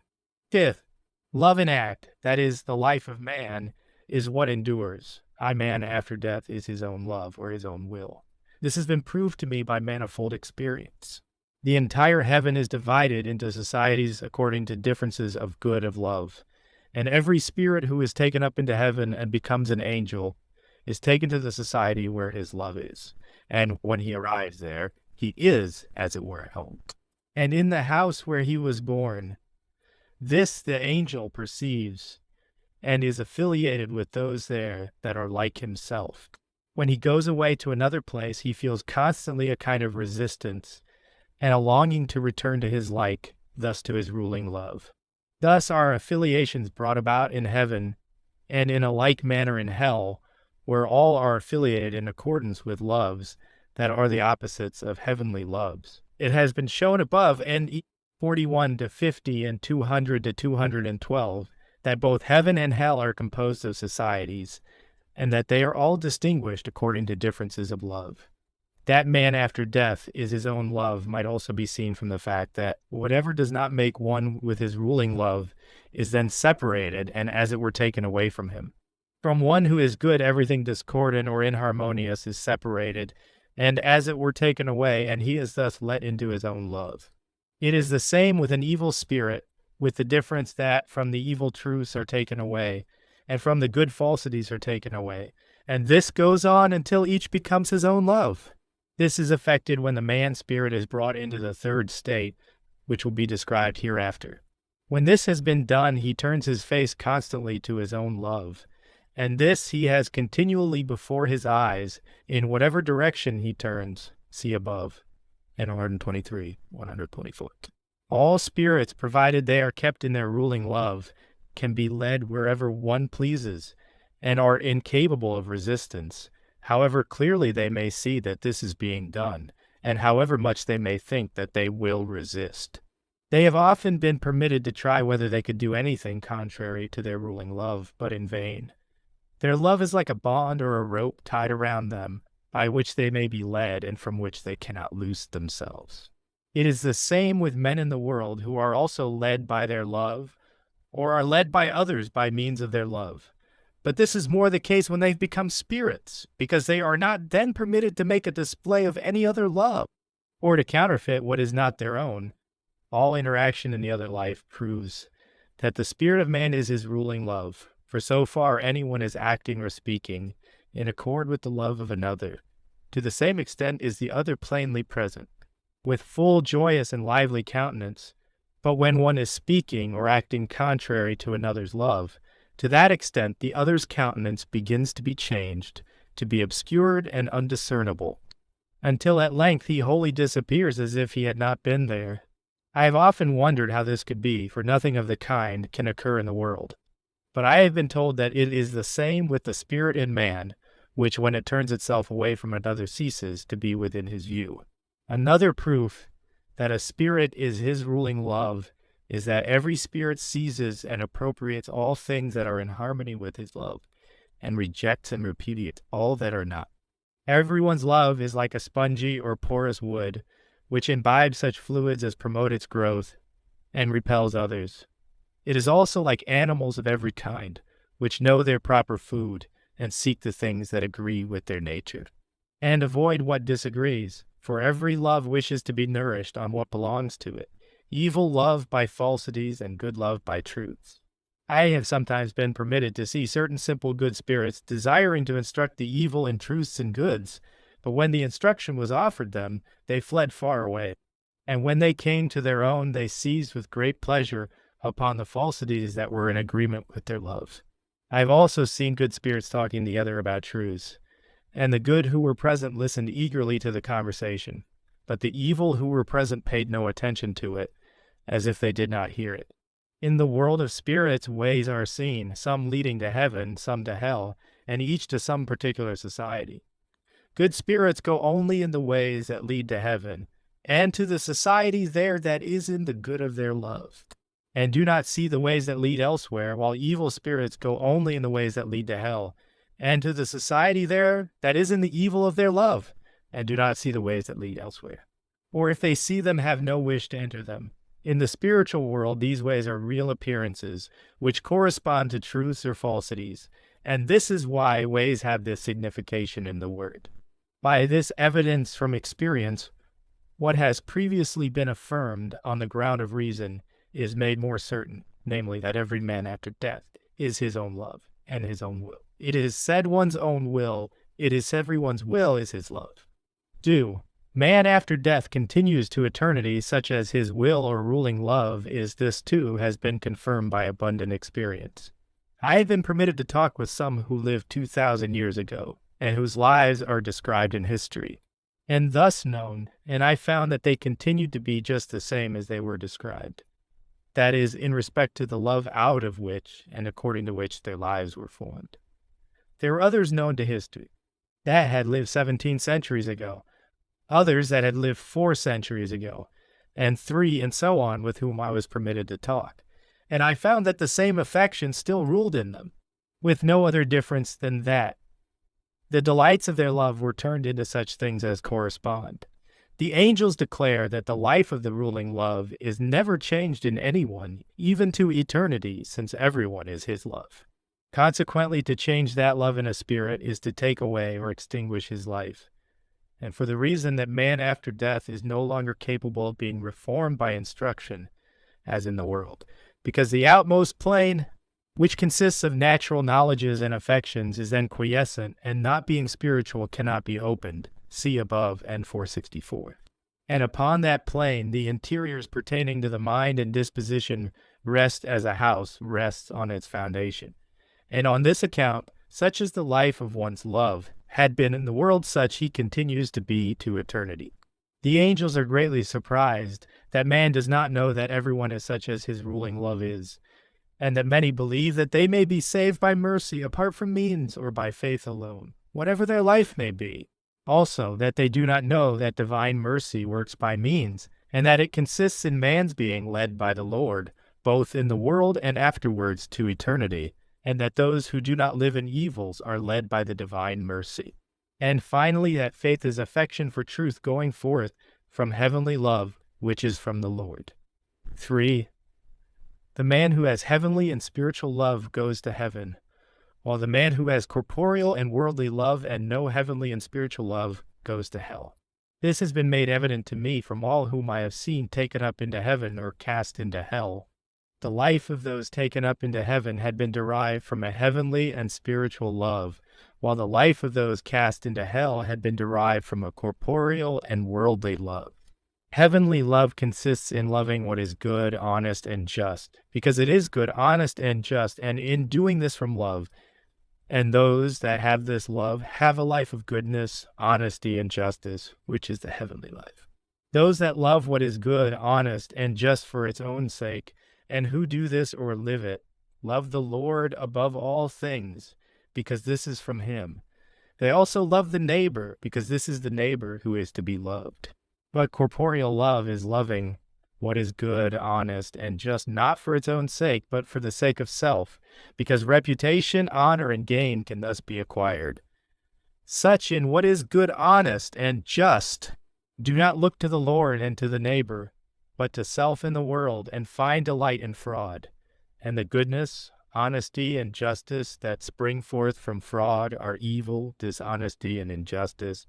And these are what are loved by such in their practice of goodness, honesty, and justice. As the life of everyone is determined by these different kinds of love.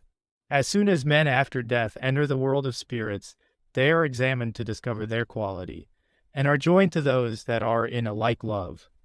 Those that are in heavenly love to those that are in heaven, and those that are in corporeal love to those that are in hell.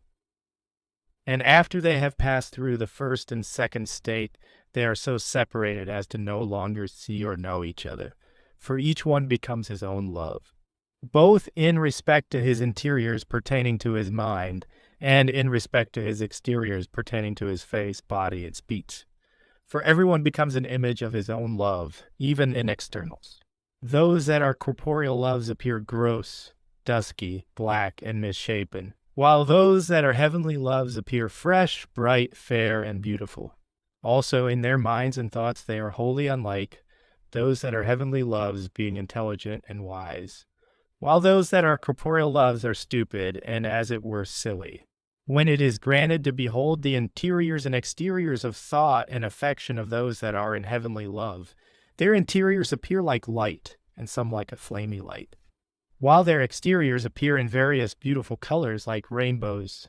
But the interiors of those that are in corporeal love appear as if black, because they are closed up, and the interiors of some who are interiorly in malignant deceit appear like a dusky fire. But their exteriors appear of a dirty color and disagreeable to the sight.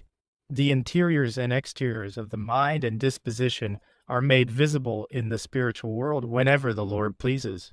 Those that are in corporeal love see nothing in the light of heaven. To them, the light of heaven is thick darkness. But the light of hell, which is like light from burning coals, is to them as clear light.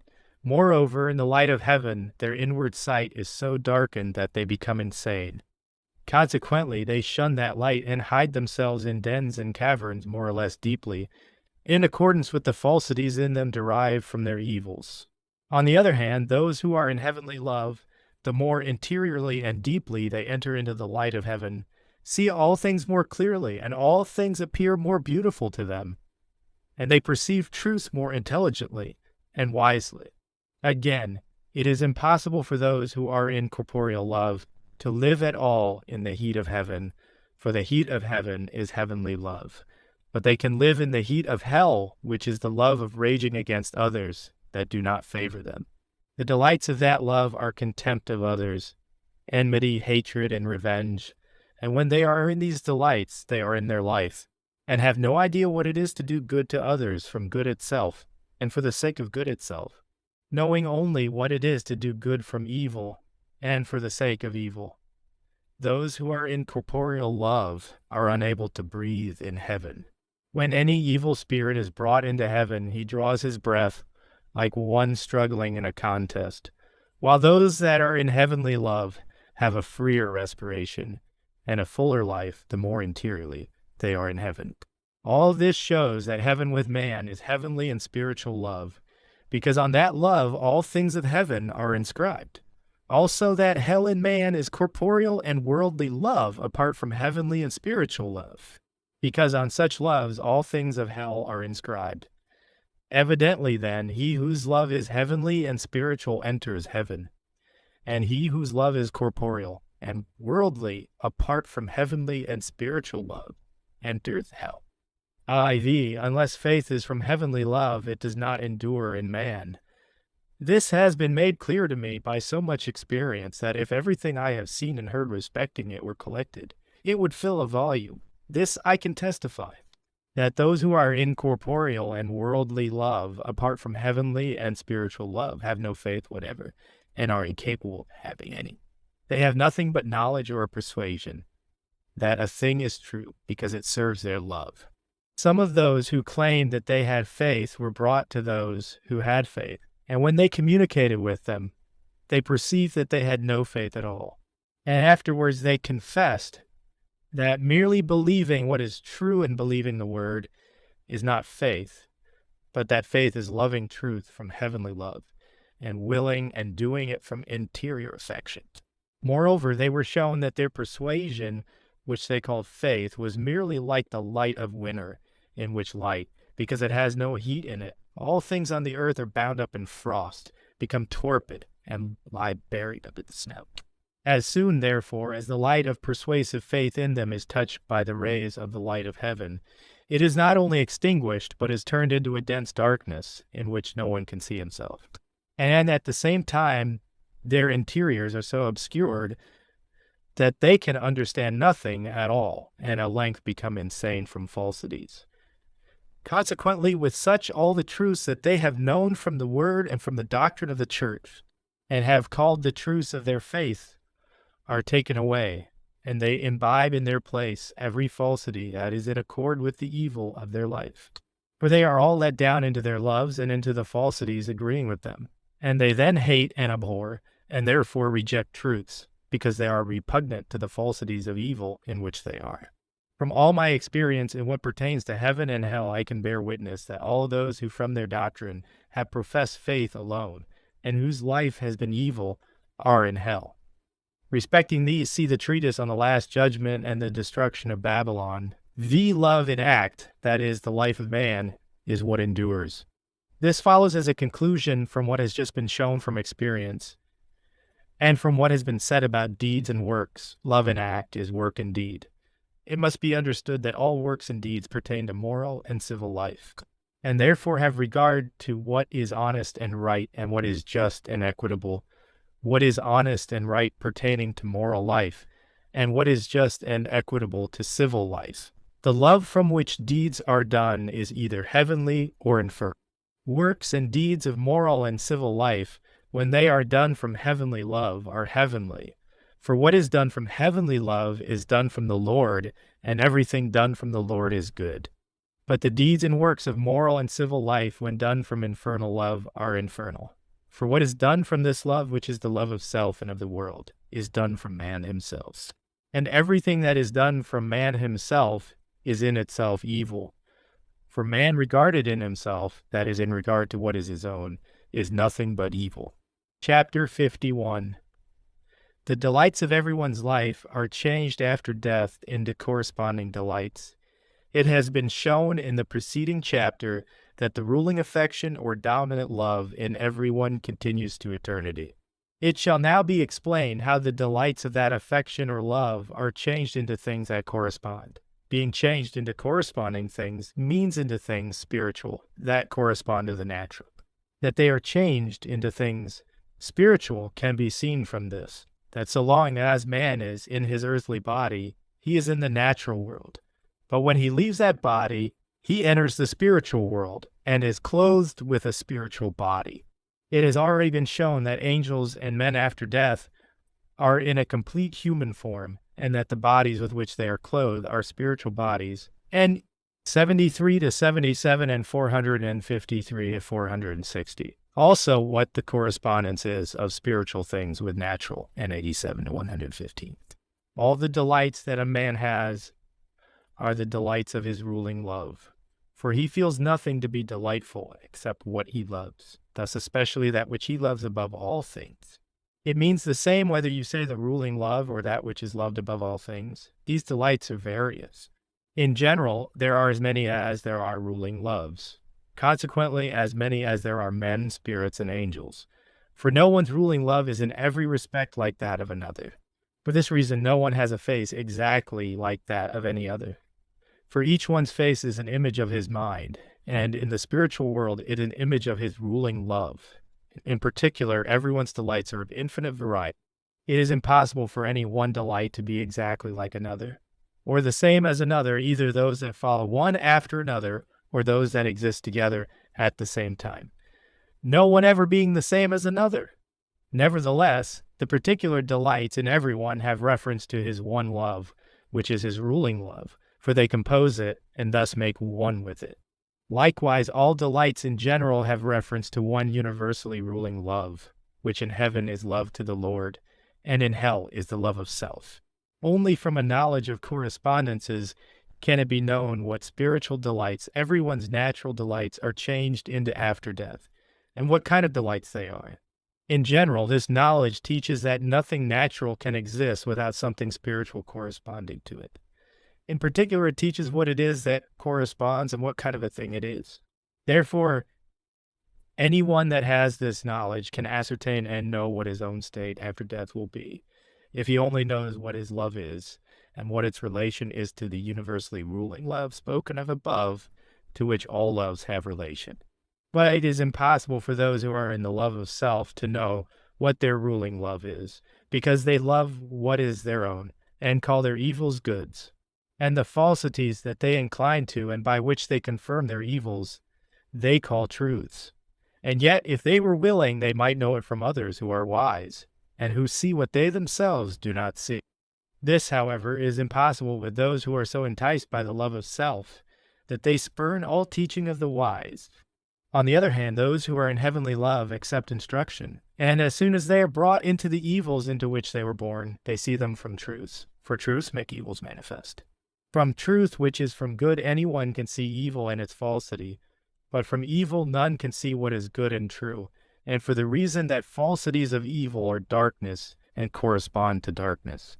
Consequently, those that are in falsities from evil are like the blind, not seeing the things that are in light, but shunning them instead like birds of night. But as truths from good are light, and correspond to light, see above, and 126 to 134.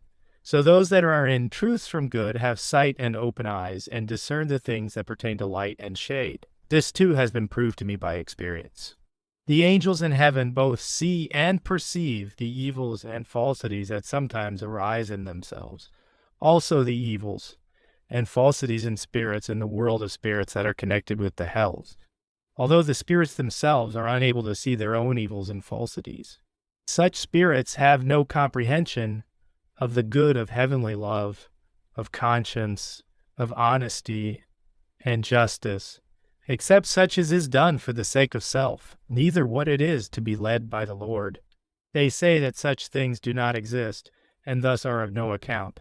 All this has been said to the intent that man may examine himself, and may recognize his love by his delights, and thus, so far as he can make it out from a knowledge of correspondences, may know the state of his life all to death. How the delights of everyone's life are changed after death into things that correspond can be known from a knowledge of correspondences. But as that knowledge is not as yet generally known, I will try to throw some light on the subject by certain examples from experience. All who are in evil and who have established themselves in falsities in opposition to the truths of the church, especially those that have rejected the word, flee from the light of heaven, and take refuge in caves that appear at their openings to be densely dark, also in clefts of rocks. And there they hide themselves. And this because they have loved falsities and hated truths. For such caves and clefts of rocks, well as darkness, correspond to falsities, as light corresponds to truths. It is their delight to dwell in such places, and undelightful to dwell in the open country. Those that have taken delight in insidious and secret plots, and in treacherous machinations, do the same thing. They are also in such caves, and they frequent rooms so dark that they are even unable to see one another, and they whisper together in the ears in corners. Into this is the delight of their love changed. Those that have devoted themselves to the sciences with no other end than to acquire a reputation for learning, and have not cultivated their rational faculty by their learning, but have taken delight in the things of memory from a pride in such things, love sandy places, which they choose in preference to fields and gardens, because sandy places correspond to such studies. Those that are skilled in the doctrines of their own and other churches, but have not applied their knowledge to life, choose for themselves rocky places, and dwell among heaps of stones, shunning cultivated places because they dislike them. Those that have ascribed all things to nature, as well as those that have ascribed all things to their own prudence, and by various arts have raised themselves to honors and have acquired wealth.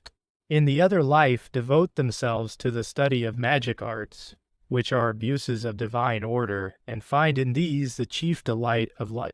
Those that have adapted divine truths to their own loves, and thereby have falsified them, love urinous things, because these correspond to the delights of such loves.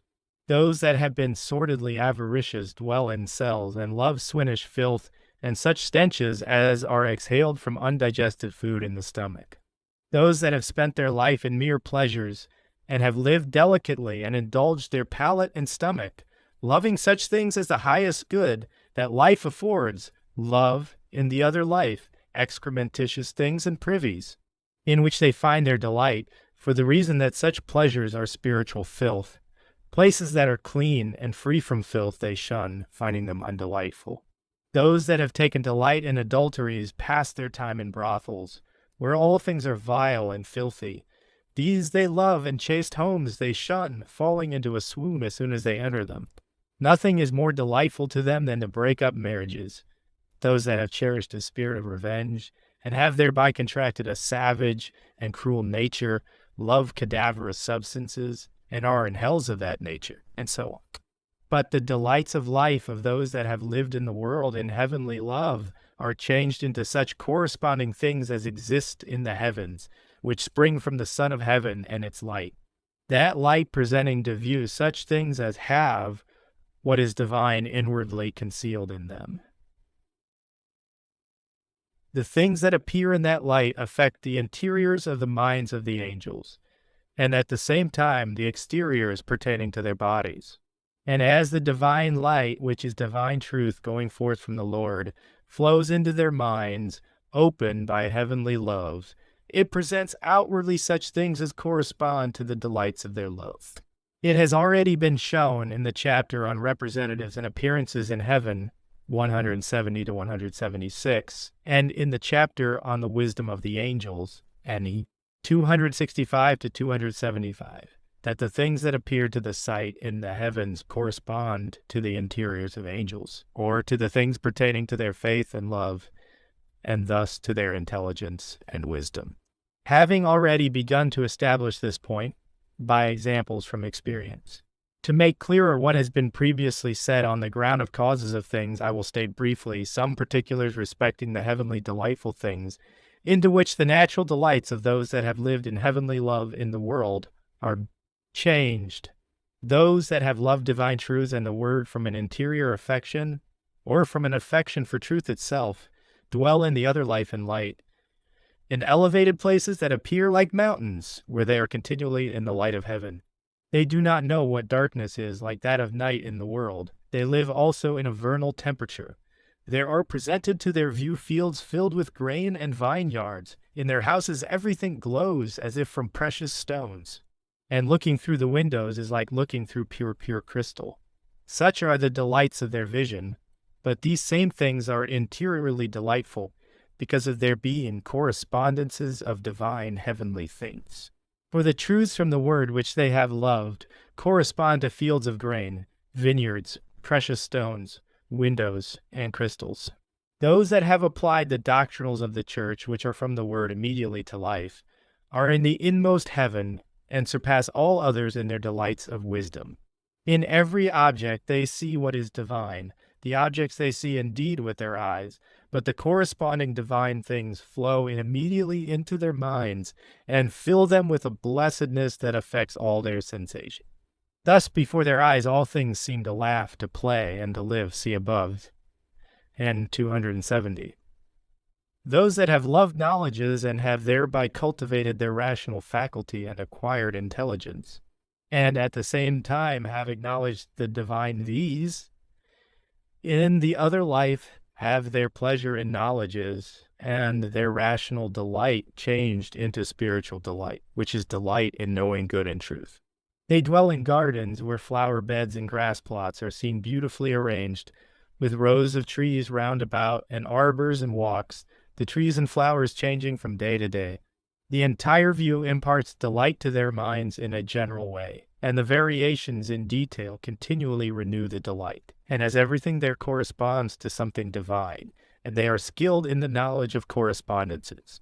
They are constantly filled with new knowledges, and by these their spiritual rational faculties perfected. Their delights are such because gardens, flower beds, grass plots, and trees correspond to sciences, knowledges, and the resulting intelligence. Those that have ascribed all things to the divine, regarding nature as relatively dead and merely subservient to things spiritual, and have confirmed themselves in this view, are in heavenly light, and all things that appear before their eyes are made by that light transparent, and in their transparency exhibit innumerable variegations of light, which their internal sight takes in as it were directly, and from this they perceive interior delights. The things seen within their houses are as if made of diamonds, with similar variations of light. The walls of their houses, as already said, are like crystal, and thus also transparent, and in them seemingly flowing forms representative of heavenly things are seen also with unceasing variety. And this because such transparency corresponds to the understanding when it has been enlightened by the Lord, and when the shadows that arise from a belief in and love for natural things have been removed. With reference to such things and infinite others, it is said by those that have been in heaven that they have seen what eye has never seen, and from a perception of divine things communicated to them by those who are there, that they have heard what ear has never heard. Those that have not acted in secret ways, but have been willing to have all that they have thought made known so far as civil life would permit, because their thoughts have all been in accord with what is honest, and just from the divine these, in heaven have faces full of light, and in that light every least affection and thought is seen in the face as in its form. And in their speech and actions they are like images of their affections. Such, therefore, are more loved than others. While they are speaking, the face becomes a little obscured, but as soon as they have spoken, the things they have said become plainly manifest all at once in the face. And as all the objects that exist round about them correspond to their interiors, these assume such an appearance that others can clearly perceive what they represent and signify. Spirits that have found delight in clandestine acts, when they see such at a distance, flee from them, and appear to themselves to creep away from them like serpents. Those that have regarded adulteries as abominable, and have lived in a chaste love of marriage, are more than all others in the order and form of heaven, and therefore in all beauty, and continue unceasingly in the flower of youth. The delights of their love are ineffable, and increase to eternity. For all the delights and joys of heaven flow into that love, because that love descends from the conjunction of the Lord with heaven and with the church, and in general from the conjunction of good and truth, which conjunction is heaven itself in general, and with each angel in particular, see above, N 366 to 386. What their outward delights are, it is impossible to describe in human words. These are only a few of the things that have been told me about the correspondences of the delights of those that are in heavenly love. All this makes evident that everyone's delights are changed after death into their correspondences, while the love itself continues to eternity. This is true of marriage love, of the love of justice, honesty, goodness, and truth, the love of sciences and of knowledges, the love of intelligence and wisdom. From these loves, delights flow like streams from their fountain, and these continue, but when raised from natural to spiritual delights, they are exalted to a higher degree. Chapter 52. The first state of man after death.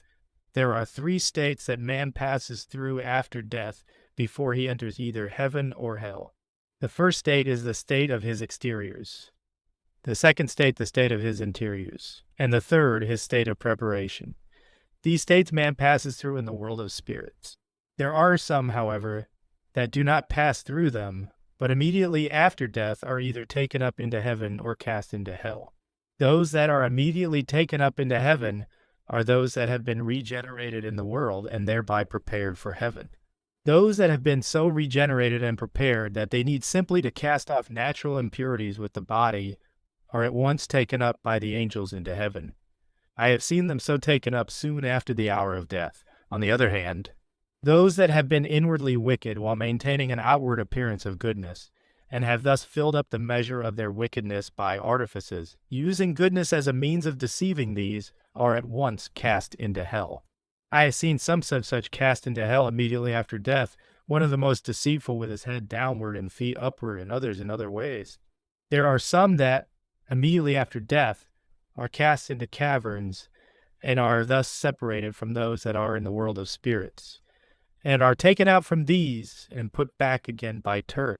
They are such as have dealt wickedly with the neighbor under civil pretenses. But all of these are few in comparison with those that are retained in the world of spirits. And are they prepared in accordance with divine order for heaven or for hell? In regard to the first state, which is the state of the exteriors, it is that which man comes into immediately after death. Every man, as regards his spirit, has exteriors and interiors. The exteriors of the spirit are the means by which it adapts the man's body in the world, especially the face, speech, and movements, to fellowship with others, while the interiors of the spirit are what belong to its own will and consequent thought. And these are rarely manifested in face, speech, and movement. For man is accustomed from childhood to maintain a semblance of friendship, benevolence, and sincerity, and to conceal the thoughts of his own will, thereby living from habit a moral and civil life in externals, whatever he may be internally. As a result of this habit, man scarcely knows what his interiors are and gives little thought to them. The first state of man after death resembles his state in the world, for he is then likewise in externals, having like face, and a like disposition, thus a like moral and civil life, and in consequence he is made aware that he is not still in the world only by giving attention to what he encounters. And from his having been told by the angels, when he was resuscitated, that he had become a spirit, N 450, thus is one life continued into the other, and death is merely transition. The state of man's spirit that immediately follows his life in the world being such, he is then recognized by his friends and by those he had known in the world. For this is something that spirits perceive not only from one's face and speech, but also from the sphere of his life when they draw near. Whenever anyone in the other life thinks about another, he brings his face before him in thought, and at the same time many things of his life. And when he does this, the other becomes present, as if he had been sent for or called. This is so in the spiritual world because thoughts there are shared, and there is no such space there as in the natural world. See above, and 191 to 199. So all, as soon as they enter the other life, are recognized by their friends, their relatives, and those in any way known to them, and they talk with one another, and afterward associate in accordance with their friendships in the world. I have often heard that those that have come from the world were rejoiced at seeing their friends again, and that their friends in turn were rejoiced that they had come. Very commonly, husband and wife come together and congratulate each other and continue together, and this for a longer or shorter time according to their delight in living together in the world. But if they had not been united by a true marriage love, which is a conjunction of minds by heavenly love, after remaining together for a while, they separate.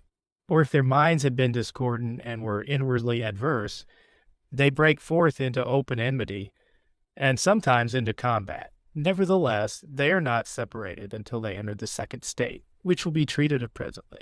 As the life of spirits recently from the world is not unlike their life in the natural world, and as they know nothing about their state of life after death, and nothing about heaven and hell, except what they have learned from the sense of the letter, of the word and preaching from it, they are at first surprised to find themselves in a body and in every sense that they had in the world, and seeing like things. And they become eager to know what heaven is, what hell is, and where they are. Therefore, their friends tell them about the conditions of eternal life and take them about to various places and into various companies, and sometimes into cities and into gardens and parks, showing them chiefly such magnificent things as delight the externals in which they are. They are then brought in turn into those notions about the state of their soul after death and about heaven and hell, that they had entertained in the life of the body, even until they feel indignant at their total ignorance of such things, and at the ignorance of the church also.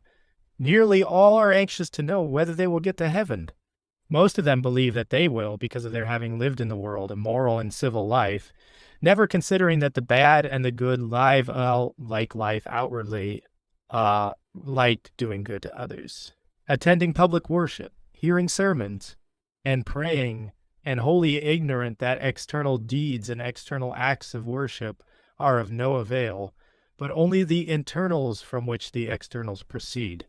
There is hardly one out of thousands who knows what internals are, and that it is in them that man must find heaven in the church.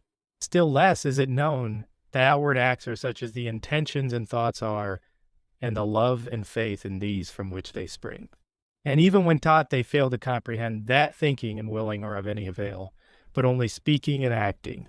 Such, for the most part, are those that go this day from the Christian world into the other lights. Such, however, are explored by good spirits to discover what they are, and this in various ways, since in this the first state, the evil equally with the good utter truths, and do good acts, and for the reason mentioned above. That, like the good, they have lived morally in outward respects, since they have lived under governments, and subject to laws, and have thereby acquired a reputation for justice and honesty, and have gained favor and thus been raised to honors, and have acquired wealth. But evil spirits are distinguished from good spirits chiefly by this, that the evil give eager attention to whatever is said about external things, and but little attention to what is said about internal things, which are the truths and goods of the church and of heaven. These they listen to, but not with attention and joy. The two classes are also distinguished by their turning repeatedly in specific directions, and following, when left to themselves, the paths that lead in those directions. From such turning to certain quarters and going in certain ways, it is known by what love they are led. All spirits that arrive from the world are connected with some society in heaven or some society in hell, and yet only as regards their interiors. And so long as they are in exteriors, their interiors are manifested to no one, for externals cover and conceal internals, especially in the case of those who are in interior evil. But afterwards, when they come into the second state, their evils become manifest, because their interiors are then opened and their exteriors laid asleep. This first state of man after death continues with some for days, with some for days, with some for months, and with some for a year, but seldom with anyone beyond a year, for a shorter or longer time with each one according to the agreement or disagreement of his interiors with his exteriors. For with everyone the exteriors and interior must make one and correspond. In the spiritual world no one is permitted to think and will in one way, and speak and act in another. Everyone there must be an image of his own affection or his own love, and therefore such as he is inwardly, such he must be outwardly. And for this reason a spirit's exteriors are first disclosed and reduced to order, that they may serve the interiors as a corresponding plane. Chapter 53. The second state of man after death. The second state of man after death is called the state of his interiors, because he is then let into the interior, which he has been in during his first state, are laid asleep. Whoever gives any thought to man's life and speech and action can see that everyone has exteriors and interiors, that is, exterior and interior thoughts and intentions. This is shown by the fact that in civil life one thinks about others in accordance with what he has heard and learned of them by report or conversation, but he does not talk with them in accordance with his thought. And if they are evil, he nevertheless treats them with civility. That this is so is seen especially in the case of pretenders and flatterers, who speak and act in one way and think, and will in a wholly different way. Also in the case of hypocrites, who talk about God and heaven and the salvation of souls and the truths of the church and their country's good and their neighbor, as if from faith and love, although in heart they believe otherwise and love themselves alone. All this makes clear that there are two kinds of thought, one exterior and the other interior, and that there are those who speak from exterior thought, while from their interior thought they have other sentiments, and that these two kinds of thought are kept separate, since the interior is carefully prevented from flowing into the exterior and becoming manifest in any way. By creation, man is so formed as to have his interior and exterior thought make one by correspondence, and these do make one in those that are in good, for such both think and speak what is good only. But in those that are an evil interior and exterior thought, do not make one, for such think what is evil and say what is good. With such there is an inversion of order, for good with them is on the outside and evil within. And in consequence evil has dominion over good and subjects it to itself as a servant, that it may serve it as a means for gaining its ends, which are of the same nature as their love. With such an end contained in the good that they seek and do, their good is evidently not good, but is infected with evil, however good it may appear in outward form to those not acquainted with their interiors. It is not so with those that are in good. With such orders not inverted, but good from interior thought flows into exterior thought, and thus into word and act. Into this order man was created, and in heaven and in the light of heaven his interiors are in this order. And as the light of heaven is the divine truth that goes forth from the Lord, and consequently is the Lord in heaven. 126 to 140. Therefore such are led by the Lord. All this has been said to make known that every man has interior thought and exterior thought, and that these are distinct from each other. The term thought includes also the will, for thought is from the will, and thought apart from willing is impossible. All this makes clear what is meant by the state of man's exteriors and the state of his interiors. When will and thought are mentioned, will includes affection and love, and all the delight and pleasure that spring from affection and love, since all these relate to the will as to their subject. For what a man wills he loves, and feels to be delightful or pleasurable. And on the other hand, what a man loves, and feels to be delightful or pleasurable, that he wills. But by thought is then meant everything by which affection or love is confirmed. For thought is simply the will's form, or that whereby what is willed may appear in light. This form is made apparent through various rational analyses, which have their origin in the spiritual world and belong properly to the spirit of man. Let it be understood that man is wholly such as his interiors are, and not such as his exteriors are separate from his interiors. This is because his interiors belong to his spirit, and the life of his spirit is the life of man, for from it his body lives. And because of this, such as a man's interiors are such, he continues to be to eternity. But as the exteriors pertain to the body, they are separated after death, and those of them that adhere to the spirit are laid asleep, and serve purely as a plane for the interiors, as has been shown above in treating of the memory of man which continues after death.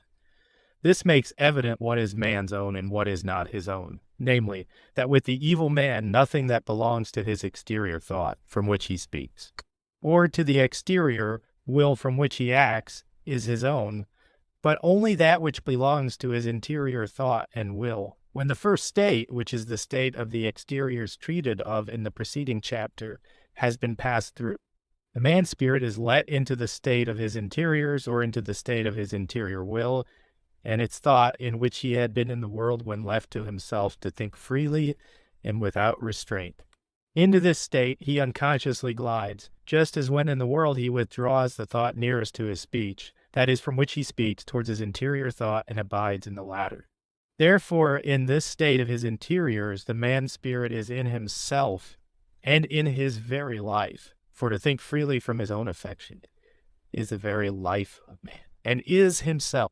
In this state the spirit thinks from his very will, thus from his very affection, or from his very love, and thought and will then make one, and one in such a manner that he seems scarcely to think but only to will.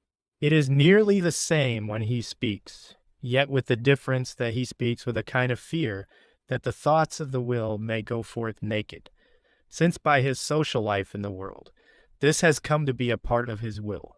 All men without exception are led into this state after death, because it is their spirit's own state. The former state is such as the man was in regard to his spirit when in company. And that is not his own state, that this state, namely, the state of the exteriors into which man first comes after death, as shown in the preceding chapter, is not his own state. Many things show, for example, that spirits not only think, but also speak from their affection. Since their speech is from their affection, as has been said and shown in the chapter on the speech of angels, N 234 to 245. It was in this way that man had thought while in the world when he was thinking within himself. For at such times his thought was not from his bodily words, but he mentally saw the things. In a minute of time saw more than he could afterwards utter in half an hour. Again, that the state of the exteriors is not man's own state, or the state of his spirit, is evident from the fact that when he is in company in the world, he speaks in accord with the laws of moral and civil life. And at such times interior thought rules the exterior thought as one person rules another, to keep him from transgressing the limits of decorum and good manners. It is evident also from the fact that when a man thinks within himself, he thinks how he must speak and act in order to please and to secure friendship, goodwill, and favor. And this in extraneous ways, that is otherwise than he would do if he acted in accordance with his own will. All this shows that the state of the interiors that the spirit is led into is his own state, and was his own state when he was living in the world as a man. When the spirit is in the state of his interiors, it becomes clearly evident what the man was in himself when he was in the world, for at such times he acts from what is his own. He that had been in the world interiorly and good, then acts rationally and wisely, and even more wisely than in the world, because he is released from connection with the body, and thus from those earthly things that caused obscurity and interposed, as it were, a cloud. But he that was in evil in the world then acts foolishly and insanely, and even more insanely than in the world, because he is free and under no restraint. For while he lived in the world, he was sane in outward appearance, since by means of externals he made himself appear to be a rational man. But when he has been stripped of his externals, his insanities are revealed. An evil man who in externals takes on the semblance of a good man may be likened to a vessel shining and polished on the outside, and covered with a lid, within which filth of all kinds is hidden, in accordance with the Lord's saying, "Ye are like whited sepulchres, which outwardly appear beautiful, but inwardly are full of dead men's bones and of all uncleanness." Matt 23:27. All that have lived a good life in the world, and have acted from conscience, who are such as have acknowledged the divine and have loved divine truths, especially such as have applied those truths to life, seem to themselves, when led into the state of their interiors, like one aroused from sleep into full wakefulness, or like one passing from darkness into light. They then think from the light of heaven, thus from an interior wisdom, and they act from good, thus from an interior affection. Heaven flows into their thoughts and affections with an interior blessedness and delight that they had previously had no knowledge of. For they have communication with the angels of heaven. They then acknowledge the Lord and worship him from their very life. For being in the state of their interiors, they are in their proper life, as has been said just above. Any 505. And as freedom pertains to interior affection, they then acknowledge and worship the Lord from freedom. Thus, too, they withdraw from external sanctity and come into that internal sanctity in which worship itself truly consists. Such is the state of those that have lived a Christian life in accordance with the commandments in the Word. But the state of those that have lived an evil life in the world, and who have had no conscience and have in consequence denied the divine, is the direct opposite of this. For everyone who lives an evil life, inwardly in himself, denies the divine, however much he may suppose, when in external thought, that he acknowledges the Lord, and does not deny him, for acknowledging the divine and living an evil life are opposites. When such in the other life enter into the state of their interiors, and are heard speaking and seen acting, they appear foolish, for from their evil lusts they burst forth into all sorts of abominations, into contempt of others, ridicule and blasphemy, hatred and revenge. They plot intrigues, some with a cunning and malice that can scarcely be believed to be possible in any man. For they are then in a state of freedom to act in harmony with the thoughts of their will, since they are separated from the outward conditions that restrained and checked them in the world. In a word, they are deprived of their rationality, because their reason while they were in the world did not have its seat in their interiors, but in their exteriors. And yet they seem to themselves to be wiser than others. This being their character, while in the second state they are let down by short intervals into the state of their exteriors, and into a recollection of their actions when they were in the state of their interiors, and some of them then feel ashamed and confess that they have been insane. Some do not feel ashamed, and some are angry because they are not permitted to remain permanently in the state of their exteriors. But these are shown what they would be if they were to continue in that state, namely, that they would attempt to accomplish in secret ways the same evil ends, and by semblances of goodness, honesty, and justice, would mislead the simple in heart and faith, and would utterly destroy themselves. For their exteriors would at length burn with the same fire as their interiors, and their whole life would be consumed, when in this second states become visibly just what they had been in themselves while in the what they then did and said secretly being now made manifest, for they are now restrained by no outward considerations. And therefore what they have said and done secretly, they now say and endeavor to do openly. Having no longer any fear of loss of reputation, such as they had in the world, they are also brought into many states of their evils, that what they are may be evident to angels and good spirits. Thus are hidden things laid open and secret things uncovered, in accordance with the Lord's words. There is nothing covered up that shall not be revealed, and hid that shall not be known. Whatsoever ye have said in the darkness shall be heard in the light, and what ye have spoken in the ear in the inner chambers shall be proclaimed on the housetops. Luke 12:2-3. And elsewhere, I say unto you that every idle word that men shall speak, they shall give account thereof in the day of judgment. Matt 12:36. The nature of the wicked in this state cannot be described in a few words, for each one is insane in accord with his own lust, and these are various. Therefore, I will merely mention some special instances from which conclusions may be formed respecting the rest. Those that have loved themselves above everything, and in their occupations and employments have looked to their own honor, and have performed uses and found delight in them, not for the use's sake, but for the sake of reputation, that they might, because of them, be esteemed more worthy than others, and have thus been fascinated by their reputation for honor, are more stupid in this second state than others.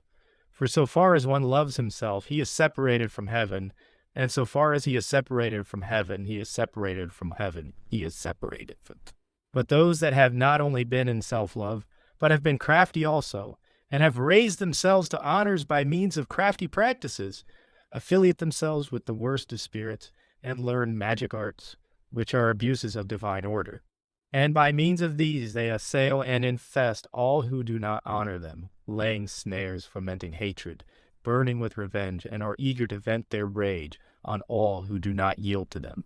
And they rush into all these enormities so far as their fiendish companions favor them, and at length they meditate upon how they can climb up into heaven to destroy it, or be worshipped there as gods. To such length does their madness carry them. Papists of this character are more insane than the rest, for they cherish the notion that heaven and hell are subject to their power, and that they can remit sins at pleasure, claiming to themselves all that is divine, and calling themselves Christ. This persuasion is such with them that wherever it flows in it, disturbs the mind and induces darkness even to pain. Such are nearly the same in both the first and the second state, but in the second they are without rationality. Of their insanities and their lot after this state, some particulars will be given in the treatise on the Last Judgment and the destruction of Babylon. Those that have attributed creation to nature, and have therefore in heart, if not with the lips, denied the divine, and thus all things of the church and of heaven, affiliate with their like in this second state, and call everyone a god who excels in craftiness, worshipping him even with divine honors.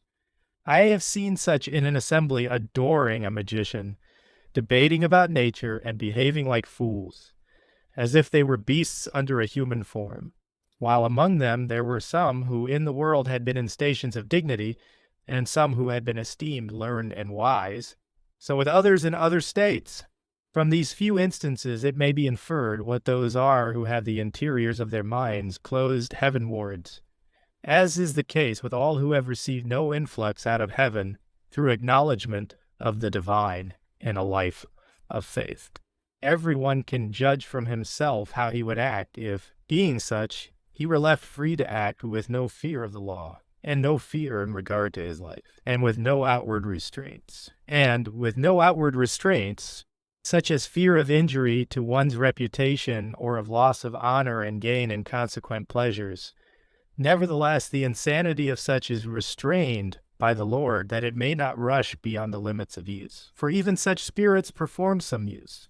In them good spirits see what evil is and its nature, and what man is when he is not led by the Lord.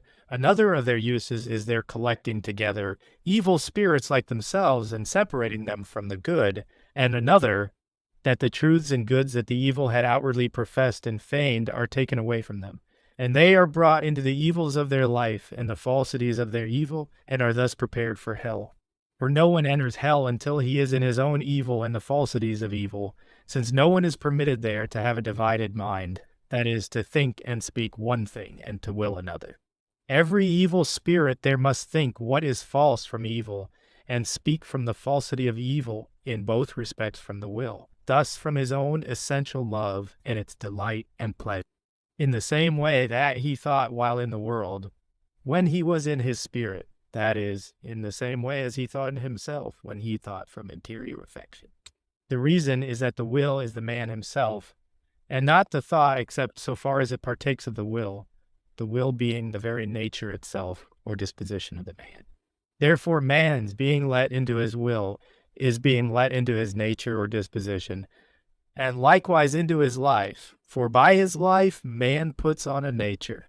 And after death he continues to be such as the nature is, that he has acquired by his life in the world. And with the evil this nature can no longer be amended and changed by means of the thought or by the understanding of truth. When evil spirits are in this second state, as they rush into evils of every kind, they are subjected to frequent and grievous punishments. In the world of spirits there are many kinds of punishment, and there is no regard for person, whether one had been in the world a king or a servant. Every evil carries its punishment with it, the two making one. Therefore whoever is in evil is also in the punishment of evil. And yet no one in the other world suffers punishment on account of the evils that he had done in this world, but only on account of the evils that he then does. Although it amounts to the same, and is the same thing whether it be said that men suffer punishment on account of their evils in the world, or that they suffer punishment on account of the evils they do in the other life. Since everyone after death returns into his own life, and thus into like evils, and the man continues the same as he had been in the life of the body. And 470 of 484.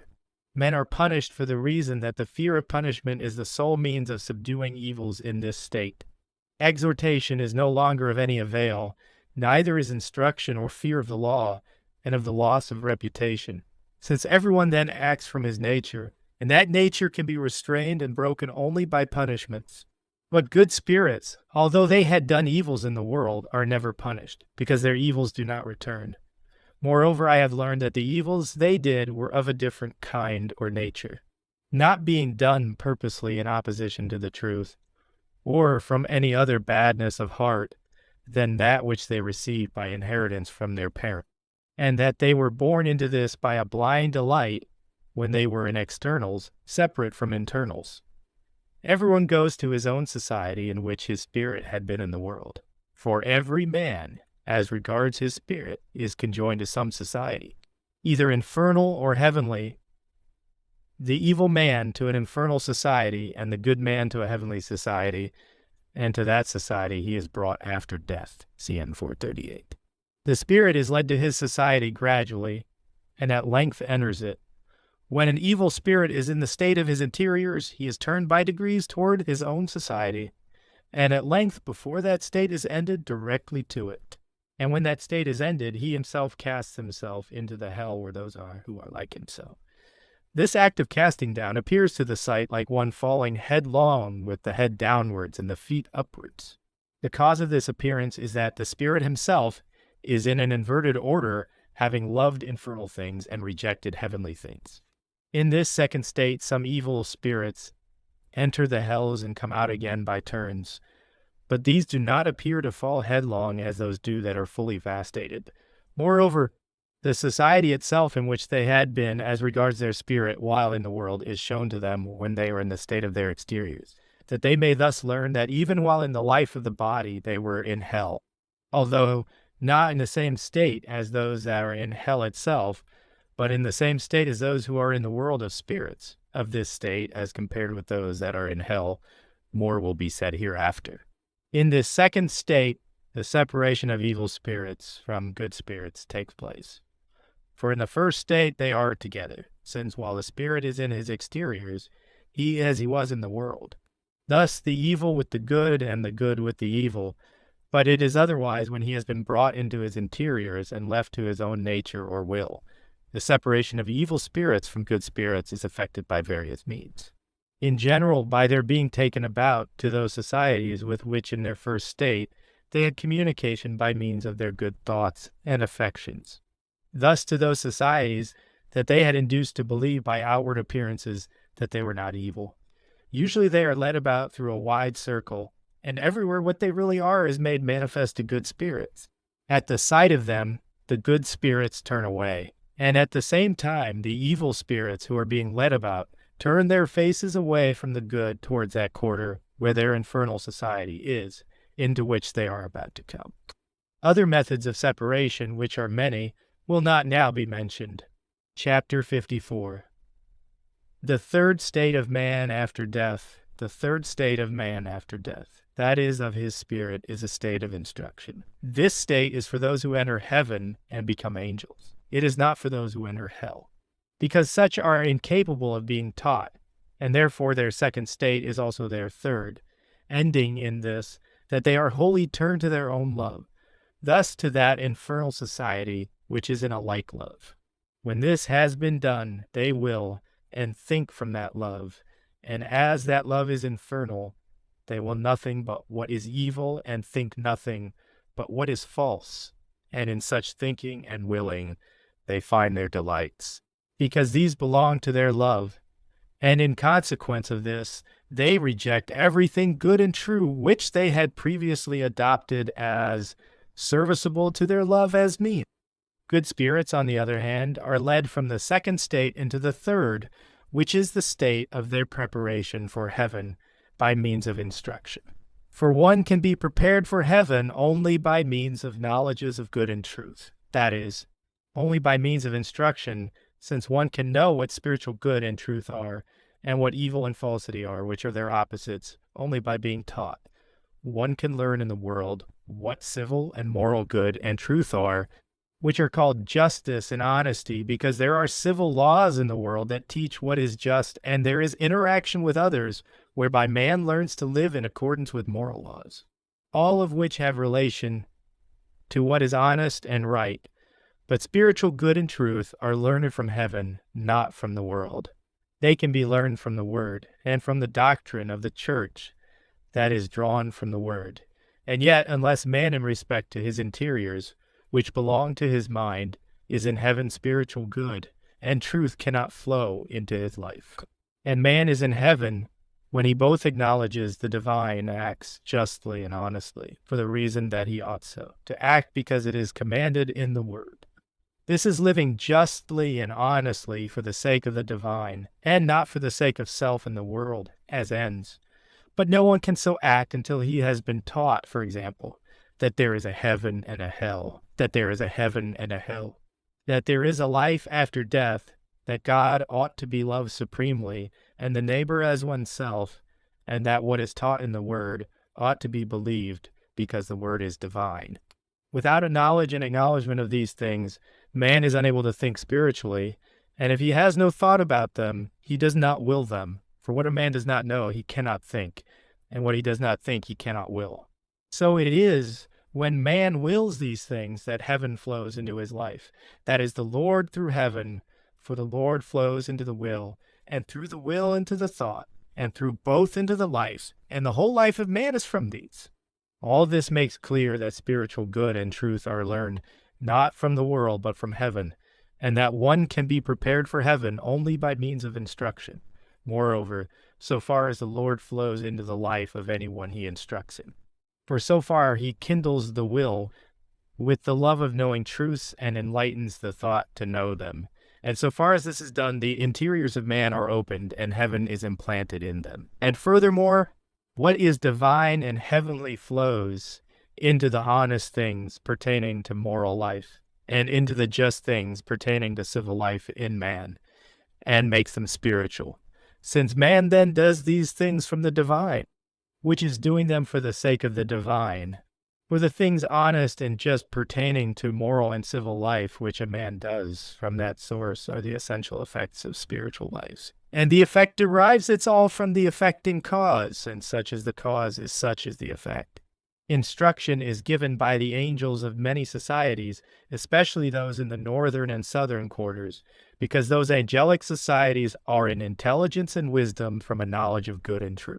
The places of instruction are towards the north, and are various, arranged, and distinguished, according to the kinds and varieties of heavenly goods, that all and each may be instructed there, according to their disposition and ability to receive. The places extending round about to a great distance. The good spirits who are to be instructed are brought by the Lord to these places when they have completed their second state in the world of spirits, and yet not all. For there are some that have been instructed in the world, and have been prepared there by the Lord for heaven, and these are taken up into heaven by another way, some immediately after death, some after a short stay with good spirits, where the grosser things of their thoughts and affections, which they had contracted from honors and riches in the world, are removed, and in that way they are purified. Some first endure vast stations, which is effected in places under the soles of the feet, called the lower earth, where some suffer severely. These are such as had confirmed themselves in falsities, and yet had led good lives.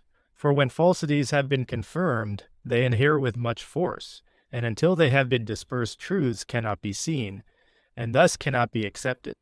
But vast stations and how they are affected have been treated of in the Arcana Coelestia, from which the notes below have been collected. All who are in places of instruction dwell apart, for each one is connected in regard to his interiors with that society of heaven which he is about to enter, thus as the societies of heaven are arranged in accord with the heavenly form.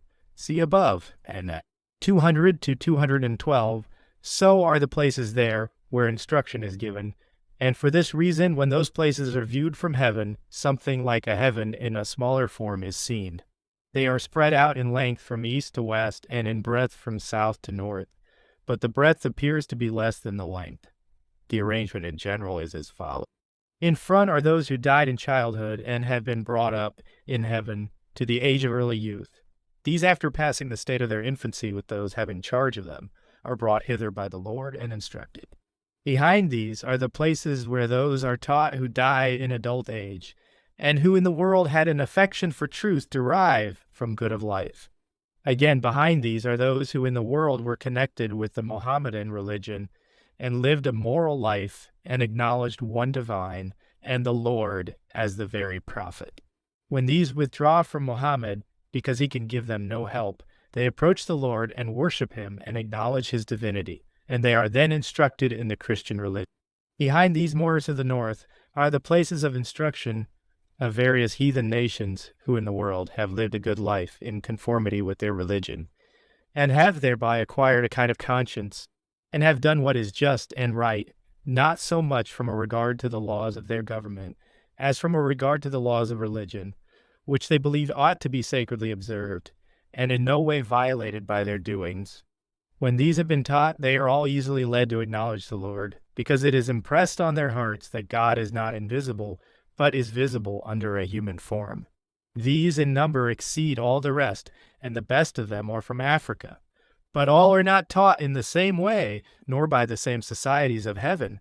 Those that have been brought up from childhood in heaven, not having imbibed falsities from the falsities of religion, or defiled their spiritual life with the dregs pertaining to honors and riches in the world, receive instruction from the angels of the interior heavens, while those that have died in adult age receive instruction mainly from angels of the lowest heaven, because these angels are better suited to them than the angels of the interior heavens, who are in interior wisdom, which is not yet acceptable to them. But the Mohammedans receive instruction from angels who had been previously in the same religion and had been converted to Christianity. The heathen, too, are taught by their angels. All teaching there is from doctrine drawn from the Word, and not from the Word apart from doctrine. Christians are taught from heavenly doctrine, which is in entire agreement with the internal sense of the word. All others, as the Mohammedans and heathen, are taught from doctrine suited to their apprehension, which differ from heavenly doctrine only in this: that spiritual life is taught by means of moral life in harmony with the good tenets of their religion, from which they had derived their life in the world. Instruction in the heavens differs from instruction on earth, in that knowledges are not committed to memory, but to life. For the memory of spirits is in their life, for they receive and imbibe everything that is in harmony with their lives, and do not receive, still less imbibe, what is not in harmony with it. For spirits are affections, and are therefore in a human form that is similar to their affections. Being such, they are constantly animated by an affection for truth that looks to the uses of life, for the Lord provides for everyone's loving the uses suited to his genius, and that love is exalted by the hope of becoming an angel.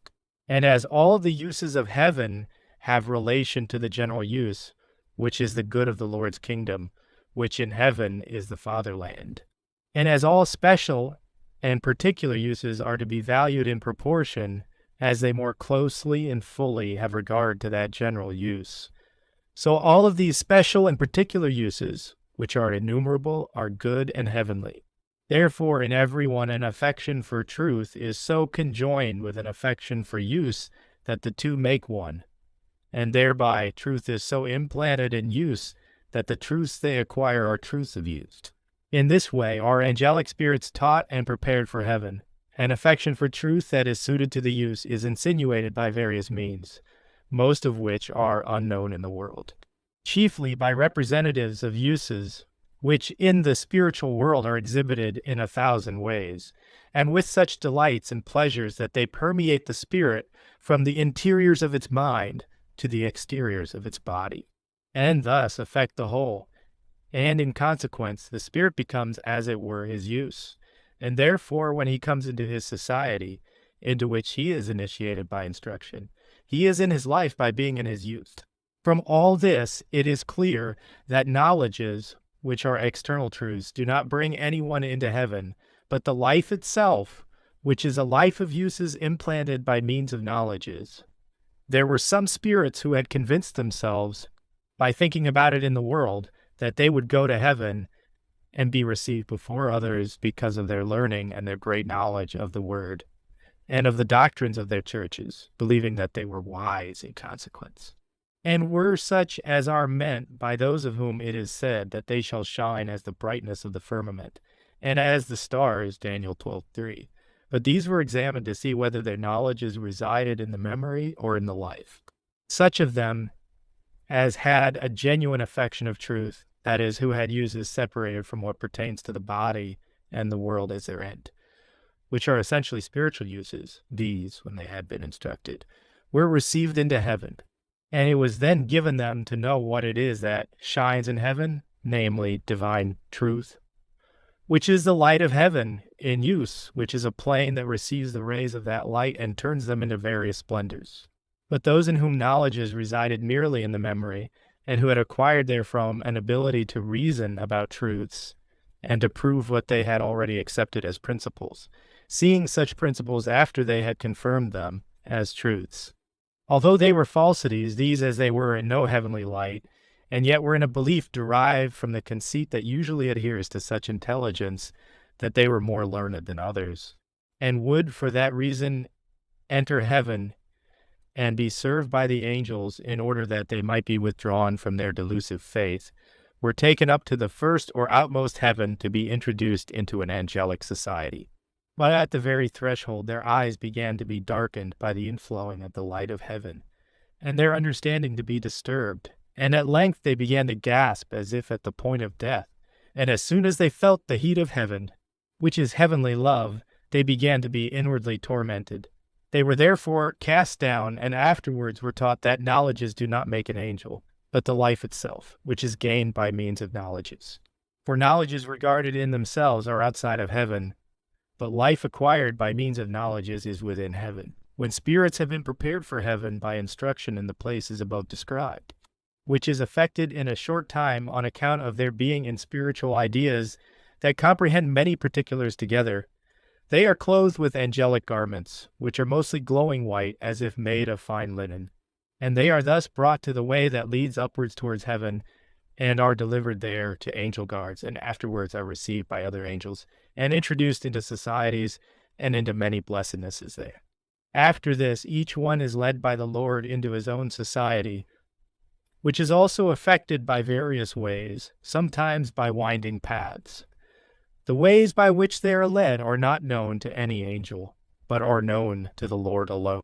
When they come to their own society, their interiors are opened, and as these are in conformity with the interiors of the angels who are in that society, they are immediately recognized and received with joy. To this, I will add a memorable fact respecting the ways that lead from these places to heaven, by which the newly arrived angels are introduced.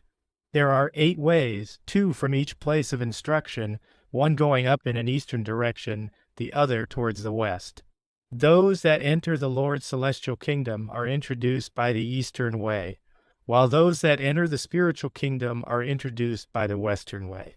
The 4 ways that lead to the Lord's celestial kingdom appear adorned with olive trees and fruit trees of various kinds, but those that lead to the Lord's spiritual kingdom appear adorned with vines and laurel.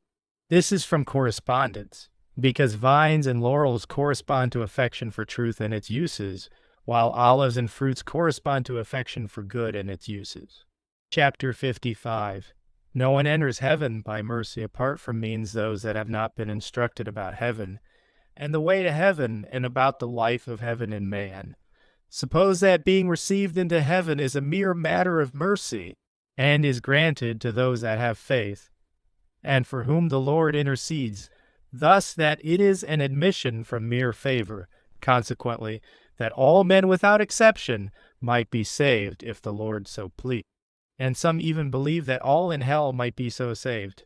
But those who so think know nothing about man, that he is just such as his life is, and that his life is such as his love is, both in respect to the interiors pertaining to his will and understanding, and in respect to the exteriors pertaining to his body. Also that his bodily form is merely the external form in which the interiors exhibit themselves in effect. Consequently, that one's love is the whole man. See above, and 363. Nor do they know that the body lives not from itself, but from its spirit, and that a man's spirit is his essential affection. And his spiritual body is nothing else than his affection in human form. And in such a form it appears after death, see above, and 453 to 460. So long as man remains ignorant of all this, he may be induced to believe that salvation involves nothing but the divine good pleasure, which is called mercy and grace. But first, let us consider what the divine mercy is. The divine mercy is pure mercy towards the whole human race to save it, and it is also unceasing towards every man, and is never withdrawn from anyone, so that everyone is saved who can be saved. And yet no one can be saved except by divine means, which means the Lord reveals in the Word. The divine means are what are called divine truths, which teach how man must live in order to be saved. By these truths the Lord leads man to heaven, and by them he implants in man the life of heaven. This the Lord does for all. But the life of heaven can be implanted in no one unless he abstains from evil, for evil obstructs. So far, therefore, as man abstains from evil, he is led by the Lord out of pure mercy by his divine means, and this from infancy to the end of his life in the world, and afterwards to eternity. And from this it is evident that the mercy of the Lord is pure mercy, but not apart from means, that is, it does not look to saving all out of mere good pleasure, however they may have lived. The Lord never does anything contrary to order, because he himself is order. The divine truth that goes forth from the Lord is what constitutes order, and divine truths are the laws of order. It is in accord with these laws that the Lord leads man. Consequently, to save man by mercy, apart from means, would be contrary to divine order, and what is contrary to divine order is contrary to divine. Divine order is heaven in man, And man has perverted this in himself by a life contrary to the laws of order, which are divine truths. Into this order man is brought back by the Lord out of pure mercy by means of the laws of order. And so far as he is brought back into this order, he receives heaven in himself. And he that receives heaven in himself enters heaven. This again makes evident that the Lord's divine mercy is pure mercy, and not mercy apart from means. If men could be saved by mercy apart from means, all would be saved, even those in hell, in fact. There would be no hell because the Lord is mercy itself, love itself, and goodness itself. Therefore, it is inconsistent with his divine to say that he is able to save all apart from means and does not save them. It is known from the word that the Lord wills the salvation of all and the damnation of no one. Most of those who enter the other life from the Christian world bring with them this belief that they can be saved by mercy apart from means and pray for that mercy. But when examined, they are found to believe that entering heaven is merely gaining admission, and that those who are let in are in heavenly joy. They are wholly ignorant of what heaven is and what heavenly joy is, and consequently are told that the Lord denies heaven to no one, and that they can be admitted and can stay there if they desire it. Those who so desire were admitted, but as soon as they reached the first threshold, they were seized with such anguish of heart from a draught of heavenly heat, which is the love in which angels are, and from an inflow of heavenly light, which is divine truth, that they felt in themselves infernal torment. Instead of heavenly joy, and struck with dismay, they cast themselves down headlong. Thus they were taught by living experience that it is impossible to grant heaven to anyone from mercy apart from means. I have occasionally talked with angels about this, and have told them that most of those in the world who live in evil, when they talk with others about heaven and eternal life, express no other idea than that entering heaven is merely being admitted from mercy alone. And this is believed by those especially who make faith the only medium of salvation. For such from the principles of their religion have no regard to the life and the deeds of love that make life, and thus to none of the other means by which the Lord implants heaven in man, and renders him receptive of heavenly joy. And as they thus reject every actual mediation, they conclude, as a necessary consequence of the principle, that man enters heaven from mercy alone, to which mercy God the Father is believed to be moved by the intercession of the Son. To all this, the angels said that they knew such a tenet follows of necessity from the assumption that man is saved by faith alone. And since that tenet is the head of all the rest, and since into it, because it is not true, no light from heaven can flow, this is the source of the ignorance that prevails in the church at this day in regard to the Lord, heaven, the life after death, heavenly joy, the essence of love and charity, and in general, in regard to good and its conjunction with truth, consequently in regard to the life of man, whence it is and what it is. When it should be known that thought never constitutes anyone's life, but the will and the consequent deeds, and that the life is from the thought only to the extent that the thought is derived from the will. Neither is life from the faith, except so far as the faith is derived from love.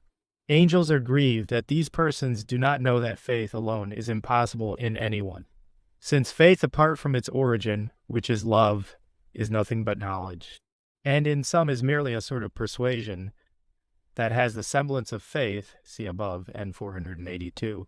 Such a persuasion is not in the life of man, but outside of it, since it is separated from man unless it coheres with his love. The angel said further that those who hold to this principle concerning the essential means of salvation in man must needs believe in mercy apart from means. For they perceive both from natural light and from the experience of sight that faith separate does not constitute the life of man, since those who lead an evil life are able to think and to be persuaded the same as others. And from this comes the belief that the evil as well as the good can be saved, provided that at the hour of death they talk with confidence about intercession, and about the mercy that is granted through that intercession. The angels declared that they had never yet seen anyone who had lived an evil life received into heaven from mercy, apart from means, whatever trust or confidence, which is preeminently meant by faith, he had exhibited in his talk in the world.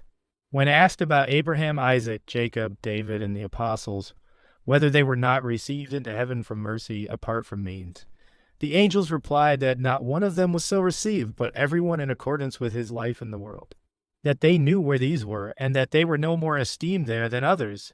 They said that these persons are mentioned with honor in the word for the reason that, in the internal sense, the Lord is meant by them, by Abraham, and Jacob, the Lord in respect to the divine and the divine human, by David, the Lord in respect to the divine royalty, and by the apostles, the Lord in respect to divine truths.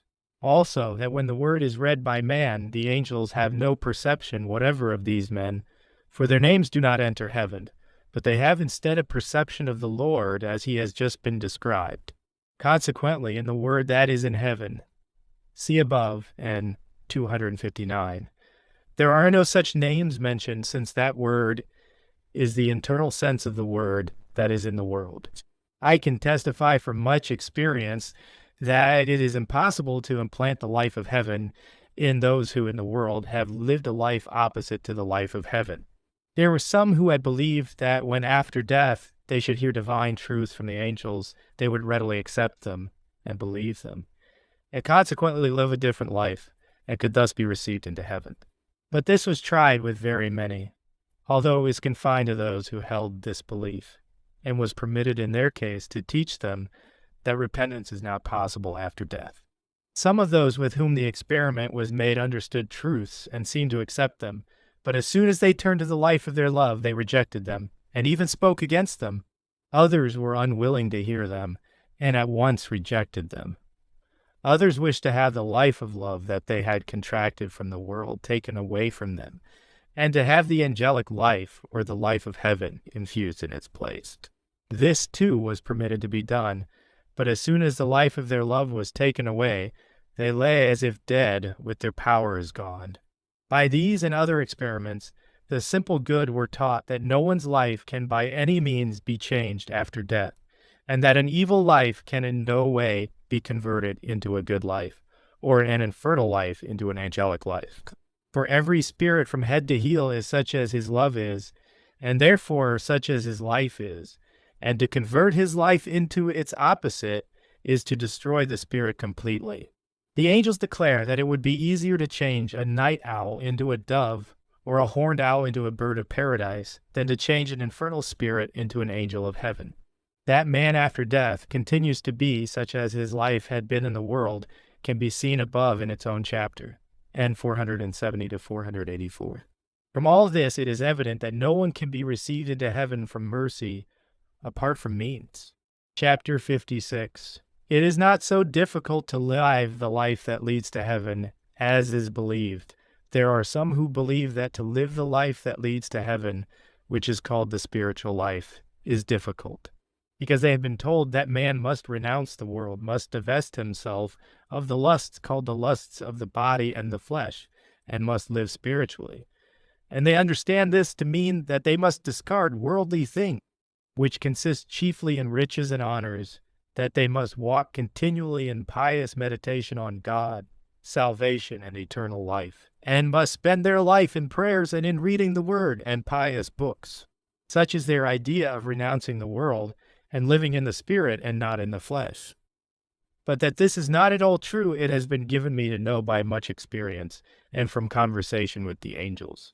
I have learned, in fact, that those who renounce the world and live in the Spirit in this manner acquire a sorrowful life that is not receptive of heavenly joy, since everyone's life continues the same after death. On the contrary, to receive the life of heaven, a man must needs live in the world and engage in its business and employments, and by means of a moral and civil life, they receive the spiritual life. In no other way can the spiritual life be formed in man, or his spirit prepared for heaven.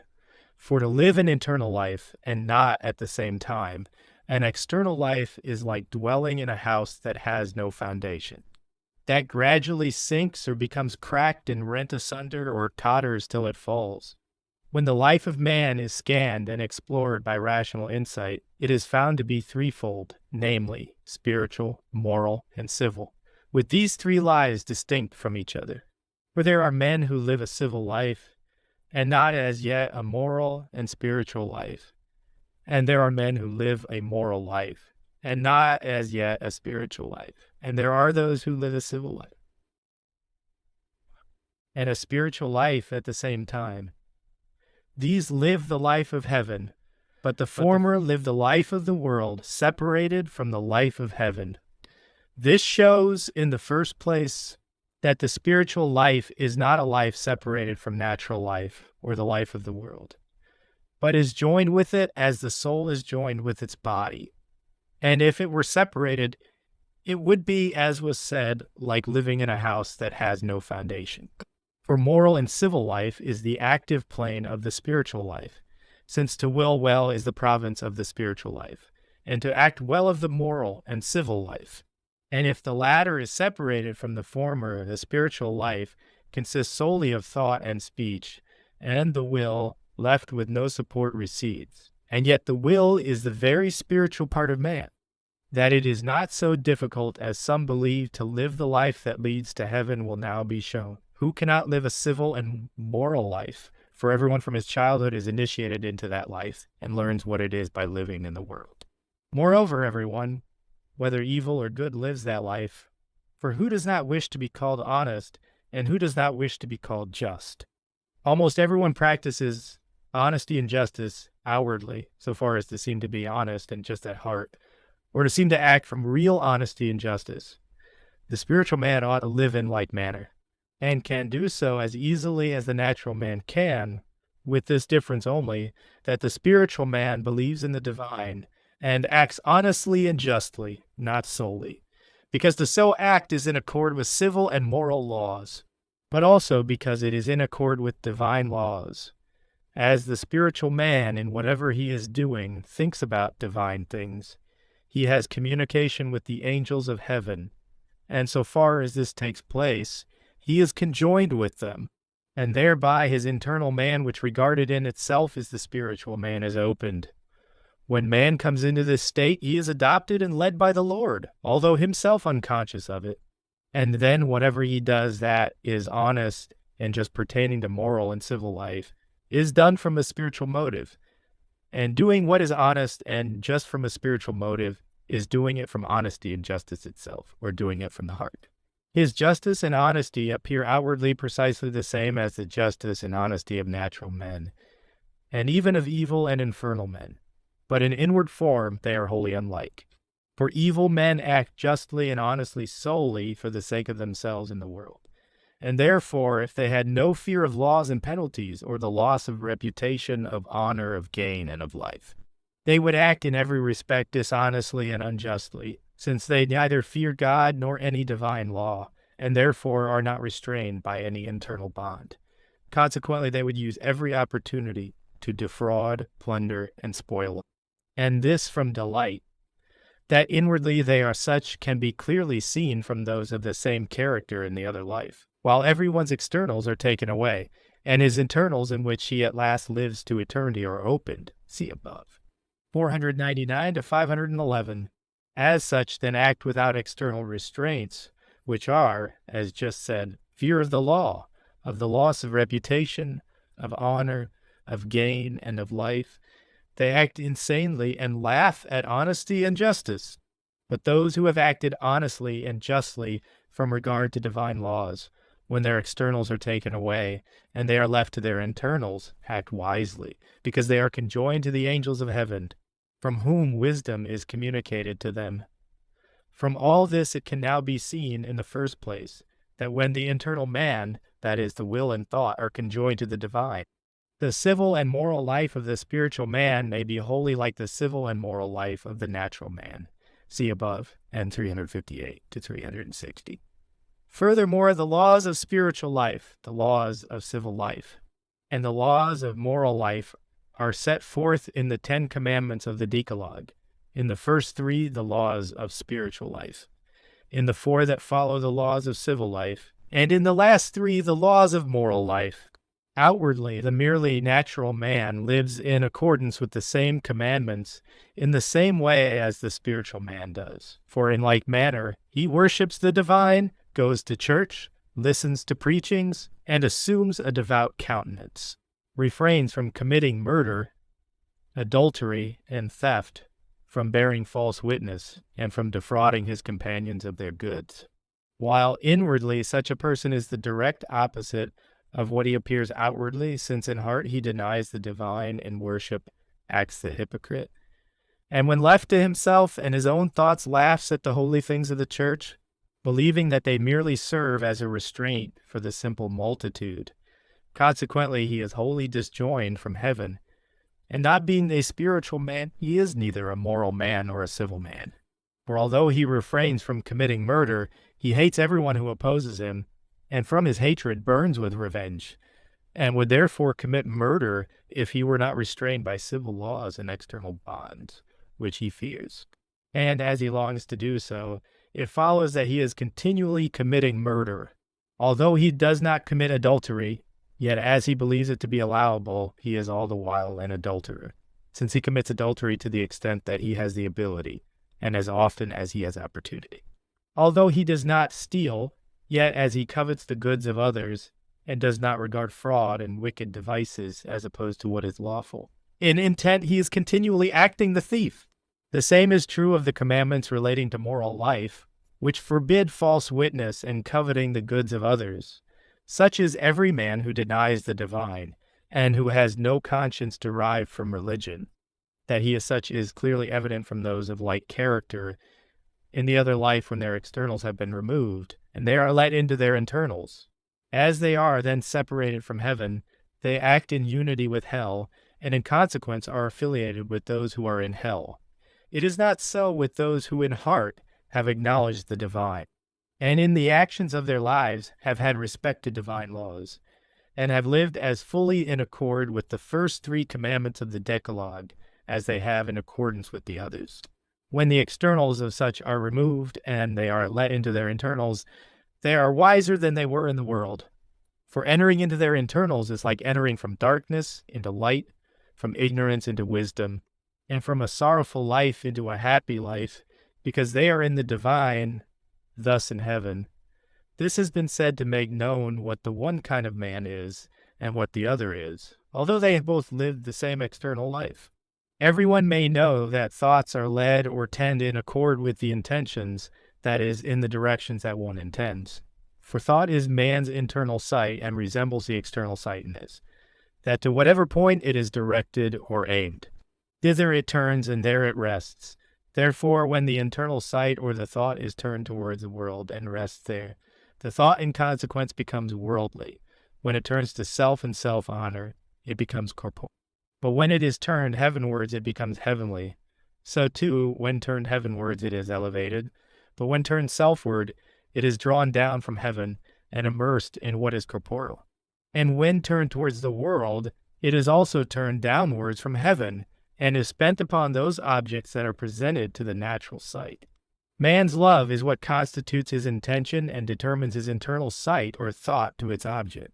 Thus the love of self fixes it upon self and its objects, the love of the world upon worldly objects, and the love of heaven upon heavenly objects. And when the love is known, the state of the interiors which constitute the mind can be known. That is, the interiors of one who loves heaven are raised towards heaven and are opened above, while the interiors of one who loves the world or who loves himself are closed above and are opened outwardly.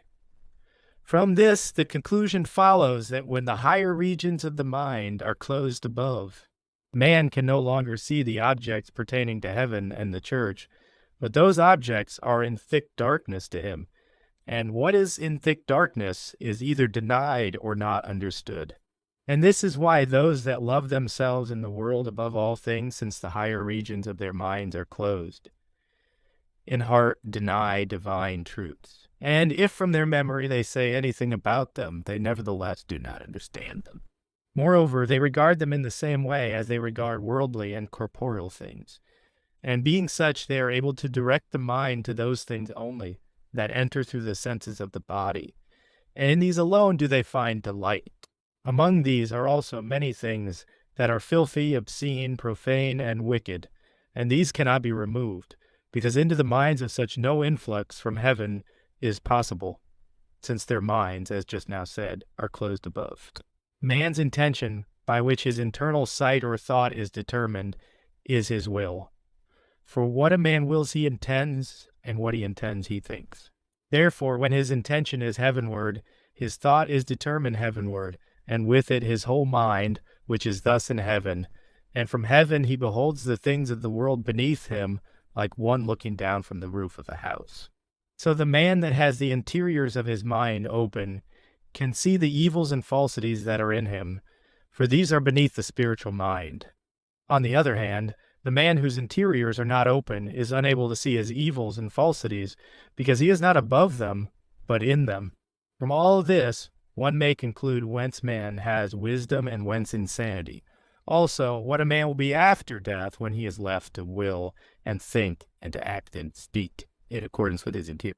All this also has been said in order to make clear what constitutes a man's interior character. However he may seem outwardly to resemble others, that it is not so difficult to live the life of heaven as some believe can now be seen from this. That when anything presents itself to a man that he knows to be dishonest and unjust, but to which his mind is born, it is simply necessary for him to think that it ought not to be done, because it is opposed to the divine precepts.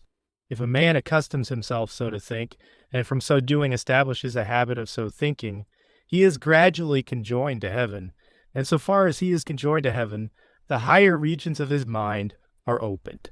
And so far as these are opened, he sees whatever is dishonest and unjust, and so far as he sees these evils, they can be dispersed.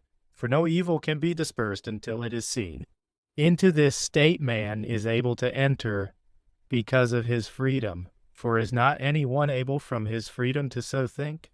And when man has made a beginning, the Lord quickens all that is good in him, and causes him not only to see evils to be evils, but also to refrain from willing them, and finally to turn away from them.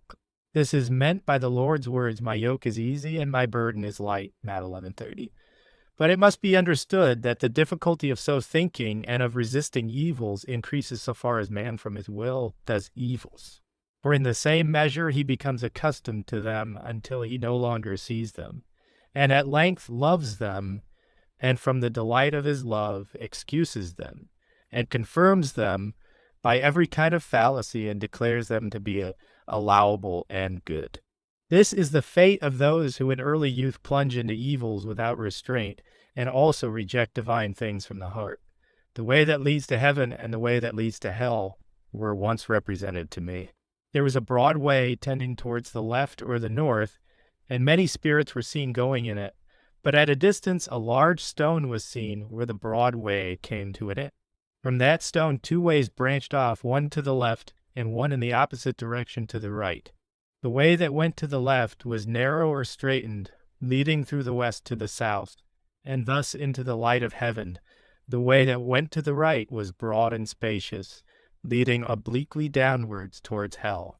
All at first seemed to be going the same way until they came to the large stone at the head of the 2 ways. When they reached that point, they divided. The good turned to the left and entered the straightened way that led to heaven, while the evil, not seeing the stone at the fork of the ways, fell upon it and were hurt.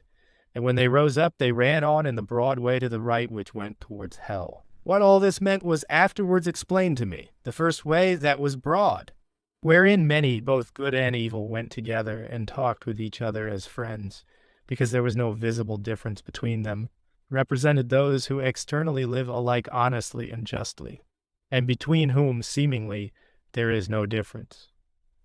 The stone at the head of the 2 ways, or at the corner, upon which the evil fell, and from which they ran into the way leading to hell, represented the divine truth, which is rejected by those who look towards hell. And in the highest sense, this stone signified the Lord's divine human. But those who acknowledged the divine truth, and also the divine of the Lord, went by the way that led to heaven.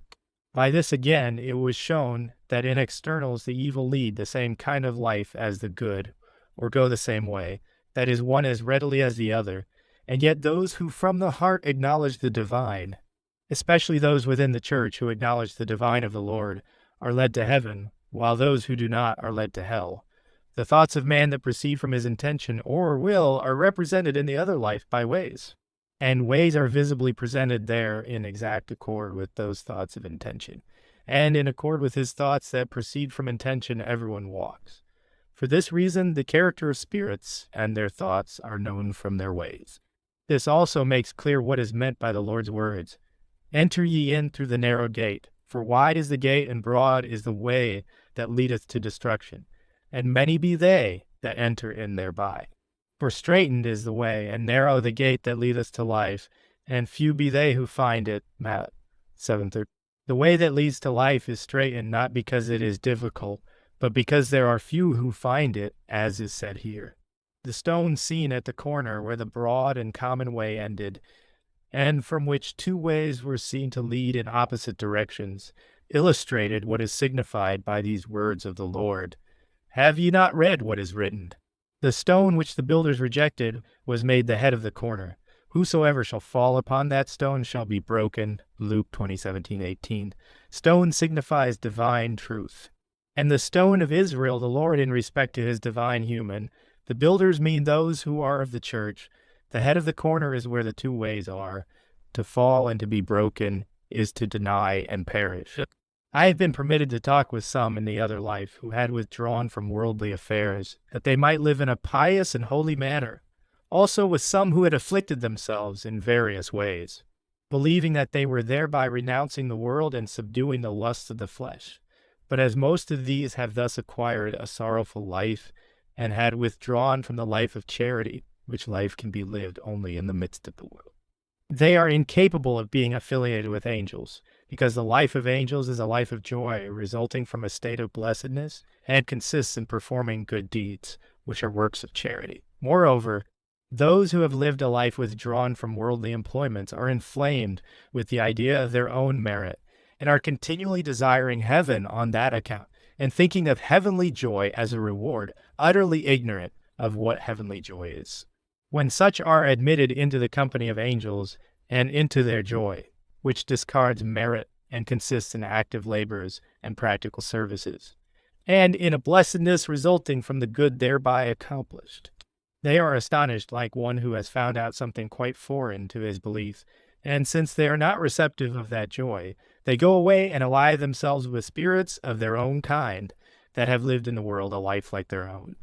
But those who have lived an outwardly holy life, constantly attending church and praying and afflicting their souls, and at the same time have thought constantly of themselves, that they would be esteemed and honored for all this above others, and finally, after death, would be accounted saints, such in the other life are not in heaven, because they have done all this for the sake of themselves, and as they have defiled divine truths by the self-love in which they have immersed them, some of them are so insane as to think themselves gods, and are consequently in hell among those like themselves. Some are cunning and deceitful, and are in the hells of the deceitful. These are such as by means of cunning arts and devices have maintained such pious conduct as induced the common people to believe that they possessed a divine sanctity. Of this character are many of the Roman Catholic saints. I have been permitted to talk with some of them, and their life was then plainly disclosed, such as it had been in the world and as it was afterwards. All this has been said to make known that the life that leads to heaven is not a life withdrawn from the world, but a life in the world, and that a life of piety separated from a life of charity, which is possible only in the world, does not lead to heaven, but a life of charity does. And a life of charity consists in acting honestly and justly in every employment, in every business, and in every work from an interior, that is, from a heavenly motive. And this motive is in that life whenever man acts honestly and justly, because doing so is in accord with the divine laws. Such a life is not difficult, but a life of piety separate from a life of charity is difficult. And as much as such a life is believed to lead towards heaven, so much it leads away from heaven.